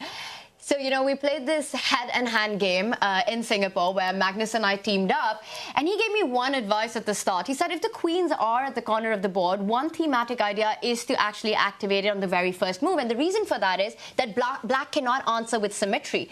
If in this position, b4, the orangutan, if it appears, and black does mirror it, white will have an instant a4 break, breaking that symmetry and getting more harmony in the position. Oh, that's very intriguing, and it plays into exactly what Levon has talked about before. I'm also looking at and prepared for you guys to tell me that this is the absolute worst move ever, but a b4 into a c3 or d3 rather to unlock a line for that bishop and just start looking at attacking chances all the way across towards that rook in the top right corner. Yeah, exactly. Line up on the dart squares, get on the long diagonal. I like it, James. Yeah, I think that's one kind of paradoxical thing with freestyle chess. Queens, we're always taught in classical chess, don't activate her too early. She becomes vulnerable. Right. She's your most valuable piece. Anytime she gets hit, you have to run away. You lose a bit of time. But activating the queen in terms of at least opening up diagonals, opening up lines is such a priority in freestyle. If you don't get it done in the first 5-6 moves, you might not get it done at all, and a queen, of course, needs to play a part. All that said, it looks like we're exploring the idea of c4 here. The English opening, normally. Yeah. Okay, so this group, the players who will be playing with black, I believe, looking in a totally different direction. Okay, until this move, pawn to b4, eventually getting the queen out. There you go. Sooner rather than later. Well, they're playing white, actually. Oh, they're playing white? Javokhir and Hikaru will start with the white pieces. Okay. So Magnus and his group actually predicting what the opponents are going to do against them. Interesting here. And normally chess is about the center. Here it might be a bit of wing play first and then a switch towards the center of the board. Hikaru found something there too that all of them agreed they didn't like in a response from black, so now they're looking at other ways to control the center here with the pawns. I love how the symmetry doesn't last too long. It lasted for 2 moves here. Some of the other games in the last round, it lasted like 5-6 moves, and then it's broken, and then it's chaos. But no, and that's the beauty of the format, as we talked about, right? Very quickly, you can get yourself into a sticky situation. And then conversely, yes, you could go 20 moves with perfect symmetry, and nobody's worse. Yeah. We're going to see b4 on one of these boards at least. It's such a thematic idea in these positions, and it also makes perfect sense once you understand these certain, well, there are no general principles in freestyle chess, right? It's like Fortnite without a map. Every position's new. You got to find your own way. You got to fight your own way without being familiar with anything. So I think b4 or c4, these are the 2 moves that we're seeing a lot in the analysis. What's your vote here, David? Before you guys get to vote, I'll say b4. What about you, James? What are we going to see more? I like the b4, but I'm calling that I still want. I haven't seen anyone theorize it yet, but I want to see the d3 push to follow, trying to find a way to get that bishop out. I notice a lot of them are also trying to get that the g knight out early. Also makes for a very easy castle as well. Nice spot. We should also mention there are no weak kind of tender spots in either side's camp. Everything is defended, so there's not going to be any immediate blunders, no knockouts. Every pawn is defended by a piece, which isn't always the case in freestyle chess here. I actually really like knight f3, developing that knight. It also stops black from advancing some of those pawns on the center of the board, controlling the e5 square. So whether it's the first move, or perhaps a few moves later, I think that knight does find itself there. c4, I see, is the other move that the players are discussing. Opening up the bishop, lining it up against the 8-7 pawn in case black was to go for an early castle. Whoa. Magnus looks intrigued. We see it from his point of view here. Alireza just lurking in the background, just watching, not contributing too much. Yeah, this group playing here. His next bullet match. Yeah, this group here playing black. Levon with the best shirt. That's always taste. Always a flare of style from Levon. That's the Gelfand style thing. That's Hikaru's hands, guaranteed. This is a classic for chess players. I mean, there needs to be some captured or uncaptured piece. Sam Sevi and Hans Niemann will gladly tell you that. A different approach here with the c pawn moving forward and to activate the queen with the b pawn 1 step ahead. Sorry, they were both. Whoa, that knight suddenly appeared. Sindarov, I don't know where I would want to sit. Probably on this sofa, actually. Just pick Javokhir's mind. Whatever he's doing, it's just... something's One of the working. players stole my earpiece. I think it was Alireza. That's why he has that guilty look at his face. Yeah, and for those who are just joining us, Chess 960, as this is also popularly known as Fisher Random Freestyle Chess. Here, we don't have 960 positions. It starts with 959, removing the standard chess position, which isn't position number 1. It's position 518. Exactly. So that has been taken off the cards. Yeah. Or the shuffling board. As well as each position that we've played prior. Yeah, interesting because, this position 200 is going to be totally different from the others we've seen. We've seen a couple in the 900s now. We saw one... a double digit. 55 or something like that. So this is going to be completely fresh. I'll be honest, I find it quite amazing that they're even getting this far into a theorized game. No, it's insane. Before you know it, they're on move 10. And then suddenly they're on move 1 again. It's like there's multiple realities, like Memento, there are flashbacks and... I mean, look at that. Just one person. Right, and now we're back. And I love how they decide who's moving so smoothly. Like, one person is the designated mover. There's the guy sitting in the background, kind of like mob boss. Like, yep. I was going to say, the one thing they seem to all agree on is that knight is coming to f3 pretty early. Who's that guy with the white?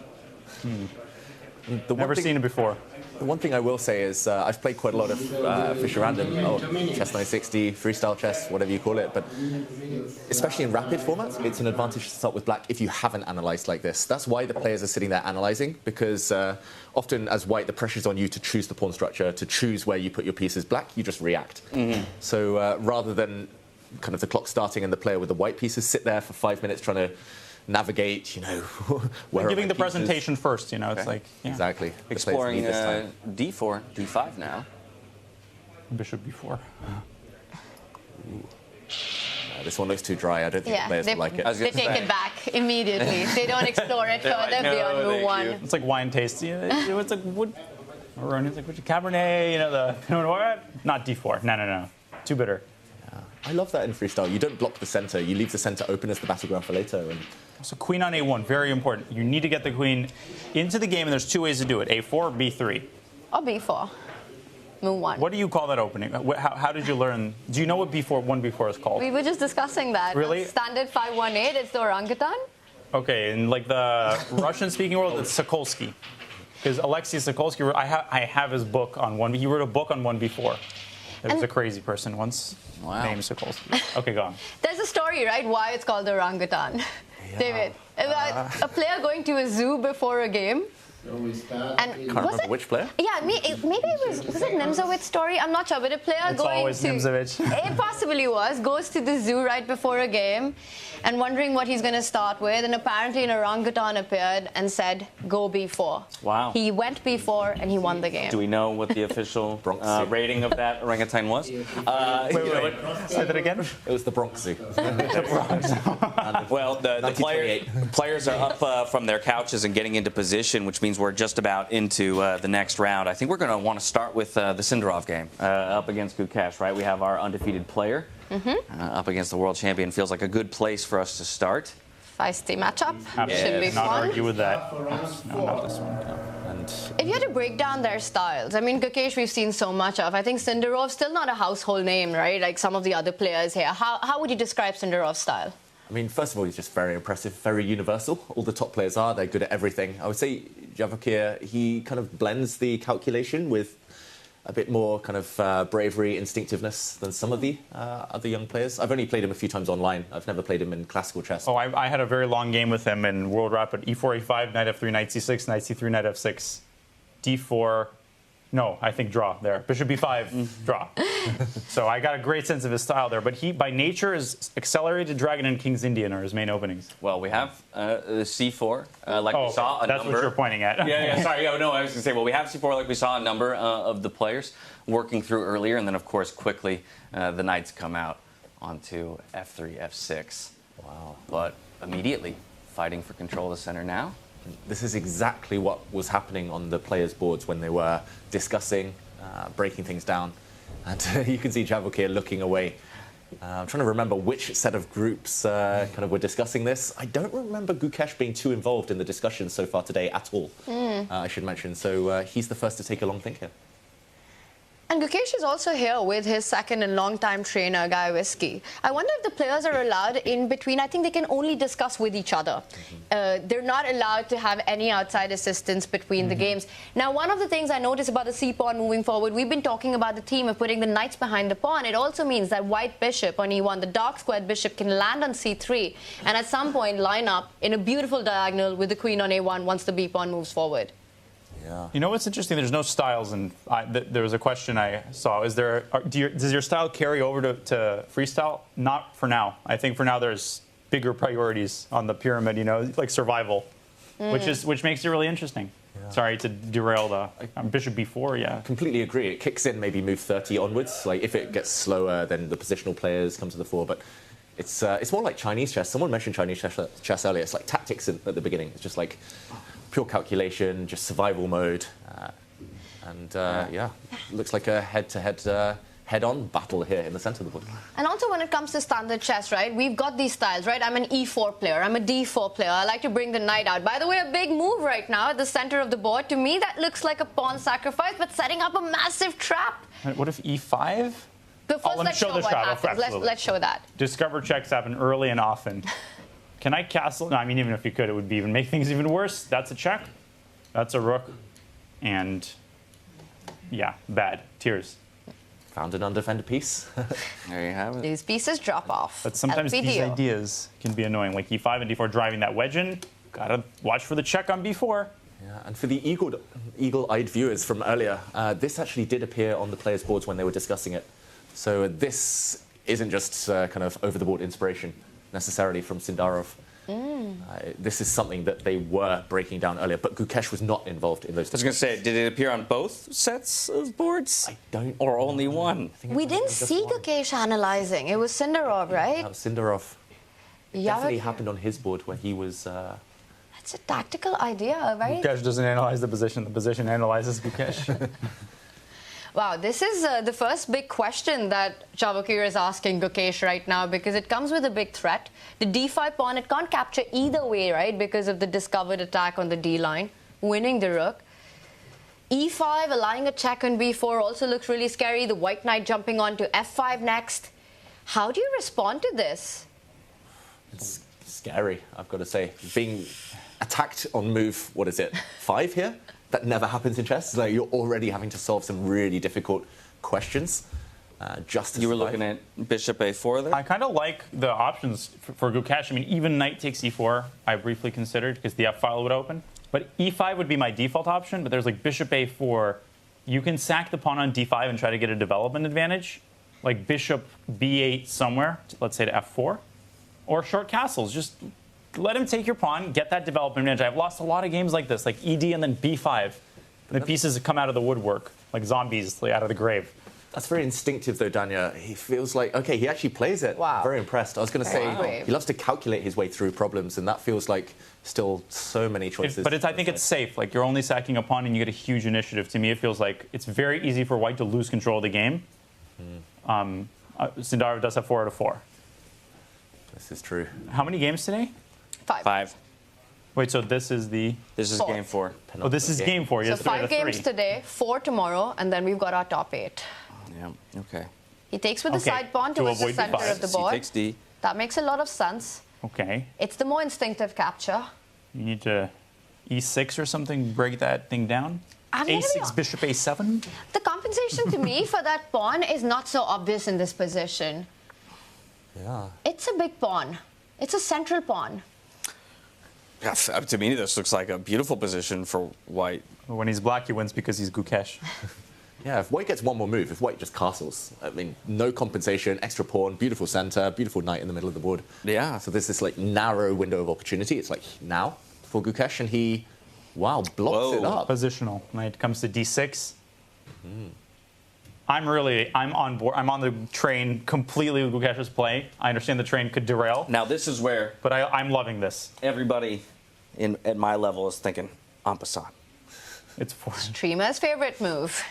Let's show that on the board. Just firstly, because we need to remind ourselves of the rules. One, that it exists. Yeah, one, that you can do it if you really wanted to. But 2, how does it actually affect the game at hand? Can we deliver a schach? Check. Don't we just take that with the knight? No? You most certainly more than help yourself. But then the rook falls, and we saw the same tactic reversed. Because, yes, discovered. I wasn't even sure the rook was hanging. But now you can take e6, and this is what I was talking about. Pieces are hanging. I don't know. It's very complicated, and he didn't play it. He didn't, because he wants to keep the file closed, but he does allow the bind, right? Now Gukesh's knight on d6 is just a stunning piece.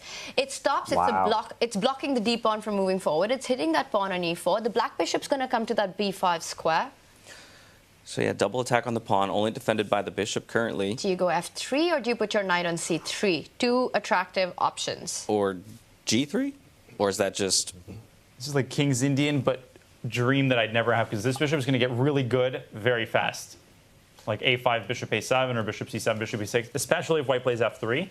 If you go knight c3, I send these pawns down the board. Knight g3, h5. Where do I go? Well, f3, I was hoping that white might be in time to put that bishop to f2, which also looks like a nice square, but I do like your idea of creating the dark squared bishops once those weaknesses have been created. Actually, I'm going to eat my words. I thought that there's no compensation for this. What is Gukesh thinking? He's given a central pawn, but things are falling into place. Yeah. I'm just very impressed by Gukesh. This is an instinctive sacrifice. It's like a long-term thing. There's no immediate reward. It's like a gambit. But it's almost like he played the King's Indian at some point, and he did, which people don't realize. Gukesh was a King's Indian player when he was in the 2600s. Now, F3, which we had talked about, it does give us our lovely Connect 4, but to me this goes against, again, a lot of like chess fundamentals in the sense that, you know, if we wanted to slide our king over, we now have an open diagonal onto that G-square. Can you go bishop h4 and try to destroy black's king side? By all means, but I'd love that because then I'll play f5, fuel for the fire. Like, white has too many things to do. It's like you have this long to-do list and you've only got a couple of hours. It's like you've got to castle, you've got to get your queen out, which he's trying to do now with his last move, b3. But you've got to get castled at some point. Look at white's pieces. You've only moved one of them. Black has already castled, got 2 knights out. The bishop's about to land on the dark square. It's like a pawn, but for time. It's that eternal battle. Are you ready to give a second pawn? I was going to say, that pawn is... You give one, you give all. Like bishop a7, then bishop b5, and you want white to take on e5. One too many looks to me. I'm going bishop a7 here. You got to play in the spirit of the position. But how do you even defend it if you wanted to? I mean, you've got to move that knight and keep that bishop at a very bad square. I don't want to move that knight. I don't want that bishop to become a defender of that pawn on e5. So I are we might on agree board? with you. All right. Bishop Join a7. me. Are we going to see a second pawn sacrifice by Gukesh? Queen e5 looks losing to me somehow. After bishop a7. Yeah. Oof. Daniel, can we have the arrows just pointing out what we're talking about?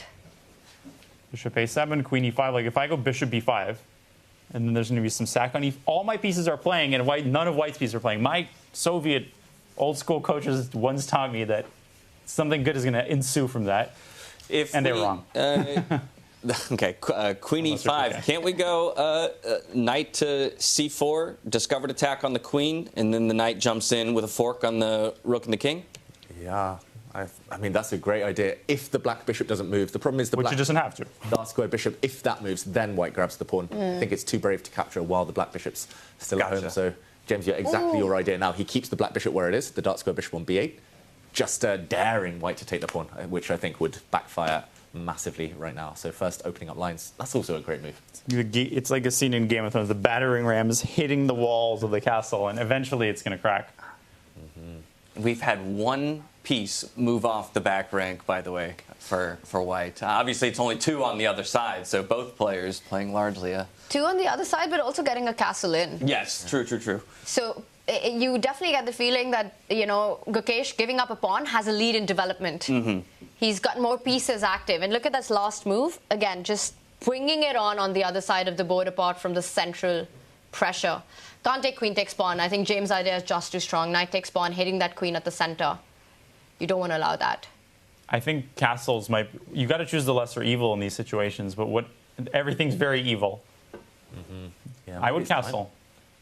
You might not get another chance, right? If you don't castle now, you might never castle. Despite being down a pawn, that's why I like bishop a7. He should not have allowed white to castle. And he doesn't. Are we all taking black here for the initiative? Yes. Yes. Especially after this move. I don't want to speak too retroactively, but if white were to castle, can't queen just move to a7 to check and find its way out onto the board? But then the king tucks out. Like the significance of this diagonal is partially that it keeps the king locked on f1. And so getting there before, as opposed to allowing him to escape over to the h. Exactly. Okay. So that diagonal loses some of its significance. Of course, you can get your queen into the game, but this is what's surprising me. He's treating it like it's on the to-do list, but it's like number 15. It's like, I don't know, do your launcher or something. He does pin that knight on e2, so still making a3 threats possible. That queen can also go to a6, doubling down on that pin at the right moment. I think as long as Javokhir's rooks are disconnected, there's everything to play for piece activity here. So don't allow him to castle easily. But now, just castle, surely. Might be the moment. We're burning so much time. It has to be now. Yeah, you're being given every opportunity to do so, looking for him to capitalize on that opportunity.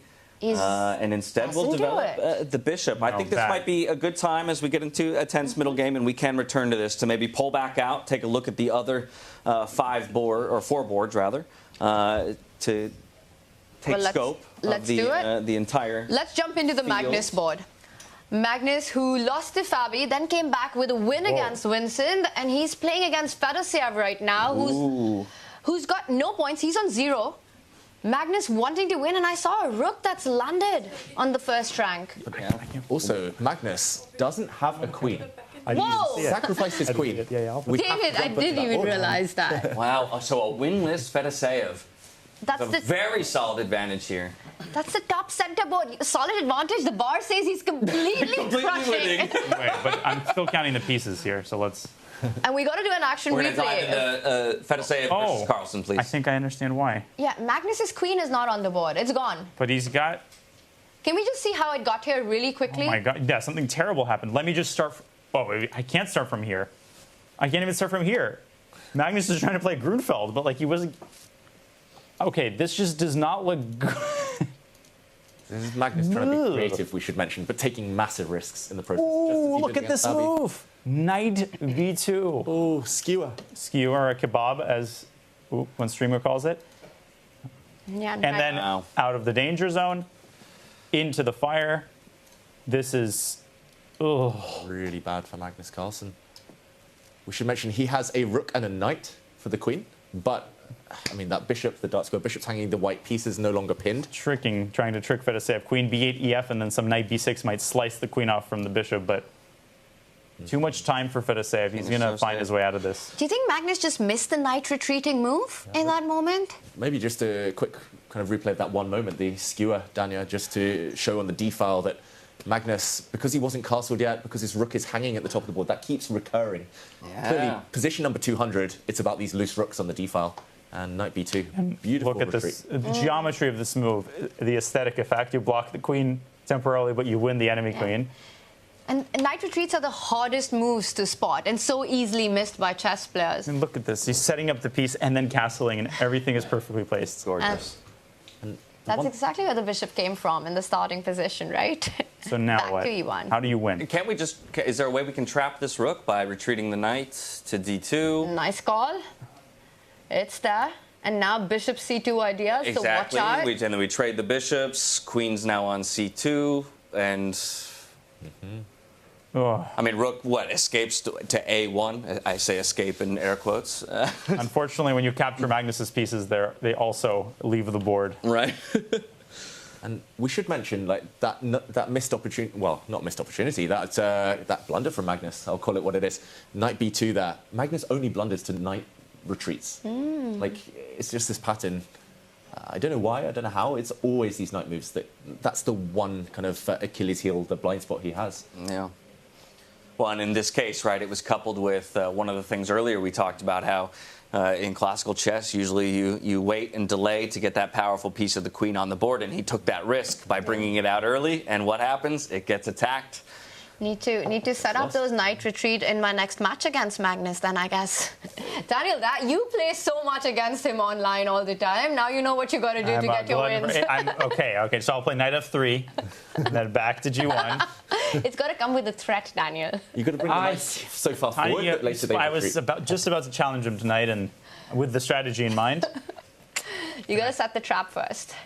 Okay, James, I love your idea. Bishop c2. Right. Keep it safe. There is a pawn hanging, though. I wonder whether it looks risky.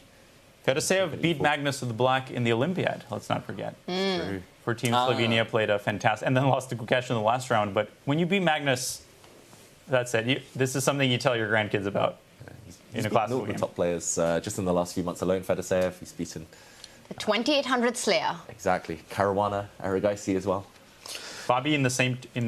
No, not in the Olympiad, but in some tournament. So he's going to go for that pawn. Wait. Yeah, he grabs the pawn. But wait. Good move. What's wrong with this? It does allow a knight c4 jump at some point, right? First, you have to resolve the situation between the knight tension.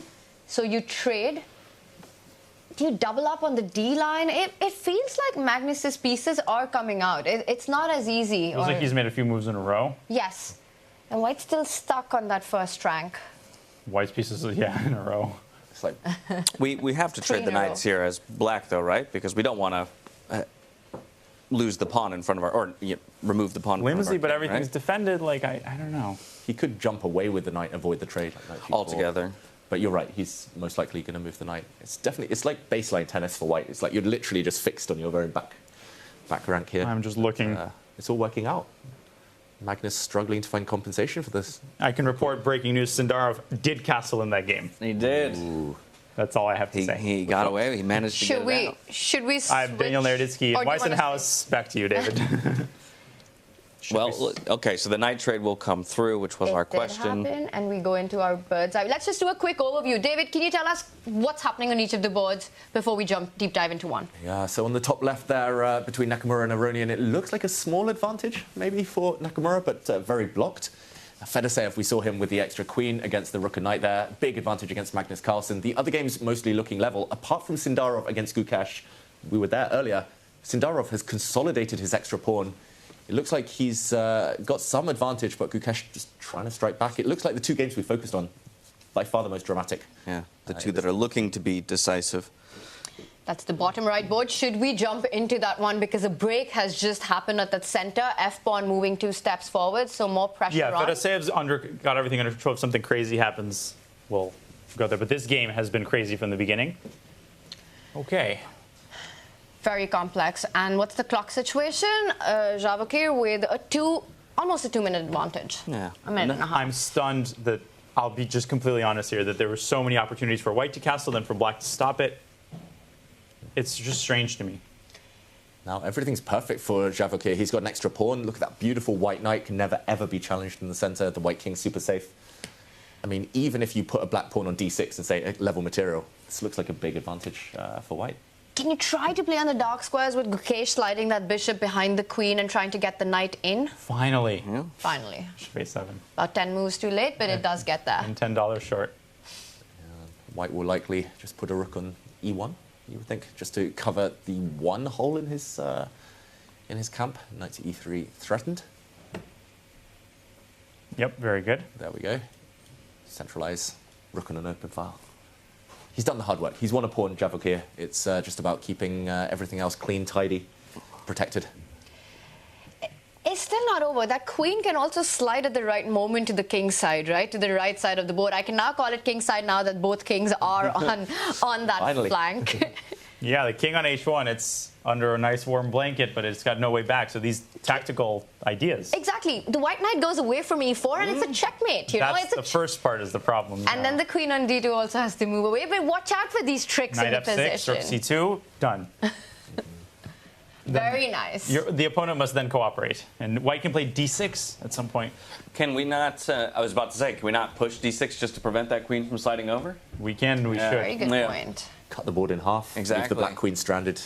Love that idea. Well, Gukesh, I mean, he's under 2 minutes now. Can you see a comeback? Can anyone see a comeback here? Yes. Okay. Tanya. Yes. Well, for example, d6, right? So tempting. But that also leaves the e6 square for a rook lift. I just think that there are tricks in the position as long as that white king is boxed up on h1. And threats of knight g3 opening up that h file and delivering a checkmate. You still have to be careful. But Javokhir is so tactically alert, though, and it feels like a one-dimensional trick. I don't know. True. Against the white e3, rook e3, rook c2. I'm just kidding. Oh, yeah? Okay, he's trying something. Okay, that's a great move. That's a very nice, satisfying move. Just annoying the opponent. Plant it right in front of your eyes. It's an underrated defensive strategy, even when you seem dead lost, to do nothing. Like, do no harm, and it can be everything's in the right place. You still have to win the game. The knight on d7 is blocking that d-pawn. Knight on e4 is not going to d6. As Taresh once said, insert Taresh aphorism, you know, a good piece doesn't win the game, but, you know, good move wins the game or whatever. Yeah. Good pieces don't win the That's game. the good Dr. Taresh once said, yeah. It's a beautiful bishop in d4. So, okay, how do we get our d-rook onto the c file? Are we okay with that trade? The queen slides back to c1, is now threatening the pawn on a3 along with the bishop. I think he made a big move right now. Oh. He's getting very active with the queen hitting that knight on f5. Anytime that queen moves, we get worried about knight g3, but for now it's under control. Yeah, I liked your idea too, James, but I think he's just being more dynamic right now. And still technically available, right? We're still on that diagonal where the queen can always come back and recapture on c1. There's such a thing as like win procrastination. My coach talked about this. I always thought this was a valuable idea. It's like when you're winning, there's a tendency to let's rest on our laurels, let's improve. Like the faster you grab that win, sometimes the easier. Like when you miss the first opportunity, it gets harder and harder. Can't let the game drag out if you see a clear opportunity. Can't be lazy, you need to calculate, and that's Javokhir has been a killer. If he wins this game, he's 4-4. And quick update. Magnus Carlsen has just resigned. The first game to finish in this round for Fedoseev. Talking of killer, he was a killer in this round despite losing his first 3 games. So big shock in that one. Gets his first win, and it's against the world #1. It's against Magnus. What a way to start, well, a tournament that didn't go his way. But now suddenly back with a lot of confidence. Yeah, if there's any way to breathe new life into your tournament run, that's one way to do it. Can we check Fabiano Caruana really quickly? Is that okay? Yeah, we'll pull back out and kind of get another scope of the whole tournament and check in on the other boards as well, just to see if anything crazy has happened, and then we can dive into that game that you're asking for. We can already see, of course, the resulted game. Top center there, Fedoseev over Carlsen.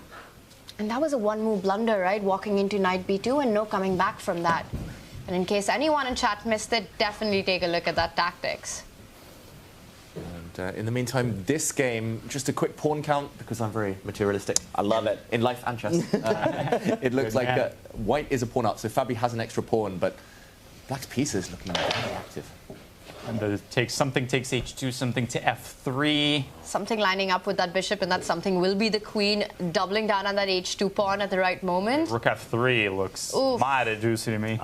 It's something I don't like, that rook position on h4. That looks so scary. Very strange rook. How did it even get there? Right, yes, exactly. That's a weird spot for the rook to land on. Yeah. I don't like the intensity with which he's studying the king side. I mean, the wheels are turning. Remember, those rooks started on d1, so it literally came up the board, across, then he locked it in, closed the door behind, threw away the key. And no coming out of that door. This is a Firouzja type of position as well. Like, he loves the initiative, he loves to attack, so he's got I wouldn't mind it either, but, you know. Ooh, what was he reaching for there? His knight? It looked like he was reaching for something. There we go. Wow, dives in with it. Going in. He's not necessarily going to take the rook, but he's going to think, yeah, he will. And now will he lift the other rook up to the 5th rank to put more pressure? To the 3rd rank. Rook f3 on the board. Beautiful, Daniel. You're right. He has rook h6. Wait. Queen h3. Yeah, king g3. Well, no, you're not. I mean, as Peter Leckel would say, if that's not checkmate, nothing is. Okay, white should play. What should white play? Rook h1. He's playing it. Rook h1, queen g4. And then what? Queen f1. Oh, my lands. And I think Fabi spotted it, because you don't play rook h1 if you haven't seen the queen retreat to f1 to connect it to that g2 spot. Insanity. He does only have 15 seconds to work with. Okay, so I should just... With arrows, the problem with taking is the rook will transition to the h file, the queen comes in. This is a deflection. You're deflecting the g pawn so it doesn't control the h3 square. Exactly. Yes. And Fabi with 2 seconds to defend this position. Great. Lovely. It's very reminiscent. He moved. He did. He moved. This is Fischer random chess, freestyle chess, but it's reminiscent of Fischer versus Benko, putting a rook on. In that game, it was f6, here f3, blocking, kind of stopping the white queen from coming over across, stopping the white bishop from ever joining the defense. Really instructive. Yeah. And to avoid any confusion for viewers at home, if you look in the bottom right, that's the live position. So while the clock says 0 for Fabi here, he had made a move. Let's just have that on our analysis board as well. Black can play rook h3, gh, and then there's a potential en passant with mate. But the problem is, white doesn't have to take the rook. Oh, wow. That's so beautiful. And here I would try some trick like queen g5 to threaten rook h3 maybe. Wow, that is devilish, Daniel. Maybe can we show that? Because that's really stunning. You want to give a check on e5? The previous one? How do you come up with these ideas? I don't understand, Daniel. Which bullet? Rook h3, I'll show that this was a possibility. The king drops back. This is why he didn't play it. But he might have considered this in a 30-second game because en passant would be checkmate on the next move. However, it's not checkers, as my grandfather used to say. Don't have to take king g1. Miraculously, white might even be better. Let's go back to the game. Firouzja needs a way to continue the attack. Because he's not down too much material, but white has got 2 pieces for a rook. It's still sort of in the balance. White, the knight's coming into d4. How's he Fabi doing this? This is crazy. The white queen literally started in the other corner on a1. The white rook started somewhere else. Now he's just set up his pieces again. That's the legendary triple stack. Does he do g3 or does he go rook h2 to defend the pawn? Even better, I think. Big decision. Which one will Fabi take? Look at Alireza. I think he's realizing that there's not enough power in his attack right now. You need Harry. You need the h-pawn to start marching up the board. He looks really upset. I think he's looking into the past. He's trapped thinking, oh, there must have been some knockout blows. There must have been a winning opportunity earlier, but he needs to focus here and now. He's still got chances. Sindarov still winning. He's played rook h2. Derby defends. Knight d4, seconds. Oh my God. bishop c3 coming in next. Queen d1 is also interesting. Hit him from the other side. But here's h5, Harry. you said Harry, he arrives. h4, h3 coming in. That pawn won't stop at the square, it's just move to. I was going to say, he said he doesn't have enough firepower, so he's going to bring a little bit more. Could be the hero pawn. But could backfire if white plays g3. Could be mate. Oof. Yeah, it's... He's gone all in with that last move. You could also go c5 as white here. Okay, I was about to ask, do we have time to get our knight involved? Yes, you do. Fabiano believes so. F something? F4? F3? Hits the knight. Drop back F3 I would to play. E2 here. Yeah. And then push the h-pawn. Or pawn F3. Get everything open? No. Drops back. Never mind. James predicting everything inside Fabiano's head here. I'm bound to get a couple things right over the course of 8 days.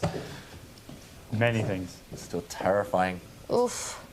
And look at this. Every move a bit of an inaccuracy. That F3 square, it's like, I want to turn 2. You rode the roller coaster. The queen's like, me too. Queen F3. If black just had a knight anywhere, it's there's so many holes in the white position, but queens and rooks alone cannot really use holes. They're long-range pieces. They can't use outposts. What does Fabi want if Alireza continues pushing the h-pawn? Just block it. Ooh. Plays rook h6, preparing it. But H3, G3 is the fundamental problem. Block the attack. He's cooked up some trick, has Alireza. Okay. Now the c-pawn's coming as well. Looking. Say that's a... And see, it doesn't find it. 10 seconds? Whoa, you gotta make a move. He's slipping from the ledge, like every finger is being pried away right now. But can Fabi move his queen from F1? Is now the time. He's reaching for it, he does it, he defends, he's assisting that c-pawn to move ahead. G3? What's the move after G3? It looks so incredibly scary on the king side, but Yeah, that G3 rook on locks the h2. position. Rook on E4. Oh, wow. Queen defends. It's defended by the knight, offering a trade. Gotta move the queen back. You can't trade that. Yeah, just to create tricks on the board. But he does. Alireza's attack, it's falling apart. Look at him on the camera. He looks really I was going to upset. say, our body language expert needs to come back in. You can see the nerves. Still anyone's game. It's like you're always one blunder away in such a position. Especially when you're playing on seconds on the clock, right? And all the mages are on the board, your king in line of fire. It was frustrating when you're almost there, you know that as Fabi, and you just can't find that last resource. And now the c-pawn's fallen as And well. he wanted a fork on E4 with the knight. Wow. Whoa, that was a They changed places. sneaky trap. And importantly, the knight captures the rook with a check. That's King G6. This is Sparta.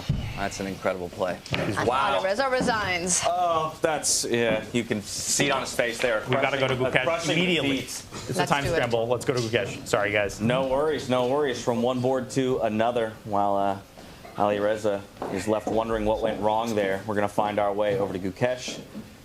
And Sindarov will, where this earlier felt like a very Tables have decisive turned. winning position here for Sindarov. Yeah, something has shifted. Well, let's jump straight into that one. Let's bring up Sindarov, the leader so far in our round robin against Gukesh. It's an endgame. bottom Rook, left. knight. There we have Count it. is equal. Count is Count equal. And the first question to me was like, can the white pawn step forward, fork the two black knights? But one of them jumps in with a check and saving himself there. We're headed towards a rook endgame. It Knight. feels like Can you give the knight on F5 or something? No. And the white knight can also move forward. The e-pawn is also tender. Are we heading towards a draw in this one? feels that way. Knight F1. Knights will get traded. Actually, knight Do we F1 is offer not the such a trade bad on move. E4? That's actually a fantastic move. I love it. Knight Oh, no, we F1. can't. We might see Just it. kidding. Trying to be We fancy. put ourselves in check if we do that. But he might play it. Might play it. Knight F1, guys. Because I want to fork the Very two pawns at the tricky. end. I think all roads lead to. Leads to Rome Chennai. is draw right now. And the black rook will go behind the white pawn on the queen side here, or go chase it down. It'll be 3 pawns. Oh, three yeah. pawns. I won't be able to draw the arrows. There we go. Javokhir was like making a 3-pawn salute there. He's like, I've only got 3 left. It's going to be a draw. Yeah. Even without black's pawn there on the queen side, which is now marching, this game is straightforward draw. That's In it the on front this. position. I wonder Yeah. then if we have time, can we go back Timer. to see where the game turned? There's also, I just want a full disclosure, Keymer Abdusattorov's going on. And Do you wanna Hikaru check in Aronian. Hikaru, can I flip to Hikaru? Yes, that's let's fine. check in with Hikaru. Because it actually is a pretty interesting endgame. Okay. or I'm not sure if it's an interesting idea. Just looks very blocked, Daniel. But here, white is the exchange down, so it's rook for bishop. But in return, white does have 2 pawns. The structure of white's pawns, though, looks so nice. Everything on the light squares. Yep. The color of the white bishop. Full domination and control of the board. The rooks are only as strong as the open lines they have, and guess what? No open lines for those rooks. It's like he's playing checkers, everything on light squares. This is like Nimzovic's pipe dream. It's like, this is the position I never had. So in a position like this, how does either player ultimately look to break things open? B4 is a break that you could be thinking about. Okay. Because I guess from white's perspective, I would be happy to shuffle this rook around Yeah. on the second I think that's going to rank happen. the whole time. You just enjoy the position for a bit. You savor the moment, and then Hikaru will break through for sure. Yeah. With But F4 when and or where? B4. We get also G5, but then FG. There's some skewers. It's more complicated than it appears. So is Hikaru playing for the win here, David? Yes. We should mention Levon Aronian. Like, if Hikaru does nothing, Levon never ever wins this. White has a perfect blockade. Black can never get through. So it's very much Hikaru trying to win. I think Gary. I think he's going for Gary. He's going for the G pawn push. It's one of those pawns. You just need to open up lines for the white rook. The white bishop and white king are maximized. They cannot be improved, so it's just the white rook. The time is now. Well, he does defend that E5 central pawn, so prophylaxis. A rook lines up now against C4. Hikaru also does this, right? He keeps shuffling around and putting that incremental pressure on the opponent before he goes in for the kill. He'll wait till Levon's down at like 5-10 seconds left, and then he'll be like... Torture. It's like that torture device where like the drop falls on your head, but you don't know when. You're like, oh, well, just make the breakthrough already. Rip the Band-Aid off. And give that decision to your opponent when you've got no time on the clock to actually find your way. So that's really smart strategy. I would do it. No, not now. Not yet. It might be a combination, like 2 flanks. Like you push b4, you bring the rook round, g5 quickly, while black's still trying to organize the defense. Is he worried he might lose, or is he just trying to perfect the moment? Bit of both, maybe. Rearrange king to h4. Ooh. Which is an amazing idea, by the way, I should say. And then g5 looks fantastic. Yeah, the white king is, actually not necessary. I'm just so attracted to centralized kings in an endgame when the queens are off. The white king can actually go either flank as well, support the pawn breaks. It's the perfect example of being down material but fully dominating and controlling the board. That bishop in d5 defended by that c4 pawn is such a hero in the position, right? Just denying all activity, all pawn breaks for Levon. And f4, finally we get one in. Hikaru Abdusattorov complicated endgame, but this is the one to watch because they're both, well, virtually under a minute. Right, and if we have takes, now the rook owns that file. You forgot another take. Why are you smiling, David? Got a conspiratorial grin. Triple take. There's catchphrase, of course, Hikaru. One punster to another. Takes. Logical. He'll want to keep it blocked, Levon. He'll want to maybe defend that pawn with his rook, but walking into a pin, he does trade open file. That's that. Some stalemate ideas, maybe, but no, there's that pawn at b6. Too many things to give up. Does black need to go back with that rook and not allow the white rook to jump forward to that 8th rank? But then g5 is happening. You're going to break the doubled pawns down one at a time. g5 is happening anyway, regardless. I'm going to say I'll be shocked if Levon holds this one. It just feels like the clock. The worst person to have this against. Literally. Rook e8. I mean, Hikaru's going to just everything's perfect.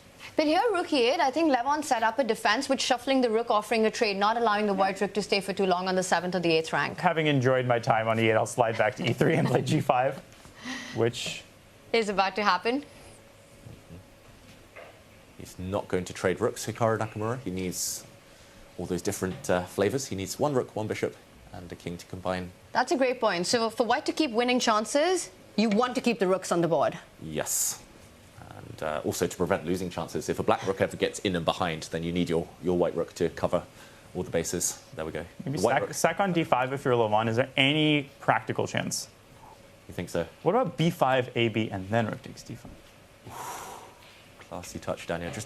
If you can get rid of the white bishop and eliminate the whole queen side, all of the pawns on that left flank now, it's just a draw. I'm the expert at blundering other people's pieces. He is giving up the f7 pawn, by the way, just for rook activity. He's hoping that Hikaru captures it and the rook lands on either the 3rd rank or the 1st rank.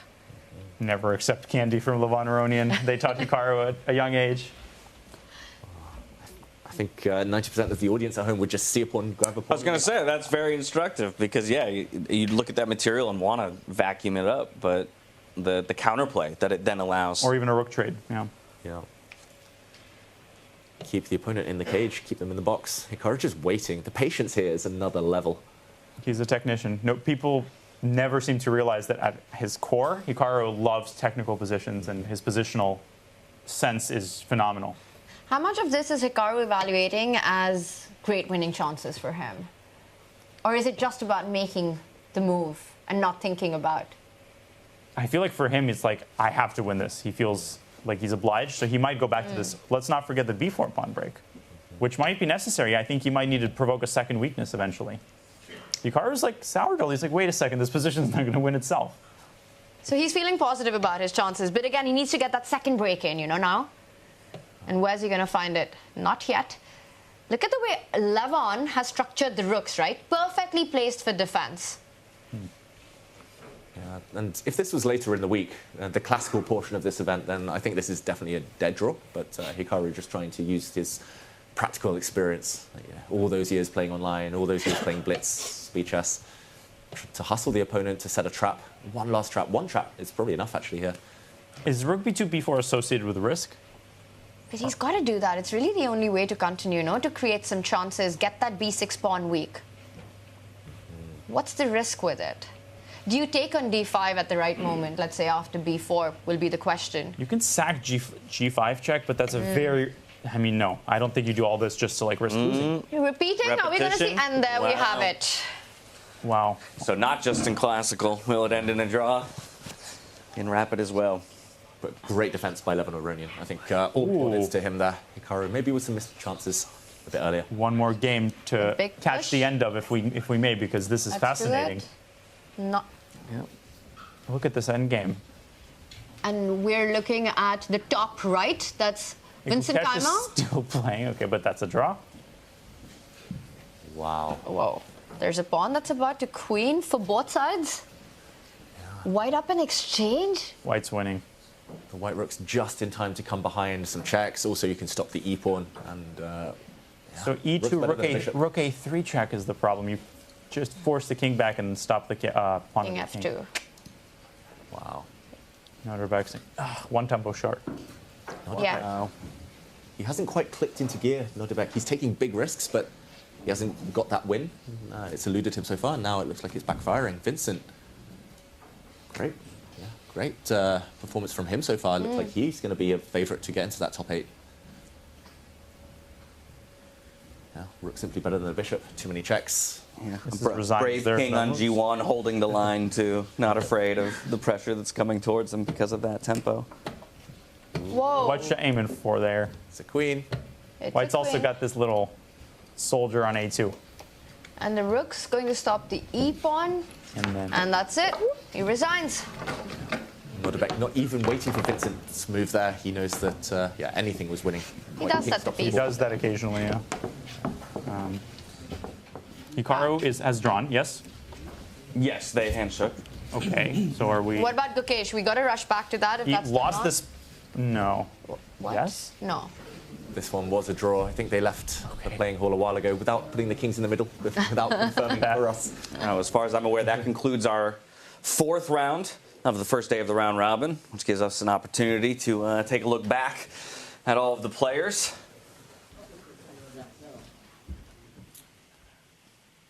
I think at this point, I'm starting to wonder which of the players' tournaments are going to expectation for themselves, who feels like maybe they're overperforming and having a great day, and who is leaving, something wanted out there. I'm not leaving any dried apricots in here. I think Alireza, one of the ones coming out of that round, you could could read it in his body that he felt like maybe there was an opportunity he let go. Yeah, and of course the world champion, well, I say world champion Gukesh there, not quite kind of getting the position he wanted, but holding a draw. I think very important for him on the standings. But the world #1, Magnus Carlsen, losing a second game. Both times he's had black, he's lost. And the blunders just not what we're used to seeing from him. Needing some time to warm up, perhaps.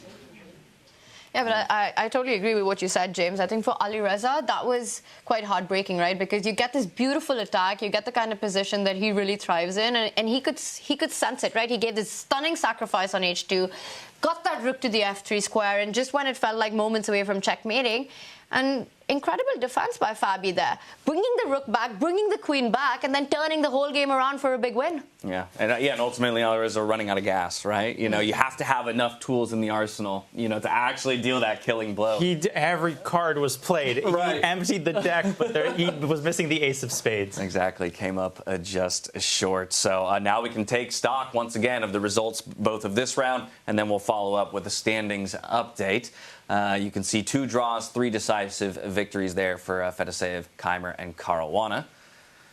We'll see how that affects our overall standings. I think Sindarov is still going to be sitting somewhat pretty. While this is his first game without a victory, he'll still sit at a clean 3.5 points, which will feel very good. So we'll get those standings up and take stock of the field.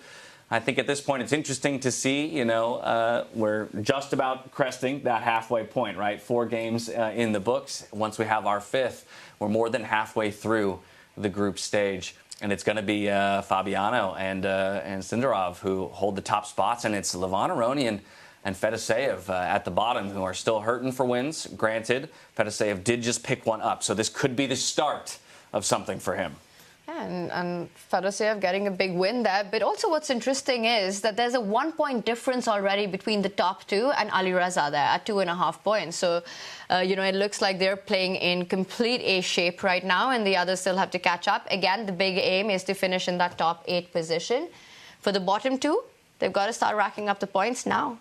Did you see the 2 names hovering just above the danger zone, though? Hikaru Nakamura and Gukesh, half a point off potentially being eliminated from the event. They're candidates, but for elimination, not the candidates they're used to. But I was just looking, Fabi, he beats Carlsen. Much has been made of his quote-unquote blitz deficiencies, which has been false from the start. I mean, see how he plays in time pressure. It's unbelievable. He spots Queen A8, Knight E4 to deflect that attack against Firouzja. Firouzja never misses in those attacks. Trust, in 30-second chess, he attacks perfectly. That was really impressive by Fabi. I'm impressed with his form, and he's caught up with Javokhir. And I'm not caught up with reality or with the Uzbek team. Now, this is the kind of the part of a group stage where I start to wonder if the approach of any players changes based on their positioning in the standings, right? Because it's one thing to say, hey, we're all competitors and we like to win. It's another thing to say that I'm here to win the tournament. And sometimes your best foot forward, you know, in a competitive environment is maybe, okay, I'm already sitting up top as Sindarov, let me start playing safer, right? Maybe I do look for just draws. Guarantee that top position. Don't look to throw things away. Granted, he's very close to locking in a spot already. Perhaps the argument's better for those sitting in the middle of the table. But they just want to get that top 8. Do people start playing more safe? Do people at the bottom start taking more risk, akin to what we just saw Magnus Carlsen do? That can always backfire. I think, you know, the shape of the standings is what's really going to be interesting to see if players start playing differently as a result. I would say maybe the one who kind of stood out for me there in terms of playing differently was Levon Aronian, because he did lose his first 2 games. Then it's just about stabilizing. He drew his 3rd quite comfortably. His last one against Nakamura, it was kind of backs to the wall defensive. He just wants to get those kind of half points, maybe points later on the board, but just wants to, you know, be within touching distance of the pack. Survival mode right now. Survival mode, exactly.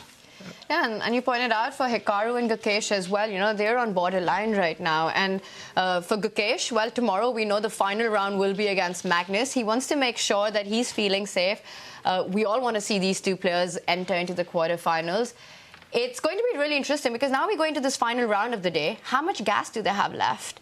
About as much as we do. We saw Nodirbek getting his chips in. So it's so much about the energy because the first few moves in freestyle chess just dictate what's going to happen very early on.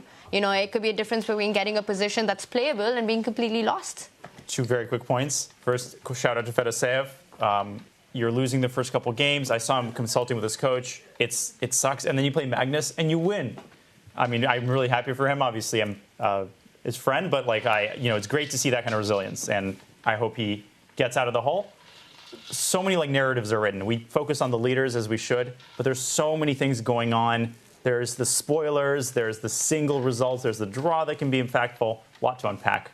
And as we fall asleep tonight, we'll be thinking about the cross table and all the results and the could-have-beens. That's a good point. We have one more round to go today, but then we have some time to ruminate on the standings of all the players, and they'll have to do the same as well, right, and devise strategies for tomorrow. But I think you're exactly right that our focus now shifts away from those at the top of the table. We're still very interested in how they perform, but now it becomes about jockeying for those final positions and who's on the borderline of being knocked out. And so you can hear, I think, behind us all of the bingo balls being loaded back in as we're awaiting the reveal of our fifth position of the day. They're jockeying for position. The bingo balls are. As well, yeah. Yeah, imagine tomorrow, round 9, the final round of the day, and like Magnus, Gukesh, imagine neither of them are safe. Oof. One of them has to survive, one of them has to knock the other one out. Could that, I mean, Magnus not in top form, Gukesh just hovering there, just in, what was it, 8th place? Right. Just, they can split or steal? Hikaru. Have you heard of that? Do you know the British game? I do know it. I don't. Was just wondering. Ticket to Ride, split or steal, my guy. Yeah, I think and also every chess player wants to finish the day on a high, right? You don't want to go back to your rooms after this long day of chess and not have a great last game. There's the standings at stake as well here. Energy will be a big factor. It's going to be really interesting to see, and also what kind of position we get. Are we going to get something that's easier to handle with white? And just to finish this point, we might even see playoffs tomorrow for that final 8th spot. That might happen. If players are tied for that one decision, it goes down to blitz games. Anything can happen. Bring it on, more chess. More chess. Down to the wire. Armageddon, I mean, man. Yeah. That's all anyone can ask for here. I'm sure each of these players too, right? As much as it's a lovely setup, and we're treated very well here. Every player wants to play for as many days as possible. It's not right? New York. Can we actually just talk about the setup? Because I've never seen anything like this at a chess tournament. You know, we've got this beautiful, stunning playing hall inside where you've got this stellar star cast of 10 players. You've got the biggest streamers here at Weissenhaus. They've got their own booths, by the way, where you can watch all the action they're streaming. You've got the Botes sisters. You've got Anna here. You've got Sagar from Chess Base India. Levy, who's still out shoe shopping, by the way. Should be back soon. They have really pulled no punches in setting up this event, both for the players and all of us as broadcasters. Few things to debug, but yeah. Now that said, we do have our final position just about to be revealed, so we'll dive inside to that gorgeous player hall to get the final position. Predictions, what number is it going to be? 137. 384. In the 400s. Predicting about 100. That's a cop-out. Give me an exact number. 453. Okay. What are the odds? Peter Doggers, as I'm always, it's not Doggers. Every time it's like a landmine. It's like, no. Whoa. Ooh, Sagar from Chess Base India. First Let's there go. was light. Okay. Oh, I think he was simultaneously posting a video to YouTube there.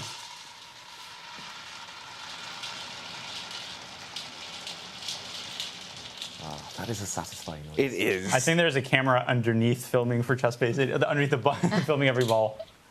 There's a Chess Base India camera. Amazing dedication by Sagar. What will it be? Someone who is completely invested in his craft, and it's very inspiring to see. Ooh, not even 836. Yeah. None of us. Sorry, I was completely different. Thank you so much, Sagar. You did amazing. I think you're going to take my job. Thank you so much. I'm loving that shirt. Stylish shirt. 836 will be our final position of the day, concluding 5 total rounds of our round robin, 4 of which will happen tomorrow to conclude the entire stage before we qualify into the quarterfinals. Position up on that big screen there. You can see each of the players getting a quick look before they head to their respective tables to break it down with their color partners. All-important 5th round, final game of the day. Well, and this is one of the guys that we're going to have our eyes on, right? Because a bit surprised maybe by his placement in the standings. He's not happy with how and like it was a smile quick, then there was a frown, and there was like a hair. Oh, and look, they're quickly trying to set up the position because they only have a couple of minutes before the round starts. Look at that team. Like everyone, it's like when you watch Formula One, the pit stops, you know how quickly everyone comes up with the wheels? Yep. You had Fedoseev adjusting the white pawn and Sindarov contributing and Hikaru was like... We need that chess pit crew. And shout out to Atusa. She's a very strong player, woman grandmaster herself. She's here with with Hikaru, of course. And yeah, it's been awesome to see Hikaru, you know. He's gotten married with his streaming. He just feels happier, playing incredible chess, in a good mood. Everyone's at it. Magnus got married too. But it looks like perhaps he's electing not to join the group here. He just wants to be left alone. Yeah, so going to maybe steal a page out of Magnus's playbook from the beginning of the day. Oh no, there we go. David, you got that. Oh, pun, he returned. Right? Okay. You got that pun, right? He just wants to be left alone? Oh, yeah. Okay. Sorry, moving on. I do get that pun. In the meantime, the one player I haven't seen participate at all in these discussions is Gukesh. And it hasn't quite been his tournament. Not doing too badly, but of course not quite playing at his. Almost like everyone's worse than him. So this group here on your screens is going to be playing with the black pieces. Ooh, and we've got the position, a very different one from what we've been seeing all day long. You know, you've got the king at the center of the board, and that's the first time that's happened. True. That's promising some spicy games potentially. Most likely, it's going to be a race to castle. King in the center of the board is just open to attack from all angles, so you want to get it into one of the corners. So all the movie scenes with the king on d1 in the initial position were just Fischer random. So what? C4, D4, get the bishops out, immediate castle? Yeah, or maybe the other way. You want to go the other way? Get the white knights out. The only issue with getting the castle on the right side would be, where do you place your queen? And that's always a big question in these freestyle positions, right? You got to get the queen out of the way. How and where do you do that? Because the black bishops are also lined up, sniping across the board on that Yeah, you corner. can't sit on H2. Not feeling good about that. You can build a little house, H4, G3, Queen H2. It's okay if the queen doesn't do anything the whole game. We can do without it. It's not just the queen. Like, you'll have to push some pawns to get her out.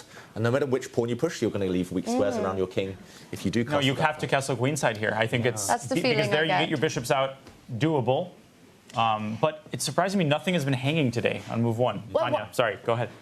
No, to your point, I think one plan could be push that pawn in front of the king, go d4, bring the bishop out, put the knight behind that pawn, push that a pawn, develop the bishop, and go castle.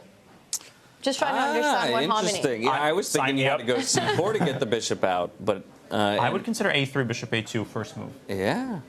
Fedoseev sometimes likes to go a4. Like, way back when in 2014-15, we did some training in Fischer Random, and he made this interesting point that, like, starting with the flank moves and getting the bishops out, as you said, sniping, very good strategy. Sometimes the enemy. You can say that in Russian, by the way, to refer to the opponent. The adversary overpresses by grabbing too much of the center.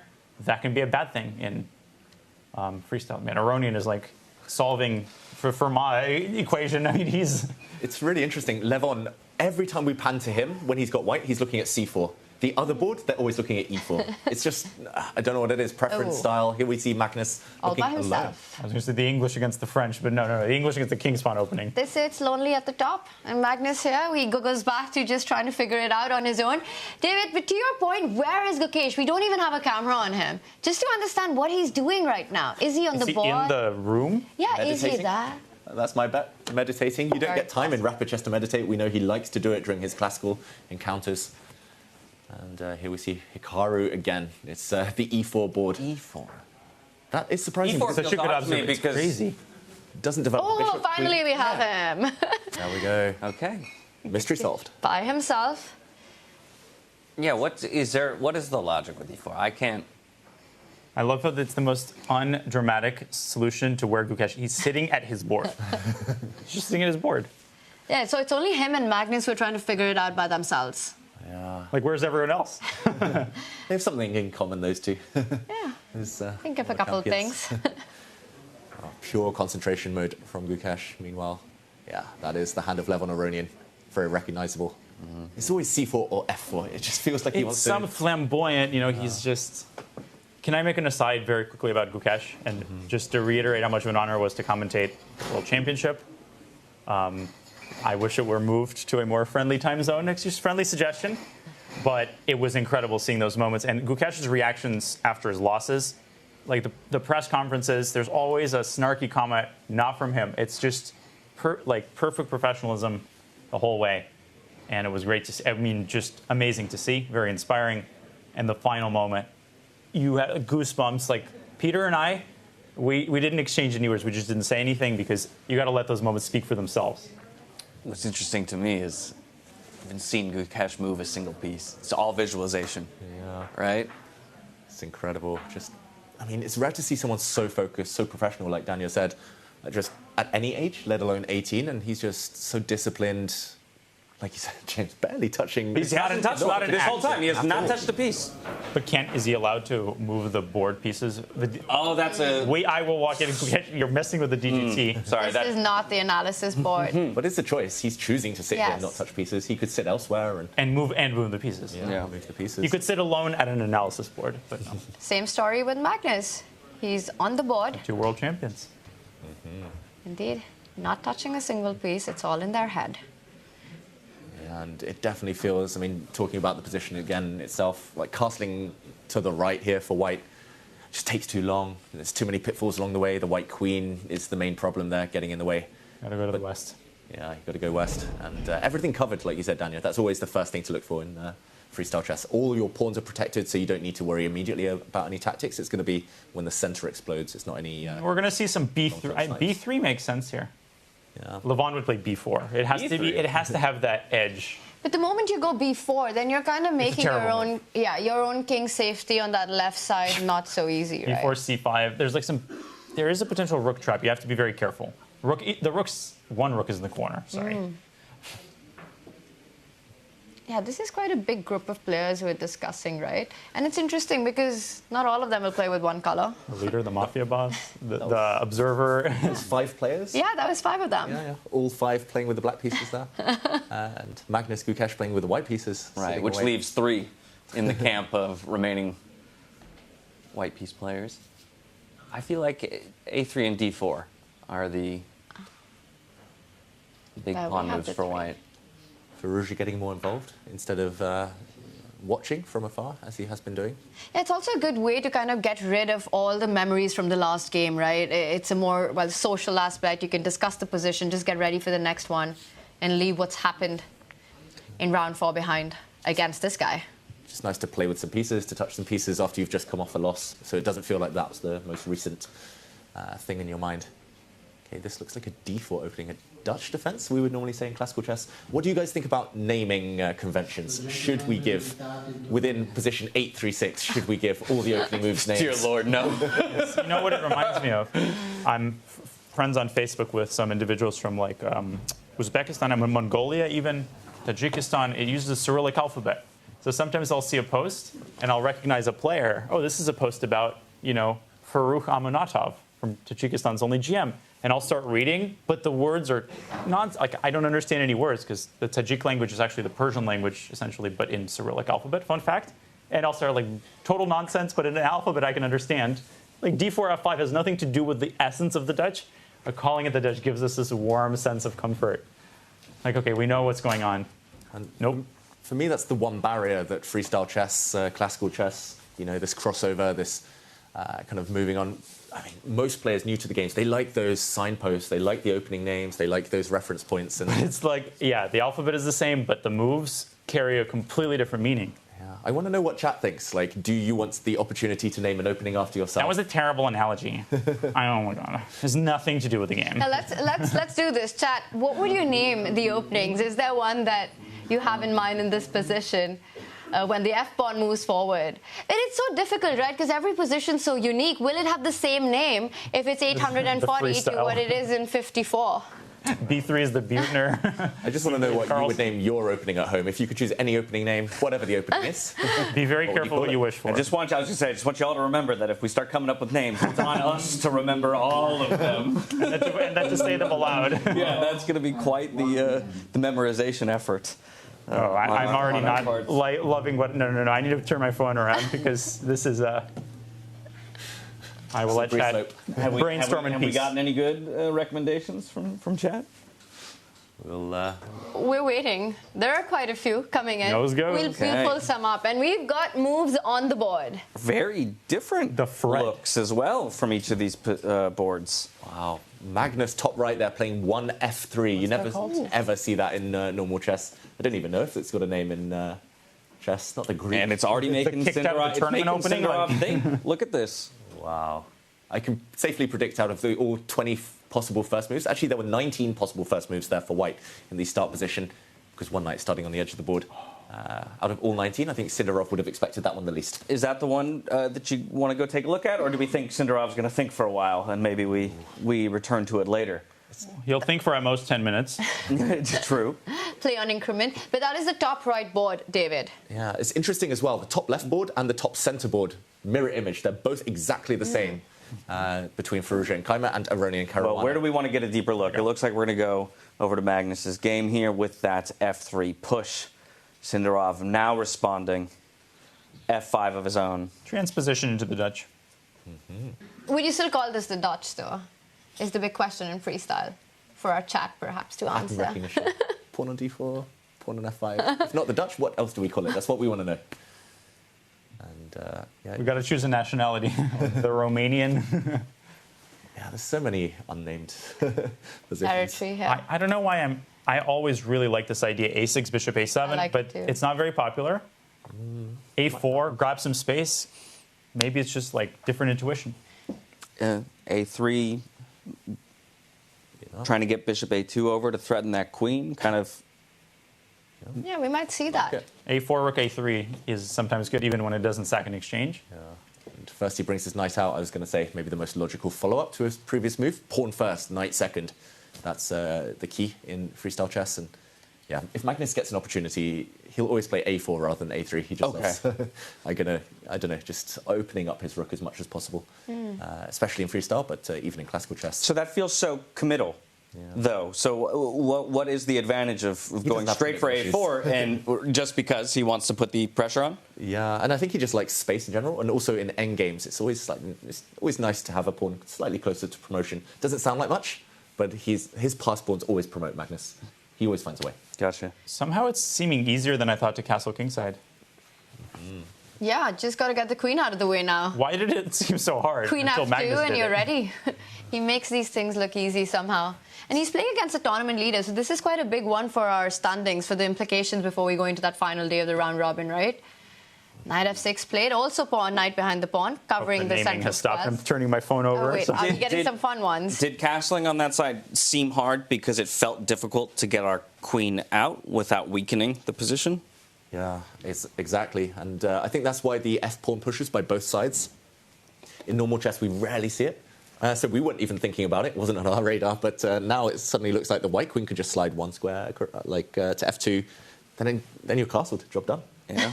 I mean, chess maybe is that simple.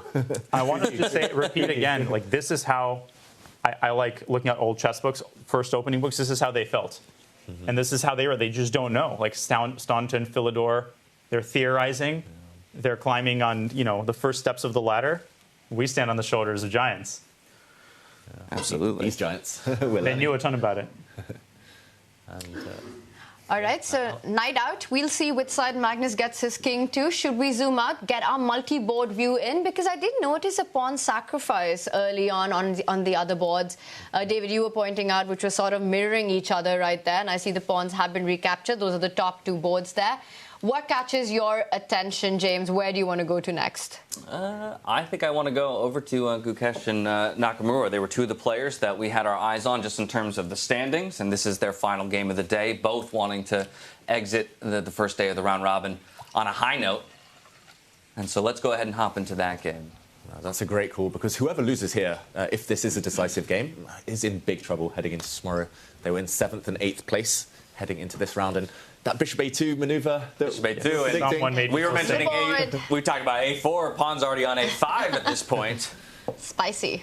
Okay, big hit. The black queen attacked from afar. Yeah, the pawn on a5 or likewise h5. That's linked to AlphaZero, of course, neural network. But feels wildly aggressive though from the white position. And to the degree that if your attack doesn't work, I worry that you've exposed too many openings, right? In terms of how many pawns you push forward. Your king feels rather weak if your attack isn't successful. Yeah, look at that white king. If you could swap the white king and queen around, that would be perfect. Much better. But, OK, he's going forward even more. Full frontal assault here with the pawn. I mean, a6 is a trump card because bishop takes a6, bishop d5. But you want to press that button at the right moment. And I don't know if that moment is now. He first trades the knight. Maybe GF to halt the avalanche. Did we offer a rook lift here, though? or do you take with the pawn? Levy, I just heard his voice saying rook a3, rook g3. Well, rook takes knight does invite that g-pawn moving forward, but Hikaru, he hasn't rushed with his decision, so he's definitely considering it. And he's calculating what really happens once the g-pawn gets to g4.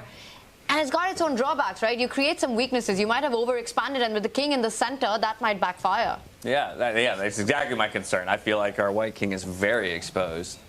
This is a style thing. Like, I mean, not just a freestyle thing, but I think dynamic players take with the rook. More positional players maybe take with the pawn, just to open up the black queen, just to get a square for the black knight to come out in the corner. And Daniel, you said he's more... And the indecisive players, eeny, meeny, miny, mo, catch Hikaru by his toe. And we land on the pawn. Yeah. This does allow him, though, right, to get that e-pawn forward and kind of create nice pawn structure. Black queen now threatening some checks already, potentially. Black knight has a nice jumping point. Gukesh needs to do something about his king ASAP. And not very easy to do something about it, right? On the right side, you've got this knight blocking the way, the queen blocking the way. Also notice how Hikaru's bishop and queen are beautifully combining to put pressure on that g2 pawn. So not really allowing white to step forward with the knight.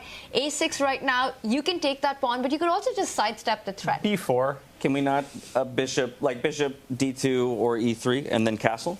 Yeah. I think if I pretend that there's no concern, then our king is immune. No, just kidding. The huge problem in these types of situations, this pawn, it looks fantastic. You've got this pawn chain, it's covering everything. The moment d6 happens, like the pent-up anger of the black pieces pours out.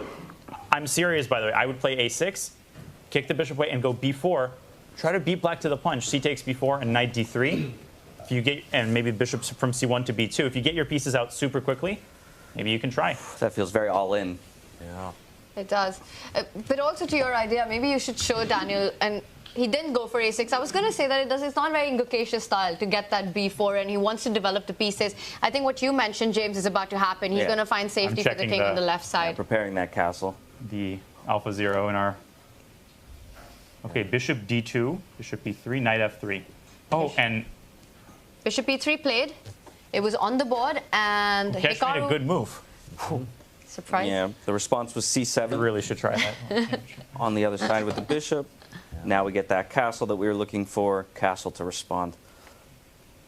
Okay, both kings now nice and safe. We at least know their locations. We don't have to guess where they'll go later. But yeah, d6 is coming. Black is about to break out. And how careful do you need to be about the sacrifice on c5? With the white bishop and the queen lined up, it's something that you have to have on your radar at all times. Like... in the water. It's in there. It's somewhere. It's like this hanging sword. And b4, d6, and then you could sack. There's multiple iterations of it. Knight d3 and then sack. You're obsessed, Tanya. b4. I haven't sacrificed any today. It's like, my life is incomplete. Yeah, it feels like he's bracing for impact here, though, Gukesh, rather than initiating. He's going to play bishop d5, and then that's going to be the best move, and it's just to get the light squares. And that is why... I like it. I like it too. Proverbially speaking. Bring the knight out first, maybe knight to f3. That white knight is just the kind of the one that sticks out as being misplaced. Yeah, finish your development. But chess has become more positional over time, and this is a good example of it. Not just in the sense of people don't play the king's gambit, but also patience. Just the methodical play, super important. Even compared to like the 70s and 80s, there was still that tendency. Throw the piece out, give it away. Nope, can't do that anymore. Yeah. There we go. The knight David, you're a wizard. But I think now your idea, now that the rooks are connected, because you really want to try to trade off that bishop, right? Bishop d5, and if the queen eventually was to attack that rook at the center, you can double down on the d line. I'm in court. I cannot stop looking at bishop takes c5. You don't understand. It's a condition, congenital, I promise. But the queen has got nothing assisting it. But what do you do after queen takes c5? You just sidestep the king. Bishop d5 and then? Oh gosh, are we going to see a sacrifice at this moment? That looks winning to me. I don't know. It just looks. It looks winning. Well, okay, I'm checking. Slow that down. Show that. Let's put it on the board. Yeah, let's see. I can do that. Let's see. He's gonna. I will turn the engine on. Takes the pawn. Takes the bishop. It is very good. Queen takes c5. Ooh. Sacrifice. Best move is queen g6, but who plays that? King b8 and bishop d5. And. Oh my God! Bishop takes d5 and you don't recapture. What? What? You just check? For a second, it said knight d4. Oh, wow. Oh. Yeah, but rook takes bishop, right? Every single human on the planet is playing that. If knight d4 is played, everything is stopped. Arbiter, all of the arbiters just emerge from the shadows. FBI. metal detectors come out. No, this is, again, matter of taste. It's different approaches. You have multiple good moves. So Bishop d5 is the best move. Bishop takes c5 is a valid option to go for that sacrifice. But it's not a Gukesh move, I feel. Bishop d5 really feels like his kind of chess. I don't know if this Michael is Tull once told me that everyone was able to sacrifice a bishop at the right time. Also, you'd be asking, again, a player who's in somewhat precarious position to make a risky move, right? Without having that computer evaluation to know that it's right. Yes. So it is, It's a great you know, point. against a direct rival as well. Exactly. For those yeah, if he's sitting at the top of the table, maybe he's considering that a bit more. It's something that he has the leeway to go for, but I don't think so this time around. Here's someone in love with his position. It's his risk appetite right now, and given the standings, completely agree with you, James. How much all in? His eyes were looking over that side. Like the more they look over to the right side of the board, the more he's looking at that queen side. Is he going to do it? He reaches out. He does it. Bishop takes pawn on the board. I mean, he gets 2 pawns for the piece and a massive attack that looks crushing, I think. Okay. Yeah, this is no holds barred chess by Gukesh. Against Hikaru, that too. Well, in a lot of ways, we say it's a risk, but it's also a bit of a haymaker. Michael Jordan, right? Because he is vying for that position up against Hikaru, and if he knocks him down 1-0 here, he creates that separation. That could be what saves him and guarantees him a spot in the top 8. So it's a risk to say the least, but it could pay off tenfold. We'll only know in hindsight, right? Was this the moment that decided the standings, or was this too much risk right now? And he's got to prove this sacrifice. It's just getting started. Yeah. Is it reckless? 4 minutes only on the clock. It's about to become so messy, so complicated. It's one of those do or die. It's the power, though. It's when you don't sacrifice often. When you do, it creates the super powerful impression. Yeah. I mean, this is extra impressive considering he had a nice, kind of safe alternative, but no, he's going for it. He's reinventing himself before our very eyes. Is there an option not to take this? And can you just take like a5, for example, and just be like, fine, you can have that pawn, but I'm not gonna give your queen the opportunity to. I don't know. The white bishop can go grab a pawn on a7. The white queen's still lying there. You're giving up another pawn. I really want to. What I want to do is check out on Hikaru, and there we have it, because he's one of the most expressive players, right? What is his reaction seeing this sacrifice on the board? He's like, poker face, keep the poker face. He calculates an insane volume of variations, looking for the most practical defense. There's one thing for sure, he might lose. He's not going down without an absolute dogfight. Yeah. You can hang your hat on that. But that's set your watch to that.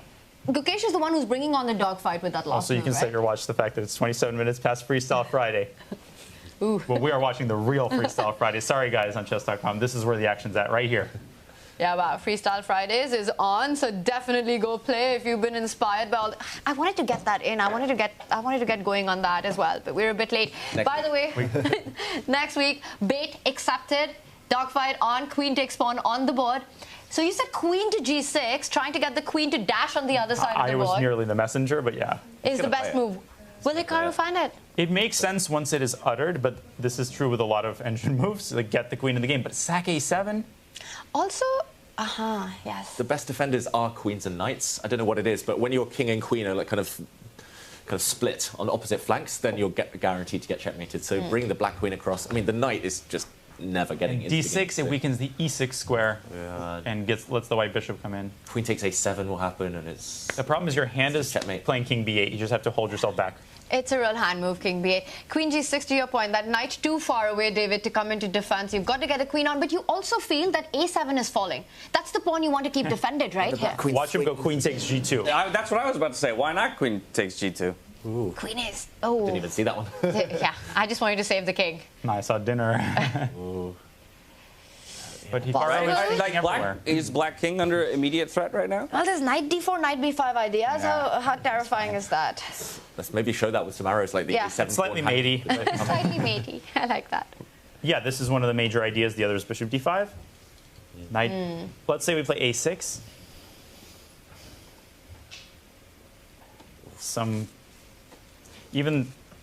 No. The queen could slide in. There's a lot of tempting moves. Gukesh under 5 minutes. It's easy for us to sit here and say the move exists. He's down a piece. He's down a piece. He's got a couple of pawns and a lot of threats against the black king. Hikaru still hasn't made a decision. Queen g6 is the best move. Will he spot it? He hasn't played king b8. That's an achievement. It means he understands this is a critical moment. Yeah, but the thing with queen g6, you're also hanging the e7 pawn, you're hanging the a7 pawn. From a human perspective, tough move. Yeah, so again, help me understand, why is g6 so great? Because to me, it doesn't look to achieve too much, other than allowing the queen to slide over in defense along the sixth rank. That's exactly the point. Okay, so it's just a preparation move. You want to get your queen closer to the king. Gotcha. Essentially, the board is cut in half. White's central pawn on e5 just kind of prevents black's rooks coming down and across, prevents the black knight from ever kind of switching sides. And black pretty much has 3 defensive pieces, the king and 2 bishops. Right. Often if white gets 3 attacking pieces, I'm assuming the white queen, the white knight, the white bishop maybe, then it's just going to be pretty kind of attack versus defense. You need that extra 1 defender to... And we have no option to go knight to g6 either, right? Because then we just push pawn to protect the hanging pawn on the f-file. Yeah, and you're just locked out, essentially, that that black knight. Gotcha. Okay, well, while these two players are locked in, trying to maneuver their way to a victory here, we are going to say goodbye to David, who is going to get in position for a player interview in just a bit. So thank you so much for joining us here. Pleasure, guys. And help break it all down. Myself, Tanya, and Daniel are going to remain, of course, to continue breaking down the games.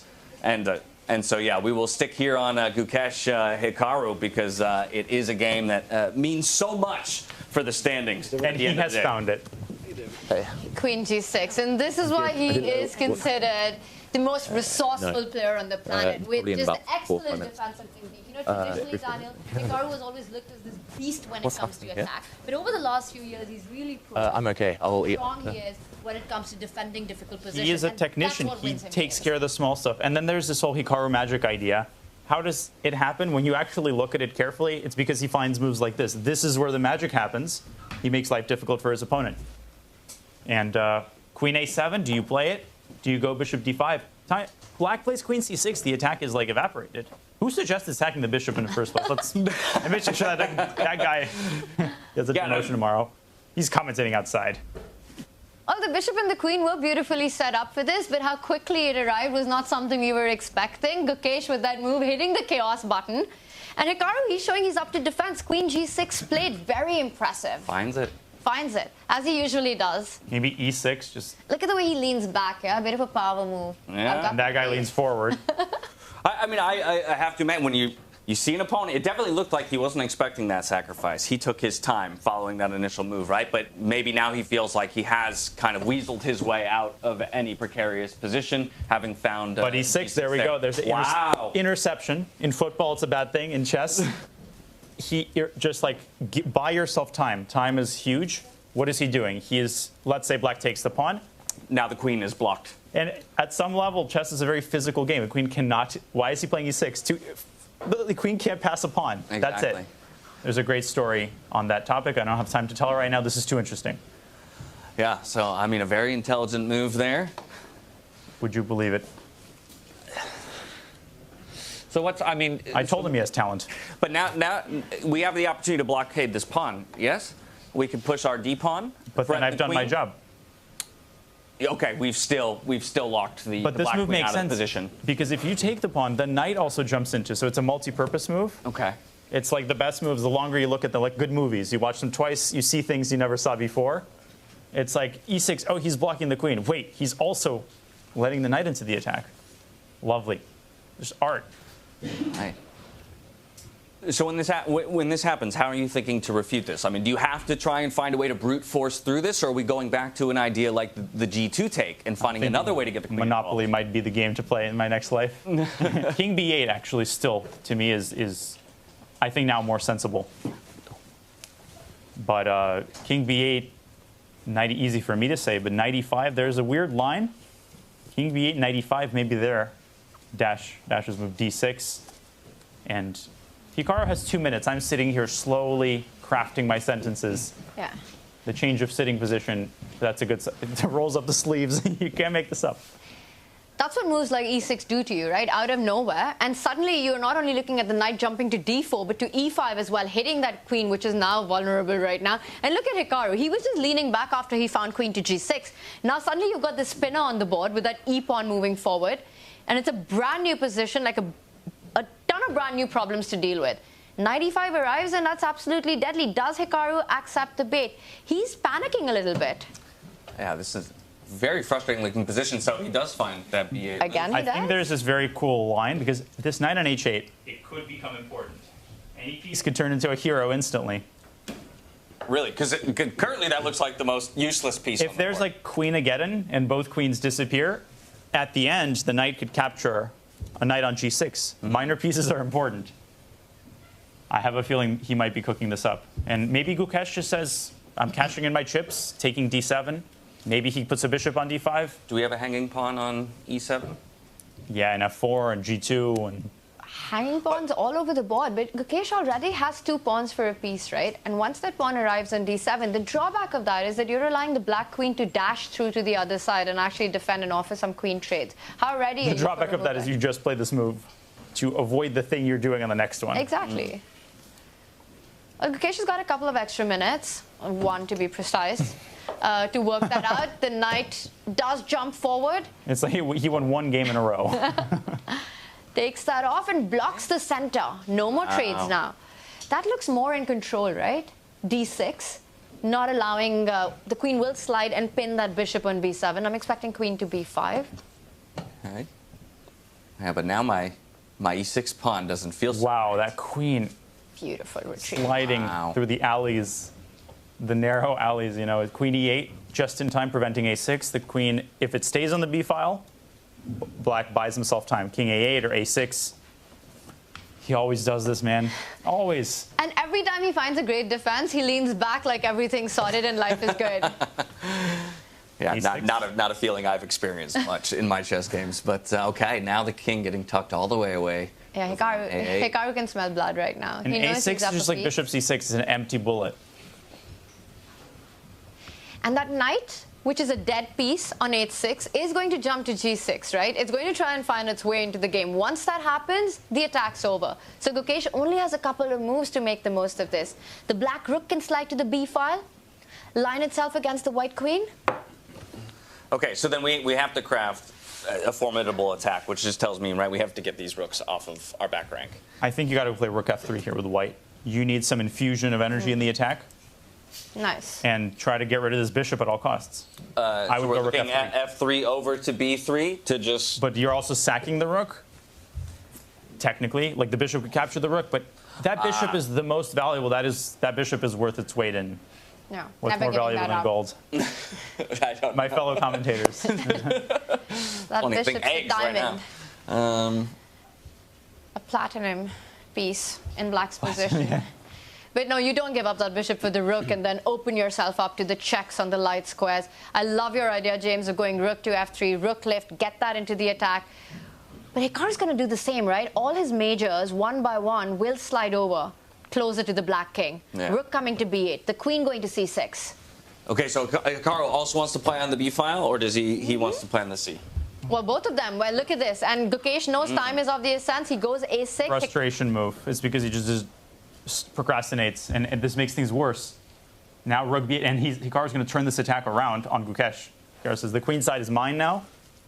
He's got the open files. I wouldn't be surprised if, you know, he's like Master Yoda. He collects all the lightning and then sends it back. Right. Rook B8. Now the queen has to move again. You know, and the bar is somewhat level, right? Saying that the position's close to equal. But down a pace, I think it's Hikaru who's feeling that he's the one who's pushing here. Yeah. And not Gukesh. Yeah. Because, yes, the computer can continue finding these ideas and these tricks. But how does Gukesh do it with 30 seconds on the clock? I'm just looking at the other games. Very tough. In the small screen here, just to see if anything crazy has happened. Abdusattorov has beaten Fedoseev. What are you thinking, James? That's it. In my head, I'm thinking rook B8. The queen has to move, and then we slide our bishop to hit the pawn and the rooks at the same time, right? Bishop to B5. You skewer the 2 rooks, but the only thing is the white bishop jumps to that center square. Notice how the king on A8 is boxed up. So you have to watch out for ideas. It's like the black ball in pool. You cannot move it from this diagonal. Okay. It's the crowning jewel in black's position. And I think he wants to sacrifice this rook for that bishop, you know, just bring that other rook to the D line, give up your rook, and plant your bishop to D5. We might be in for a couple more sacrifices in this game. Hikaru's like 3-4 moves away, but he needs to be precise in those. Maybe take G2 even. But what a risky. Oh no! I mean, I would never. Now G2 pawn. We've been staring at that thing all It's like giving advice. Like, I wouldn't do such a thing, but you can consider it. Right. Let me know how it goes. Oh, and do you think Hikaru knows he's better in this position? So there's evaluation, and then there's a trend of the game, which can be totally different. The position's approximately equal, but the trend of the game is like Hikaru plus. He has the upper hand. Things have been moving in his direction. It's like when the Atlanta was tied with the Patriots, but you knew when they blew that lead, yeah, game is tied, but you know who's winning. Right. This feels a little bit like that, but not quite yet. Yeah, I think not quite yet. Winning might be pushing it right now because there's still complications, but Hikaru is sensing that he can try to create something Yeah, here. plus Gukesh is Tom Brady in this analogy because Matt Ryan doesn't have any rings. Yeah, he's just going to lock that bishop on that diagonal. Does improve its position up to e4. I'm not getting my passport in Atlanta again. And he might start chasing that bishop, right? Yeah. He goes with his own bishop forward to c4. Drop it back down to d3 and try and look for... And I was It lacks... Oh, the knight's coming, the knight's alive. coming. The first move from that piece by Hikaru, taking away, this is the two-square theory, right? You put your pawn 2 squares away from the knight and you control all the jumping squares. So that g3 move, very important. And back to b8. Just evading, dodging the bullets. Beautiful king play. He put that king on b8 so that if ever the white bishop lands on d5, it's not a check. Previously, the safest square was a8. Now it's b8. And maybe some tactical move now to open up the position. d5 somewhere. How impressive were these last few moves by Hikaru? Getting the rook on the b line, stepping up with it, finding the king safety behind that rook then. You know, he created this bridge on the b file, not allowing any checks. Yeah. The light squared bishop on e4 covers all the light squares, and now the king feels completely safe. Hikaru looks totally confident. Wow. Gukesh he's just sort of holding in a holding pattern. He's circling around, but he's not giving up. Everything's defended. Hikaru needs to be accurate. Okay, so as you mentioned, we've got the king back off of the a8 square. So does that white squared bishop still hold the same value for us defensively, or are we more okay trading it off in Hikaru's position? It's hard. Depends where the queen goes. A8 or e8, and Hikaru missed this. I think he missed this. Another retreat. Now this time a retreating bishop move, also hard. Yes, he definitely missed it because the queen doesn't have too many squares. Whoa. He doesn't go back to e8, but brings it to where the king was. And Gukesh, he's coming in with the rooks now. And crazy, the battle isn't, it used to be all about the bishops. Now it's all about the b file. Notice how the battlefield shifted. Yeah. Now the rooks are, playing their act. And dominating that black queen, which has no squares to come into the game. No, and even the knight, the black knight. It'll have its so much trouble getting involved, right? That black knight is going to go to f8. That's what Hikaru, he heard you, James. He vacated a square for his knight to come. But even if you go f8, how do you? I guess you're hitting the pawn, right? So hitting that central pawn. Gukesh is the kind of guy who would play bishop h5, bishop f7 to restrict the knight for the future. That's the plan.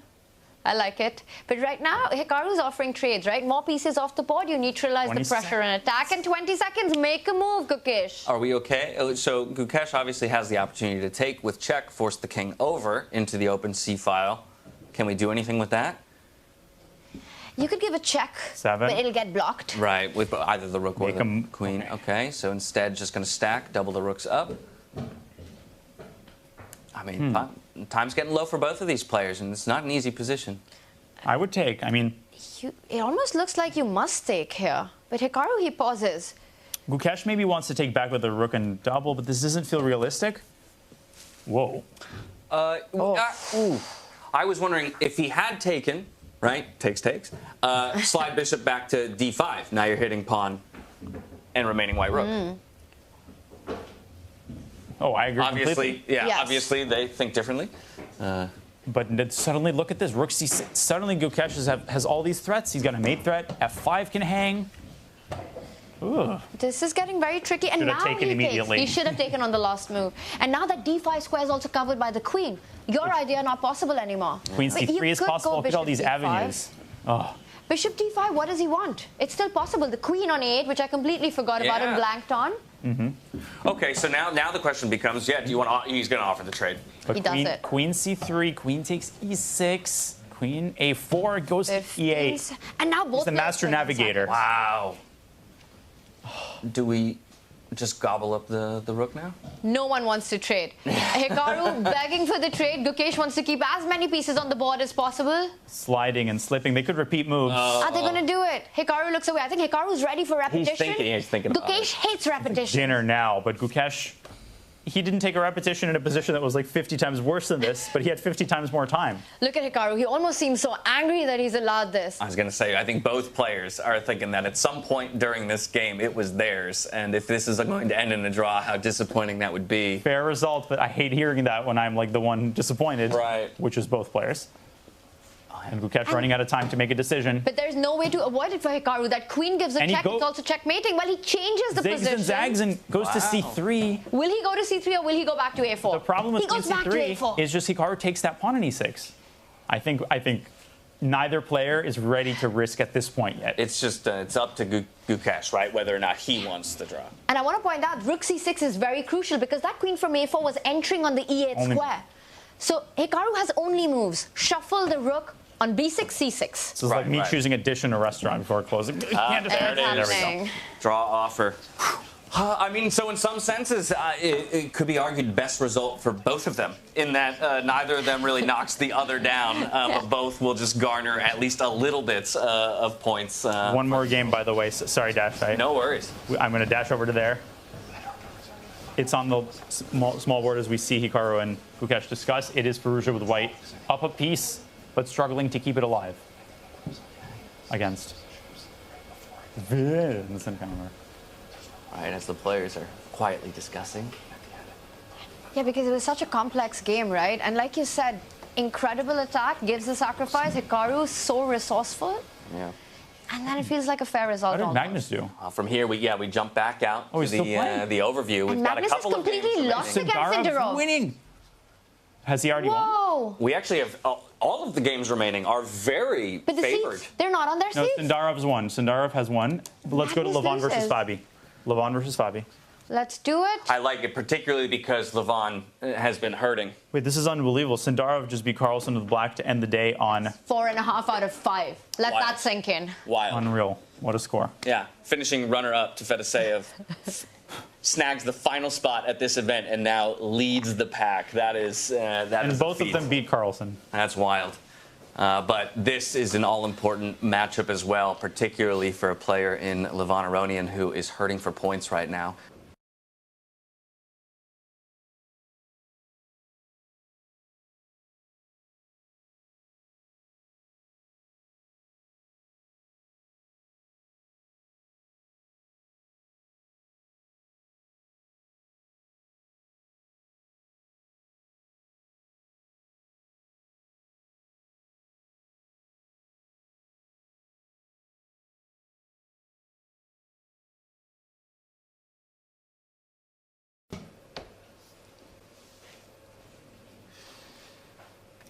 But it'll have to wait till tomorrow. Yeah. Looking for those chances, attacking that weak tender h5 pawn. You could step up with your queen as well, plant it on g4, offer a trade. He doubles up, keeps the queen closer to the king. He's lining up for queen e1. Just force the trade. It's black. The rook is more powerful than the bishop. Queen's off the board is game over on the spot. Queen e1. Check and rook e7. Just c4, there's so many ways, and 44 seconds is so much time in this position. It hits different than 44 seconds like in Hikaru's position. The one idea that perhaps white is setting up, Levon just looking for tricks, line up that queen, go one step ahead, queen d2, line it up with the bishop, and then enter with the queen on the dark squares on the h6 square. Right, but if I go e1, right? Yeah, I can't go d2. Was there a d7 option with a check? Then the rook blocks it, comes in with tempo as well. That's like throwing, I don't know, small stones at a bulldozer. Please. Not flat in my position, b3. Okay, trying to create an escape square. That's going to be shut down immediately. And that proposal is going to be rejected with a unanimous vote of 1. By Fabi. Right, we can push that pawn because of queen takes. Now the bishop is undefended. Exactly, and it also deprives the king of the square. Then you can do the honors. But he's not rushing with the decision. Has he found something more attractive? He does go in with it eventually. The queen has to stay connected to the bishop. Queen d1, I think, and rook e1 or queen c2. But I think he wants to go queen f4 and hope that the checks get him somewhere. I don't think they do. No.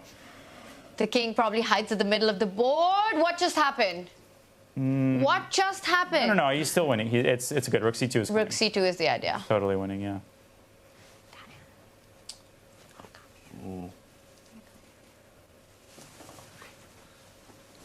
It's winning, but it's a little scary. Queen c5, so queen a7. This is how games can be screwed up, exactly like this. But he finds. He wants to go into h6, but I think Levon, it's always scary. C2. Always scary. You never know. That queen, it's coming on that square, Daniel. Queen h6 check. I believe in the king's ability to run into the center, but you never know. Where are you hiding? And he ignores it. He picks up the pawn. He better have calculated this.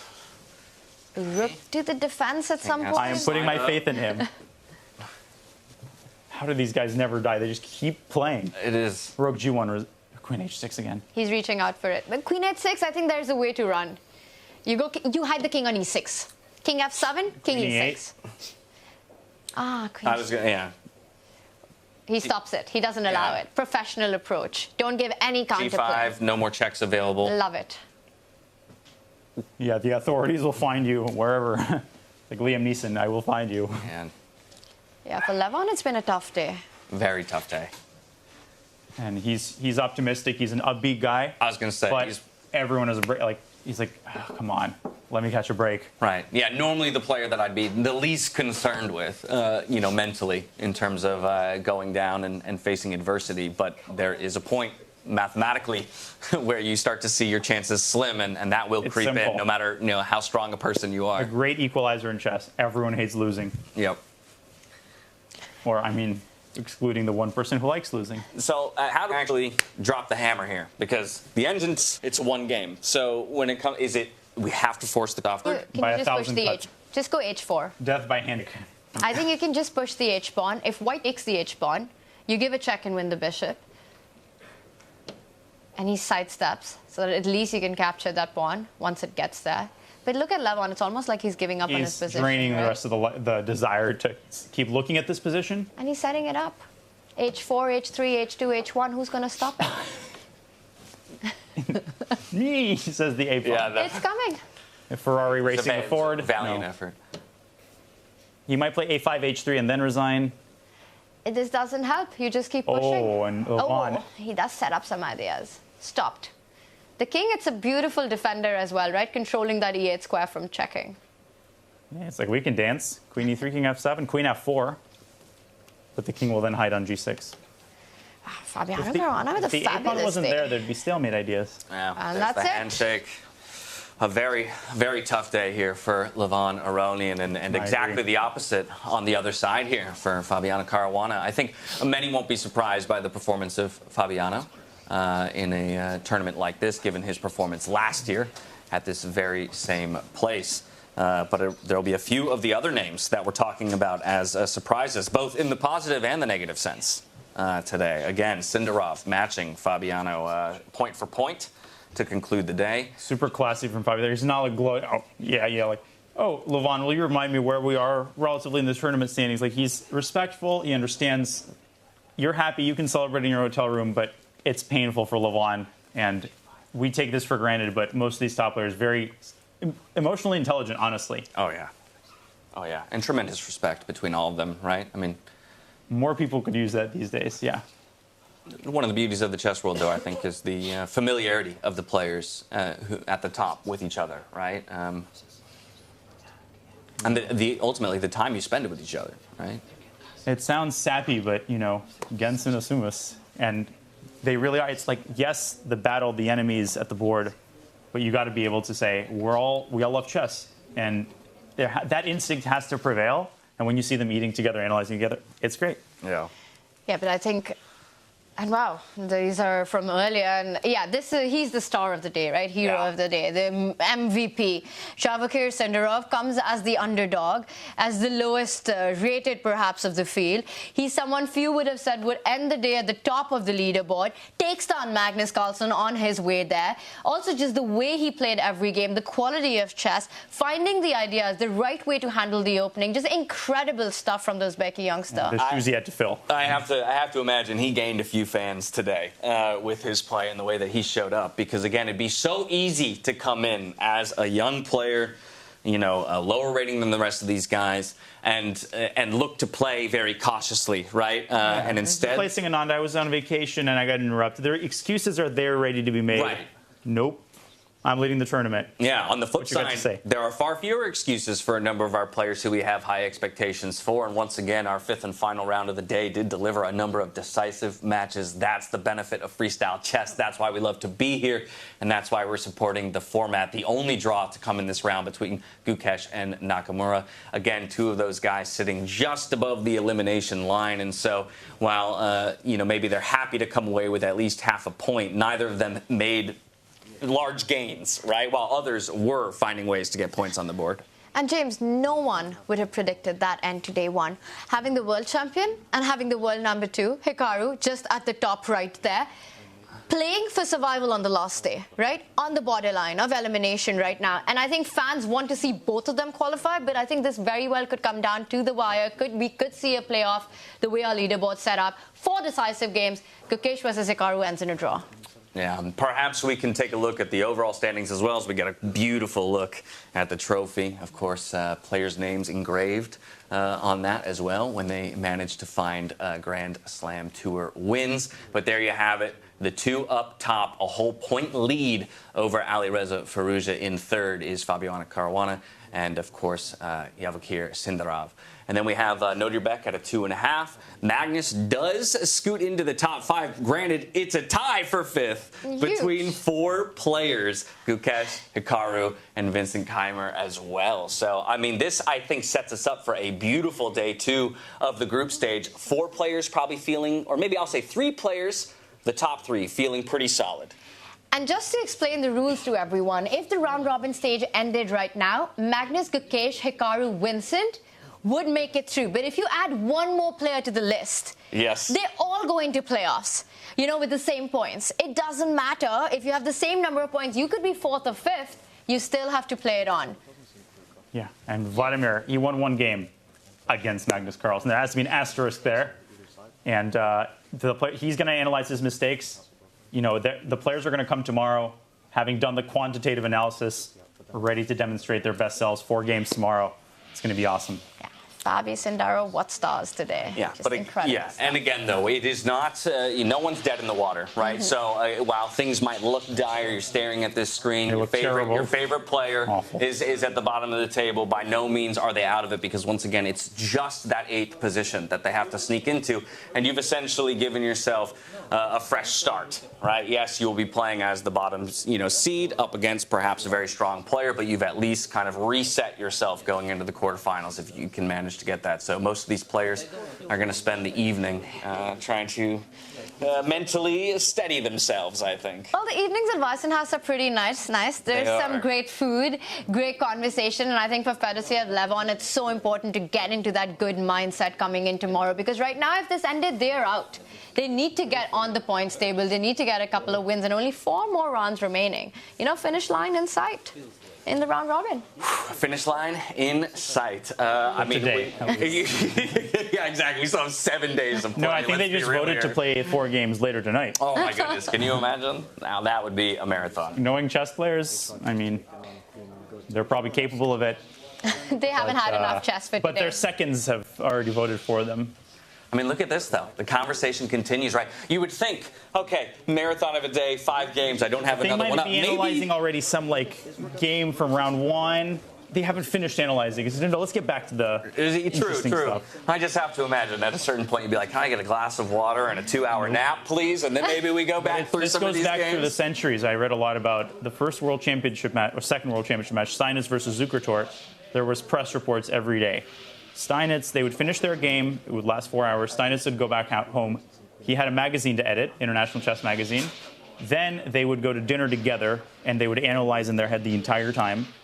And Steinitz is in his 50s when this is happening. It's when it is your entire existence, you can do it forever. Oh, to spend an hour in the mind of one of these players, it would be just. I missed him by 100 and by 95 years. I would pay to spend an hour in your brain too, my friend. We've got the next 7 days with Daniel. We'll get a peek at that. But the players haven't had enough of chess, and our chat wants more games as well today. But unfortunately, for day one, it's 5 rounds. The players get a rest. We have to keep you wanting more, everybody. All right? There's seconds Can't give it all to you on day one. We need some Russian grandmothers in here, like, you must eat, you know. It's like, and there we go. Cooler heads prevail.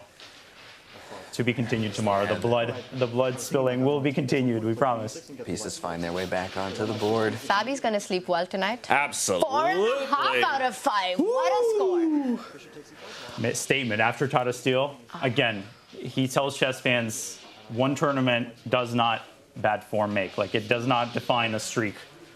Well, with the round robin, or the first day of the round robin. That sentence is not sense making. Concluding. We'll come back and chat through the end of the day in just a moment. But while the players conclude their day, we want to give you all a refresher on how exactly we got here. Let's take a look at the road to freestyle chess. The revolution of professional chess starts now. 10 world-class players, 5 unique destinations, 1 gripping and innovative format. Changing chess forever. Welcome to the 2025 Freestyle Chess Grand Slam Tour. Bringing a unique chess experience to iconic places around the world, only the world's best players will take on the Freestyle Challenge. During the 2025 season, players are awarded points based on their placement in each Grand Slam tournament. Over the course of the season, each player's points from all the tournaments are added together. And after the last Grand Slam, the player with the most points will be crowned Freestyle Chess Champion. It really is combat from move 1. This is so much better than classical tournaments. All events in the Freestyle Chess Grand Slam Tour will be played in the format of Chess 960. Each Grand Slam starts with a round-robin phase. All participants face off against one another in rapid chess. The 2 last-place players in the round-robin stage are eliminated, but will play for 9th place in a playoff match. The remaining 8 advance to the quarterfinals. From here on, the games will be played with classical time controls. Each matchup will be a best-of-2 game over 2 days, and in the case of a draw, 2 rapid games will be played. If there's still a draw, 2 blitz games will follow. And if the winner is still undecided, a final Armageddon match will be played. From the 7th to the 14th of February, the first Grand Slam of 2025 will take place in the luxurious Weissenhaus Resort on the Baltic coast in Germany. As it is the first Grand Slam of the year, all Grandmasters are eager to make their mark, with the top spot there for the taking. After 8 intense days of play, only 1 competitor will become the 2025 Weissenhaus Grand Slam champion, taking home 25 points and $200,000 in prize money. Let the revolution begin. Fabulous. Welcome back, everybody, to Freestyle Chess. That's how we got here, and a little bit about what they're playing for. I think that's something we can't forget. There's a lot of prize money on the line. There are a lot of circuit points on the line. And given that this is a year-long endeavor, even if you're not happy with how your tournament has started so far, it behooves every player to fight tooth and nail for every position, because we don't know at the end of the year what the point differential will be to determine first or second place for the tour overall. Yeah, and tour points are super important here, which is why even the 2 players who get eliminated post-round robin, they fight for that 9th and 10th position.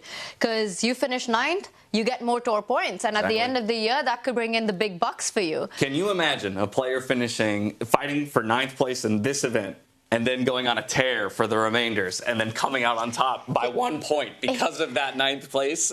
And here's the spinner, right, James? Because at the end of the year, the season and the Grand Slam grand finale that will happen in Cape Town, I believe, yes, the tour points get doubled up. Yes. So it's still anyone's championship. And right, even players not at this event. Yes. Right, have the opportunity, because there's no guarantee that these same 10 players will be at every Grand Slam, right, Daniel? And so I think that itself is an exciting element of all of this. While we're happy to watch these 10 players do battle this month. Jan just lifted his head off. Right, yes. I woke up from my nap. Say what, Dash? There's some big names that aren't here and that we look forward to seeing in the future. Oh yeah, I keep forgetting that we are in the European time zone, yes, broadly construed, and there's still no opponents in chess.com. It's like, I wonder who won it. Let's try and get an update on that. Where's Magnus Carlsen? Are they playing a tournament? Fedoseev? Maybe chat can tell us. Oh, yeah. It's an interesting question, right? There's some, lacking some competition that maybe Chat, somebody tell us. cleaned up on Freestyle Fridays. Yeah. Have you guys participated yourselves in any of the Freestyle Fridays? Once. Well, it has been held twice. It's only, two so far. And once the first time, the very first one I did, and I did pretty well.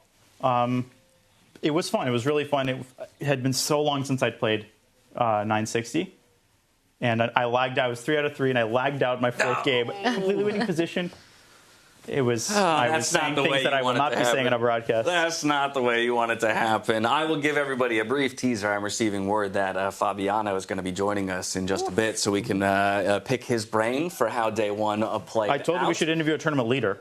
Oh, right. Well, hey, there you have it. As well, though, we're curious to hear from all of you in chat who you think the MVP of the day was. I've got 2 names in my. Well, really, I have 1 name in my mind. Yeah, but I think we all have the same name. I don't want to sway the vote too much. We got to ask our chat and our community to send in questions for Fabi. So once he joins us, we get some fabulous idea. Questions in.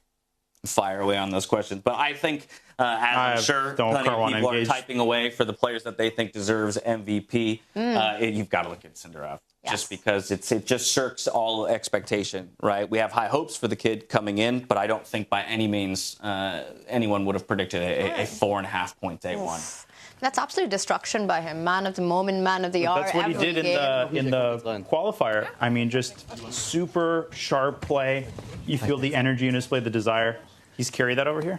All right, looks like Fabiano is going to slot in right next to Daniel to join us. First of all, Fabiano, it's a pleasure to meet you, my friend. Nice to meet you. Secondarily, congratulations on a beautiful awesome day one. I mean, how do you feel coming out of it in terms of your preparation for the event, if really there was any? Because one of the things we've heard about from players is that it's a difficult format to prepare for.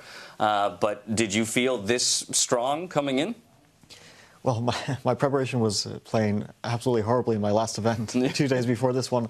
But I was happy to get a change, just something very different from traditional classical chess, long time control and standard, like preparing 4 hours before a game. And preparation for this event is just playing some rapid games. Must have helped you wake up. Yeah, and also we have like a lot of time before the game. We can just relax without having to prepare. A 4.5 point day, obviously that means you display beautiful chess across nearly all of the positions. I'm curious for you if there was any one of the 5 positions that you saw today that you either felt you had the greatest mastery or understanding of from the beginning, or maybe the opposite, one that you felt even after the huddle with the other players that all of you came away going, none of us know a single thing about this. I think the preparation was overall good. I think we were figuring out things reasonably well from a human point of view, and of course not from an objective point of view, but at least finding moves that were relatively easy to play. I'm very interested in the game I had against Alireza from a starting position, because I swear that I set up a position against my second this morning, and it was the same position, but I'm not 100% sure. Wow. And I was telling the guys, I think I've seen this before, and could we get that? Could we get that position up? I'm so curious. Probably, maybe Daniel can slide obviously, over. the end of the game, I was just mesmerizing. And the end was a mess. Yeah. The switcher. I mean, it was. Yeah. I'll pull we'll up. Get Daniel working on that. Now I'm excited because we did not see the start. So apparently there was more interesting stuff that happened in that game. How could that position have arisen otherwise? Okay, so this when you got that rook into f3 and sacrificed on h2, how were you evaluating that? Did you think you're in danger? Well, for sure. But I didn't see any way forward. It was terrifying. But I didn't see any way forward after rook h1. Yeah. And if he doesn't mate me, I do win, pretty much. It's only it's either or at that point. He's down massive material, and also his structure is bad and everything. There we have. Okay, so here we have position. it. Yeah, so I was playing against Miguel this morning, and we set up a position. I'm not 100% sure, but I'm definitely sure that it was like queen a1, bishop b1, knight c1. Keep going. 3 out of 3. And that, we were looking at c4, and he played c6. Does it make sense, I guess, is what you're at, to see if it's the same position? And then after d4, d5, c5 was supposed to be quite strong. And I really think because the bishop was definitely on e1, because there was bishop g3 and the bishop on b8. Top move. There was that kind of possible trade between the bishops on g3, and then the knight on g1 was definitely going to h3 in some lines, so that's there. And then, I don't know, king is probably on f1 unless... What's wrong with like e5 here? It's really good for white already. e5, I think maybe just take a knight f3. Wow. And then you just lose time. But, you know, I played this idea against Magnus in Singapore, not in this position, but just that you, with the queen kind of on the queen side, c5 both shuts it out a bit and gains space, and the knight on c8 is restricted. So it's very logical. And also, so I remember that there were lines like this, and I'm really curious if it's exactly what we had. It would just be insane, but... Would you be able to reconstruct it? Do you think he will remember? Like the game that we played, could I reconstruct that? No, like, do you think Miguel will remember the setup? He probably even like entered into that. Do you think he's jumping on the bed right now? Like, yes, this is it. He wants it. No, if that actually happened, and that would be great. We'll check in with him. All the games kind of went this way, right? And then after b6, b3, d5, e4, I think was some other game. Like yes, that was Gukesh. No, that was Hikaru Levon. E4, I'm pretty sure was. I remember we were looking at this for so long. That would make sense. No, it was Gukesh. It was Gukesh's game against Sindarov. Yes, and he gave up the d5 pawn. I think it might have been both games. Oh, really? Right, I think Hikaru got all of his pawns onto. Because I really liked castles, the white squares. And Gukesh was crushing Sindarov. He took with this. But then something crazy happened. Yeah. He took with the c pawn because here I thought b5, e5 happened.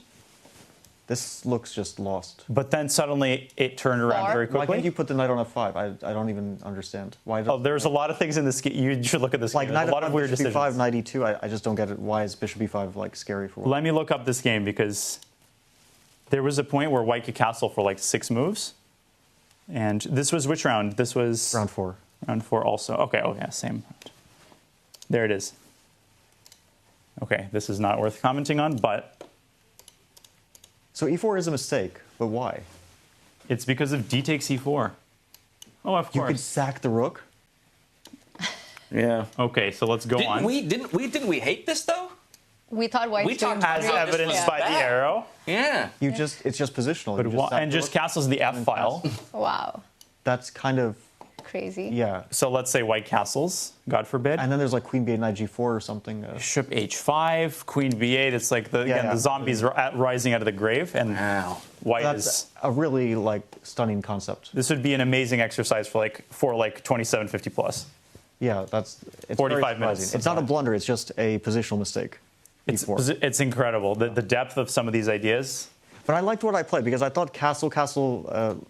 Well, this was with b3, b6 included. I'll pull your game back in a second just to give you like a sense of how this turned around. So this is still fine for white. Here he could have played bishop a7, could have castled, but for some reason it was not played. Eventually he castled and Gukesh saved the position. It's not easy to save that position. That's just a clean pawn for nothing. Back to your it was even worse after this. Back to your game.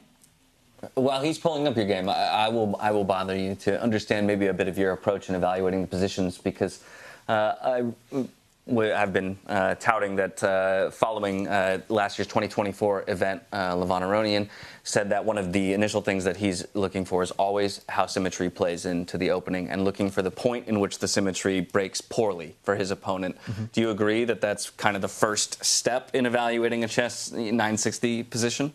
Yeah, like first it's the initial tactics. You know, most players look to get the center, and then can black punish that tactically? Very often that is the case if you have like a weird king placement, for example, or potential check. Like here, the king was on f1. There was bishop b5 check, things like that, which would be really disruptive. And then after that, then you check like what's the symmetrical approach. Very often, is what happens after d4, d5, what happens after e4, e5. And then it really depends on specific placements. Like, is there a rook on f1? Then you could try to get f4 in. It's really even Levon. I was talking to him yesterday. He said that like there are no rules. Right. There are no general principles at all. So we were like looking at playing some positions, and then checked the computer after, and after the computer showed. Like the most ridiculous things, he realized that there are no rules. I love hearing that though, because it does feel like in a number of cases the principles that we've drilled into our brains, I completely erased. Oh yeah. As soon as we load into one of these games. Yeah, I won a pawn, and then I started to like misplay it terribly. Probably starting from knight d6, or maybe after knight e4. Knight. Okay, so a little later. Oh, okay, already. I started to feel like I'm misplaying it. But rook h3, very nice. Maybe bishop e4 was a terrible mistake.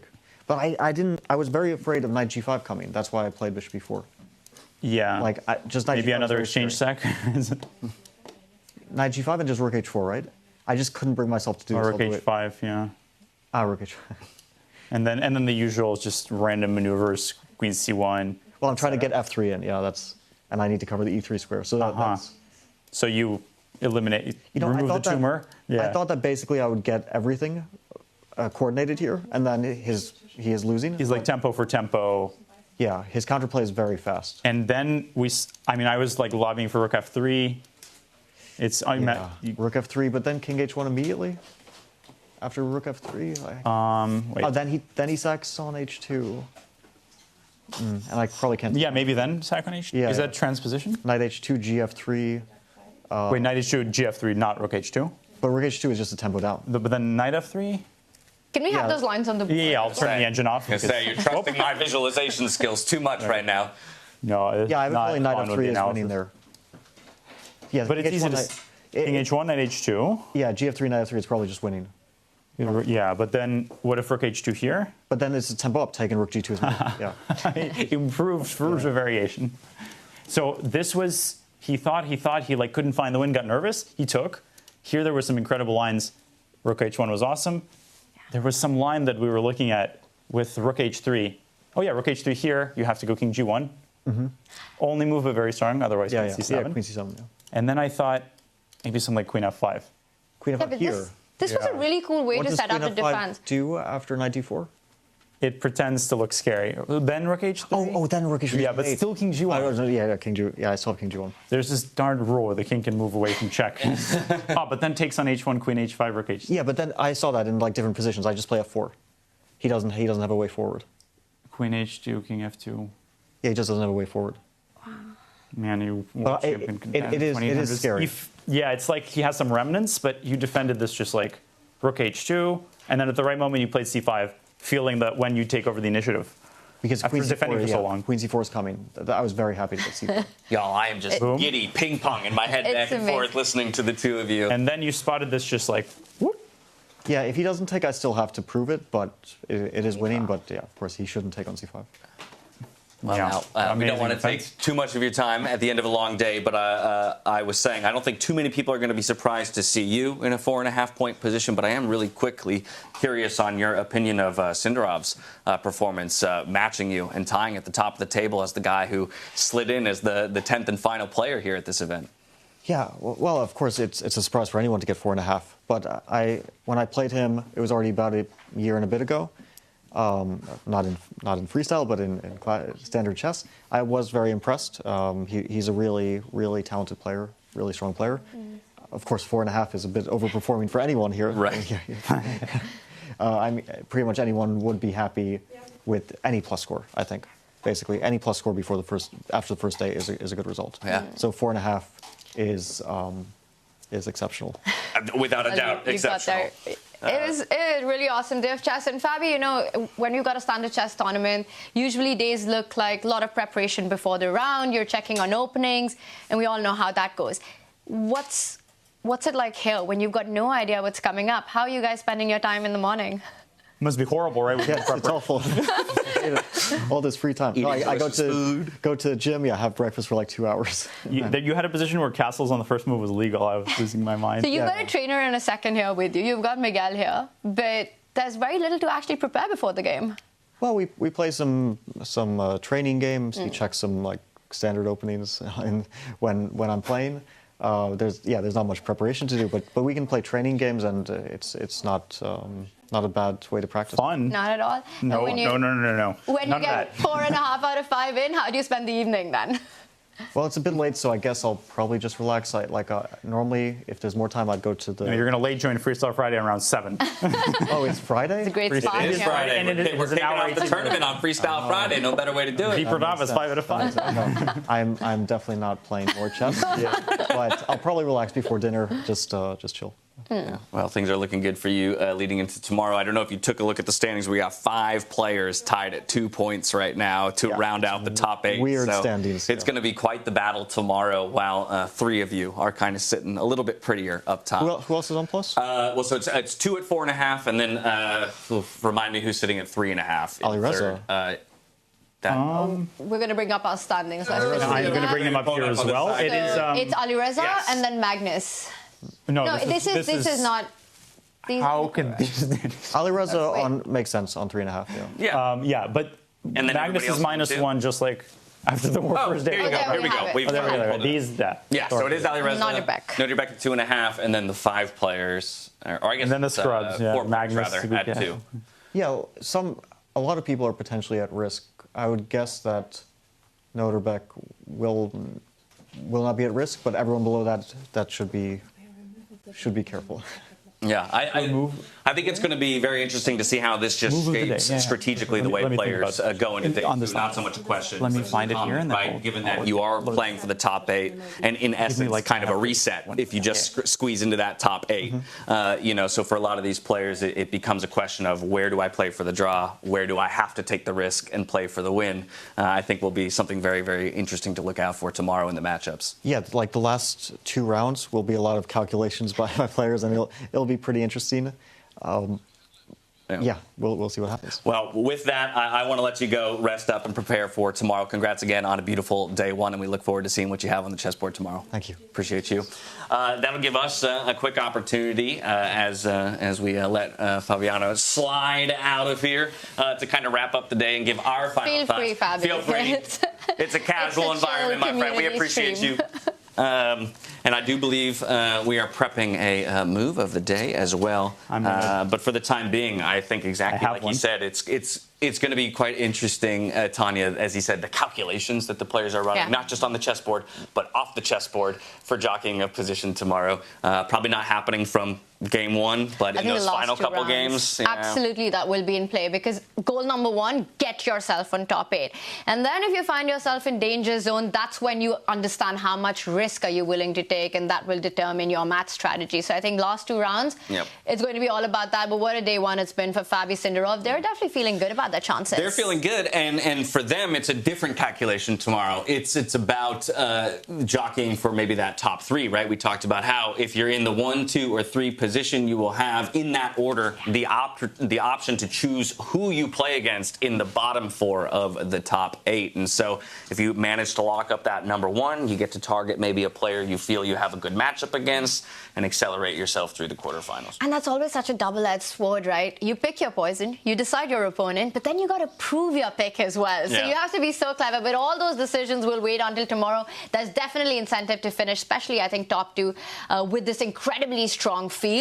Having the option to actually pick who you're playing in the quarterfinals, it's a big one. We had many incredible plays today as each of the players jockeyed for position and trying to understand these incredibly difficult 960 positions, but we have tasked Daniel with deciding on one play to top all the rest. One move, the move of the day, my friend. I have a wrinkle. All right, a wrinkle. The best move, the move of the day, and I know Fabi, every player will agree with this, I can give you a guarantee, is one that was not played. Oh. But it is indeed the move of the day. So we have to remember that theory is being made in this tournament, right? We are seeing how the players react to new positions, how they think about a form of the game that hasn't received kind of disciplined development. That's a fascinating process. And along the way, we're discovering what beauty looks like in Chess 960. It's got its own patterns, its own aesthetics, and you got to get used to that.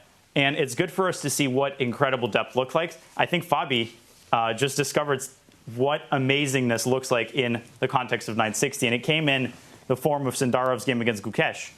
In this position, the move e4 was played. And this is an astute tactical move. We all thought that. In fact, that was the first thing we showed. That no dumb grandmaster, or on their worst day, maybe some dumb grandmaster would take on e4.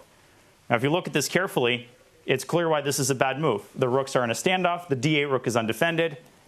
This is not a legal move because the knight cannot sit between 2 squares, but it's a discover check against the black king. You have to take the knight. Tripled pawns, not good. And then, and then rook takes rook, pick up the loot, up in exchange. you're taking all the pieces on the 8th rank. So why is e4 a mistake? Well, here's the mind-blowing thing. It is because of this very move that we all call a blunder. Every grandmaster in the world would think this move is a blunder, and yet it is the best move. Because if you extend the line a little bit further, well, the only piece that's hanging is the knight. And you can defend that while kicking the rook away with bishop c7. So people should be thinking, okay, the rook moves back. But now suddenly, if you look at all white's pieces, they're clustered on the queen side. Black castles, and look at black's pieces. The bishop is aiming at h2. The rook on f8 occupying the open file. The white king nowhere near being able to castle to the west, has to stay on the east. And castling does not help. From the frying pan into the fire. I'm not playing bullet brawl with this mouse. Nope. I think you have to put the king on the rook. Okay, so castles. There we go. And queen a8 to b8. It's like, in the Thriller video by Michael Jackson, all the rising out of their graves. Yeah. And after queen b8, I would encourage people to analyze this on your own. Like the people thinking, I don't get this.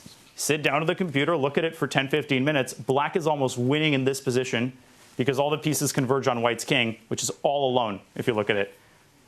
Incredible, mind-blowing stuff. So the players have something to aspire to. Tomorrow, I will choose a move that was played. Honestly, I love it. I love it that you chose one that wasn't because, as you said, even Fabiano, sitting on this couch right here, as we go through it, found such surprise in he's that. Going to be he's looking at this position right now before dinner. Yeah. And once again, Miguel, I need the phone. We need to look at this position. And that is so much the beauty of the format that we're playing, right, Tanya? That it feels like we are discovering the game anew in a number of ways. And it feels like a great equalizer as well between the players where everyone's kind of reduced back to this.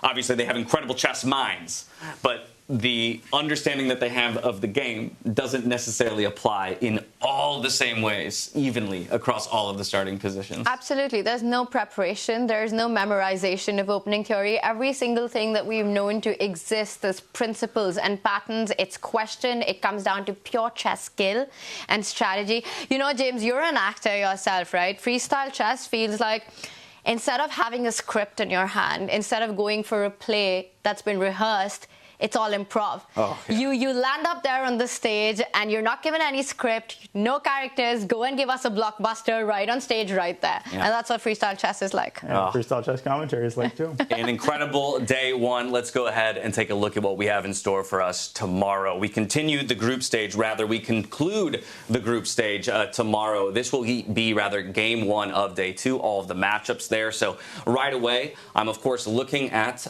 each of our players who finds themselves at the bottom of the Caruana gets an easy matchup.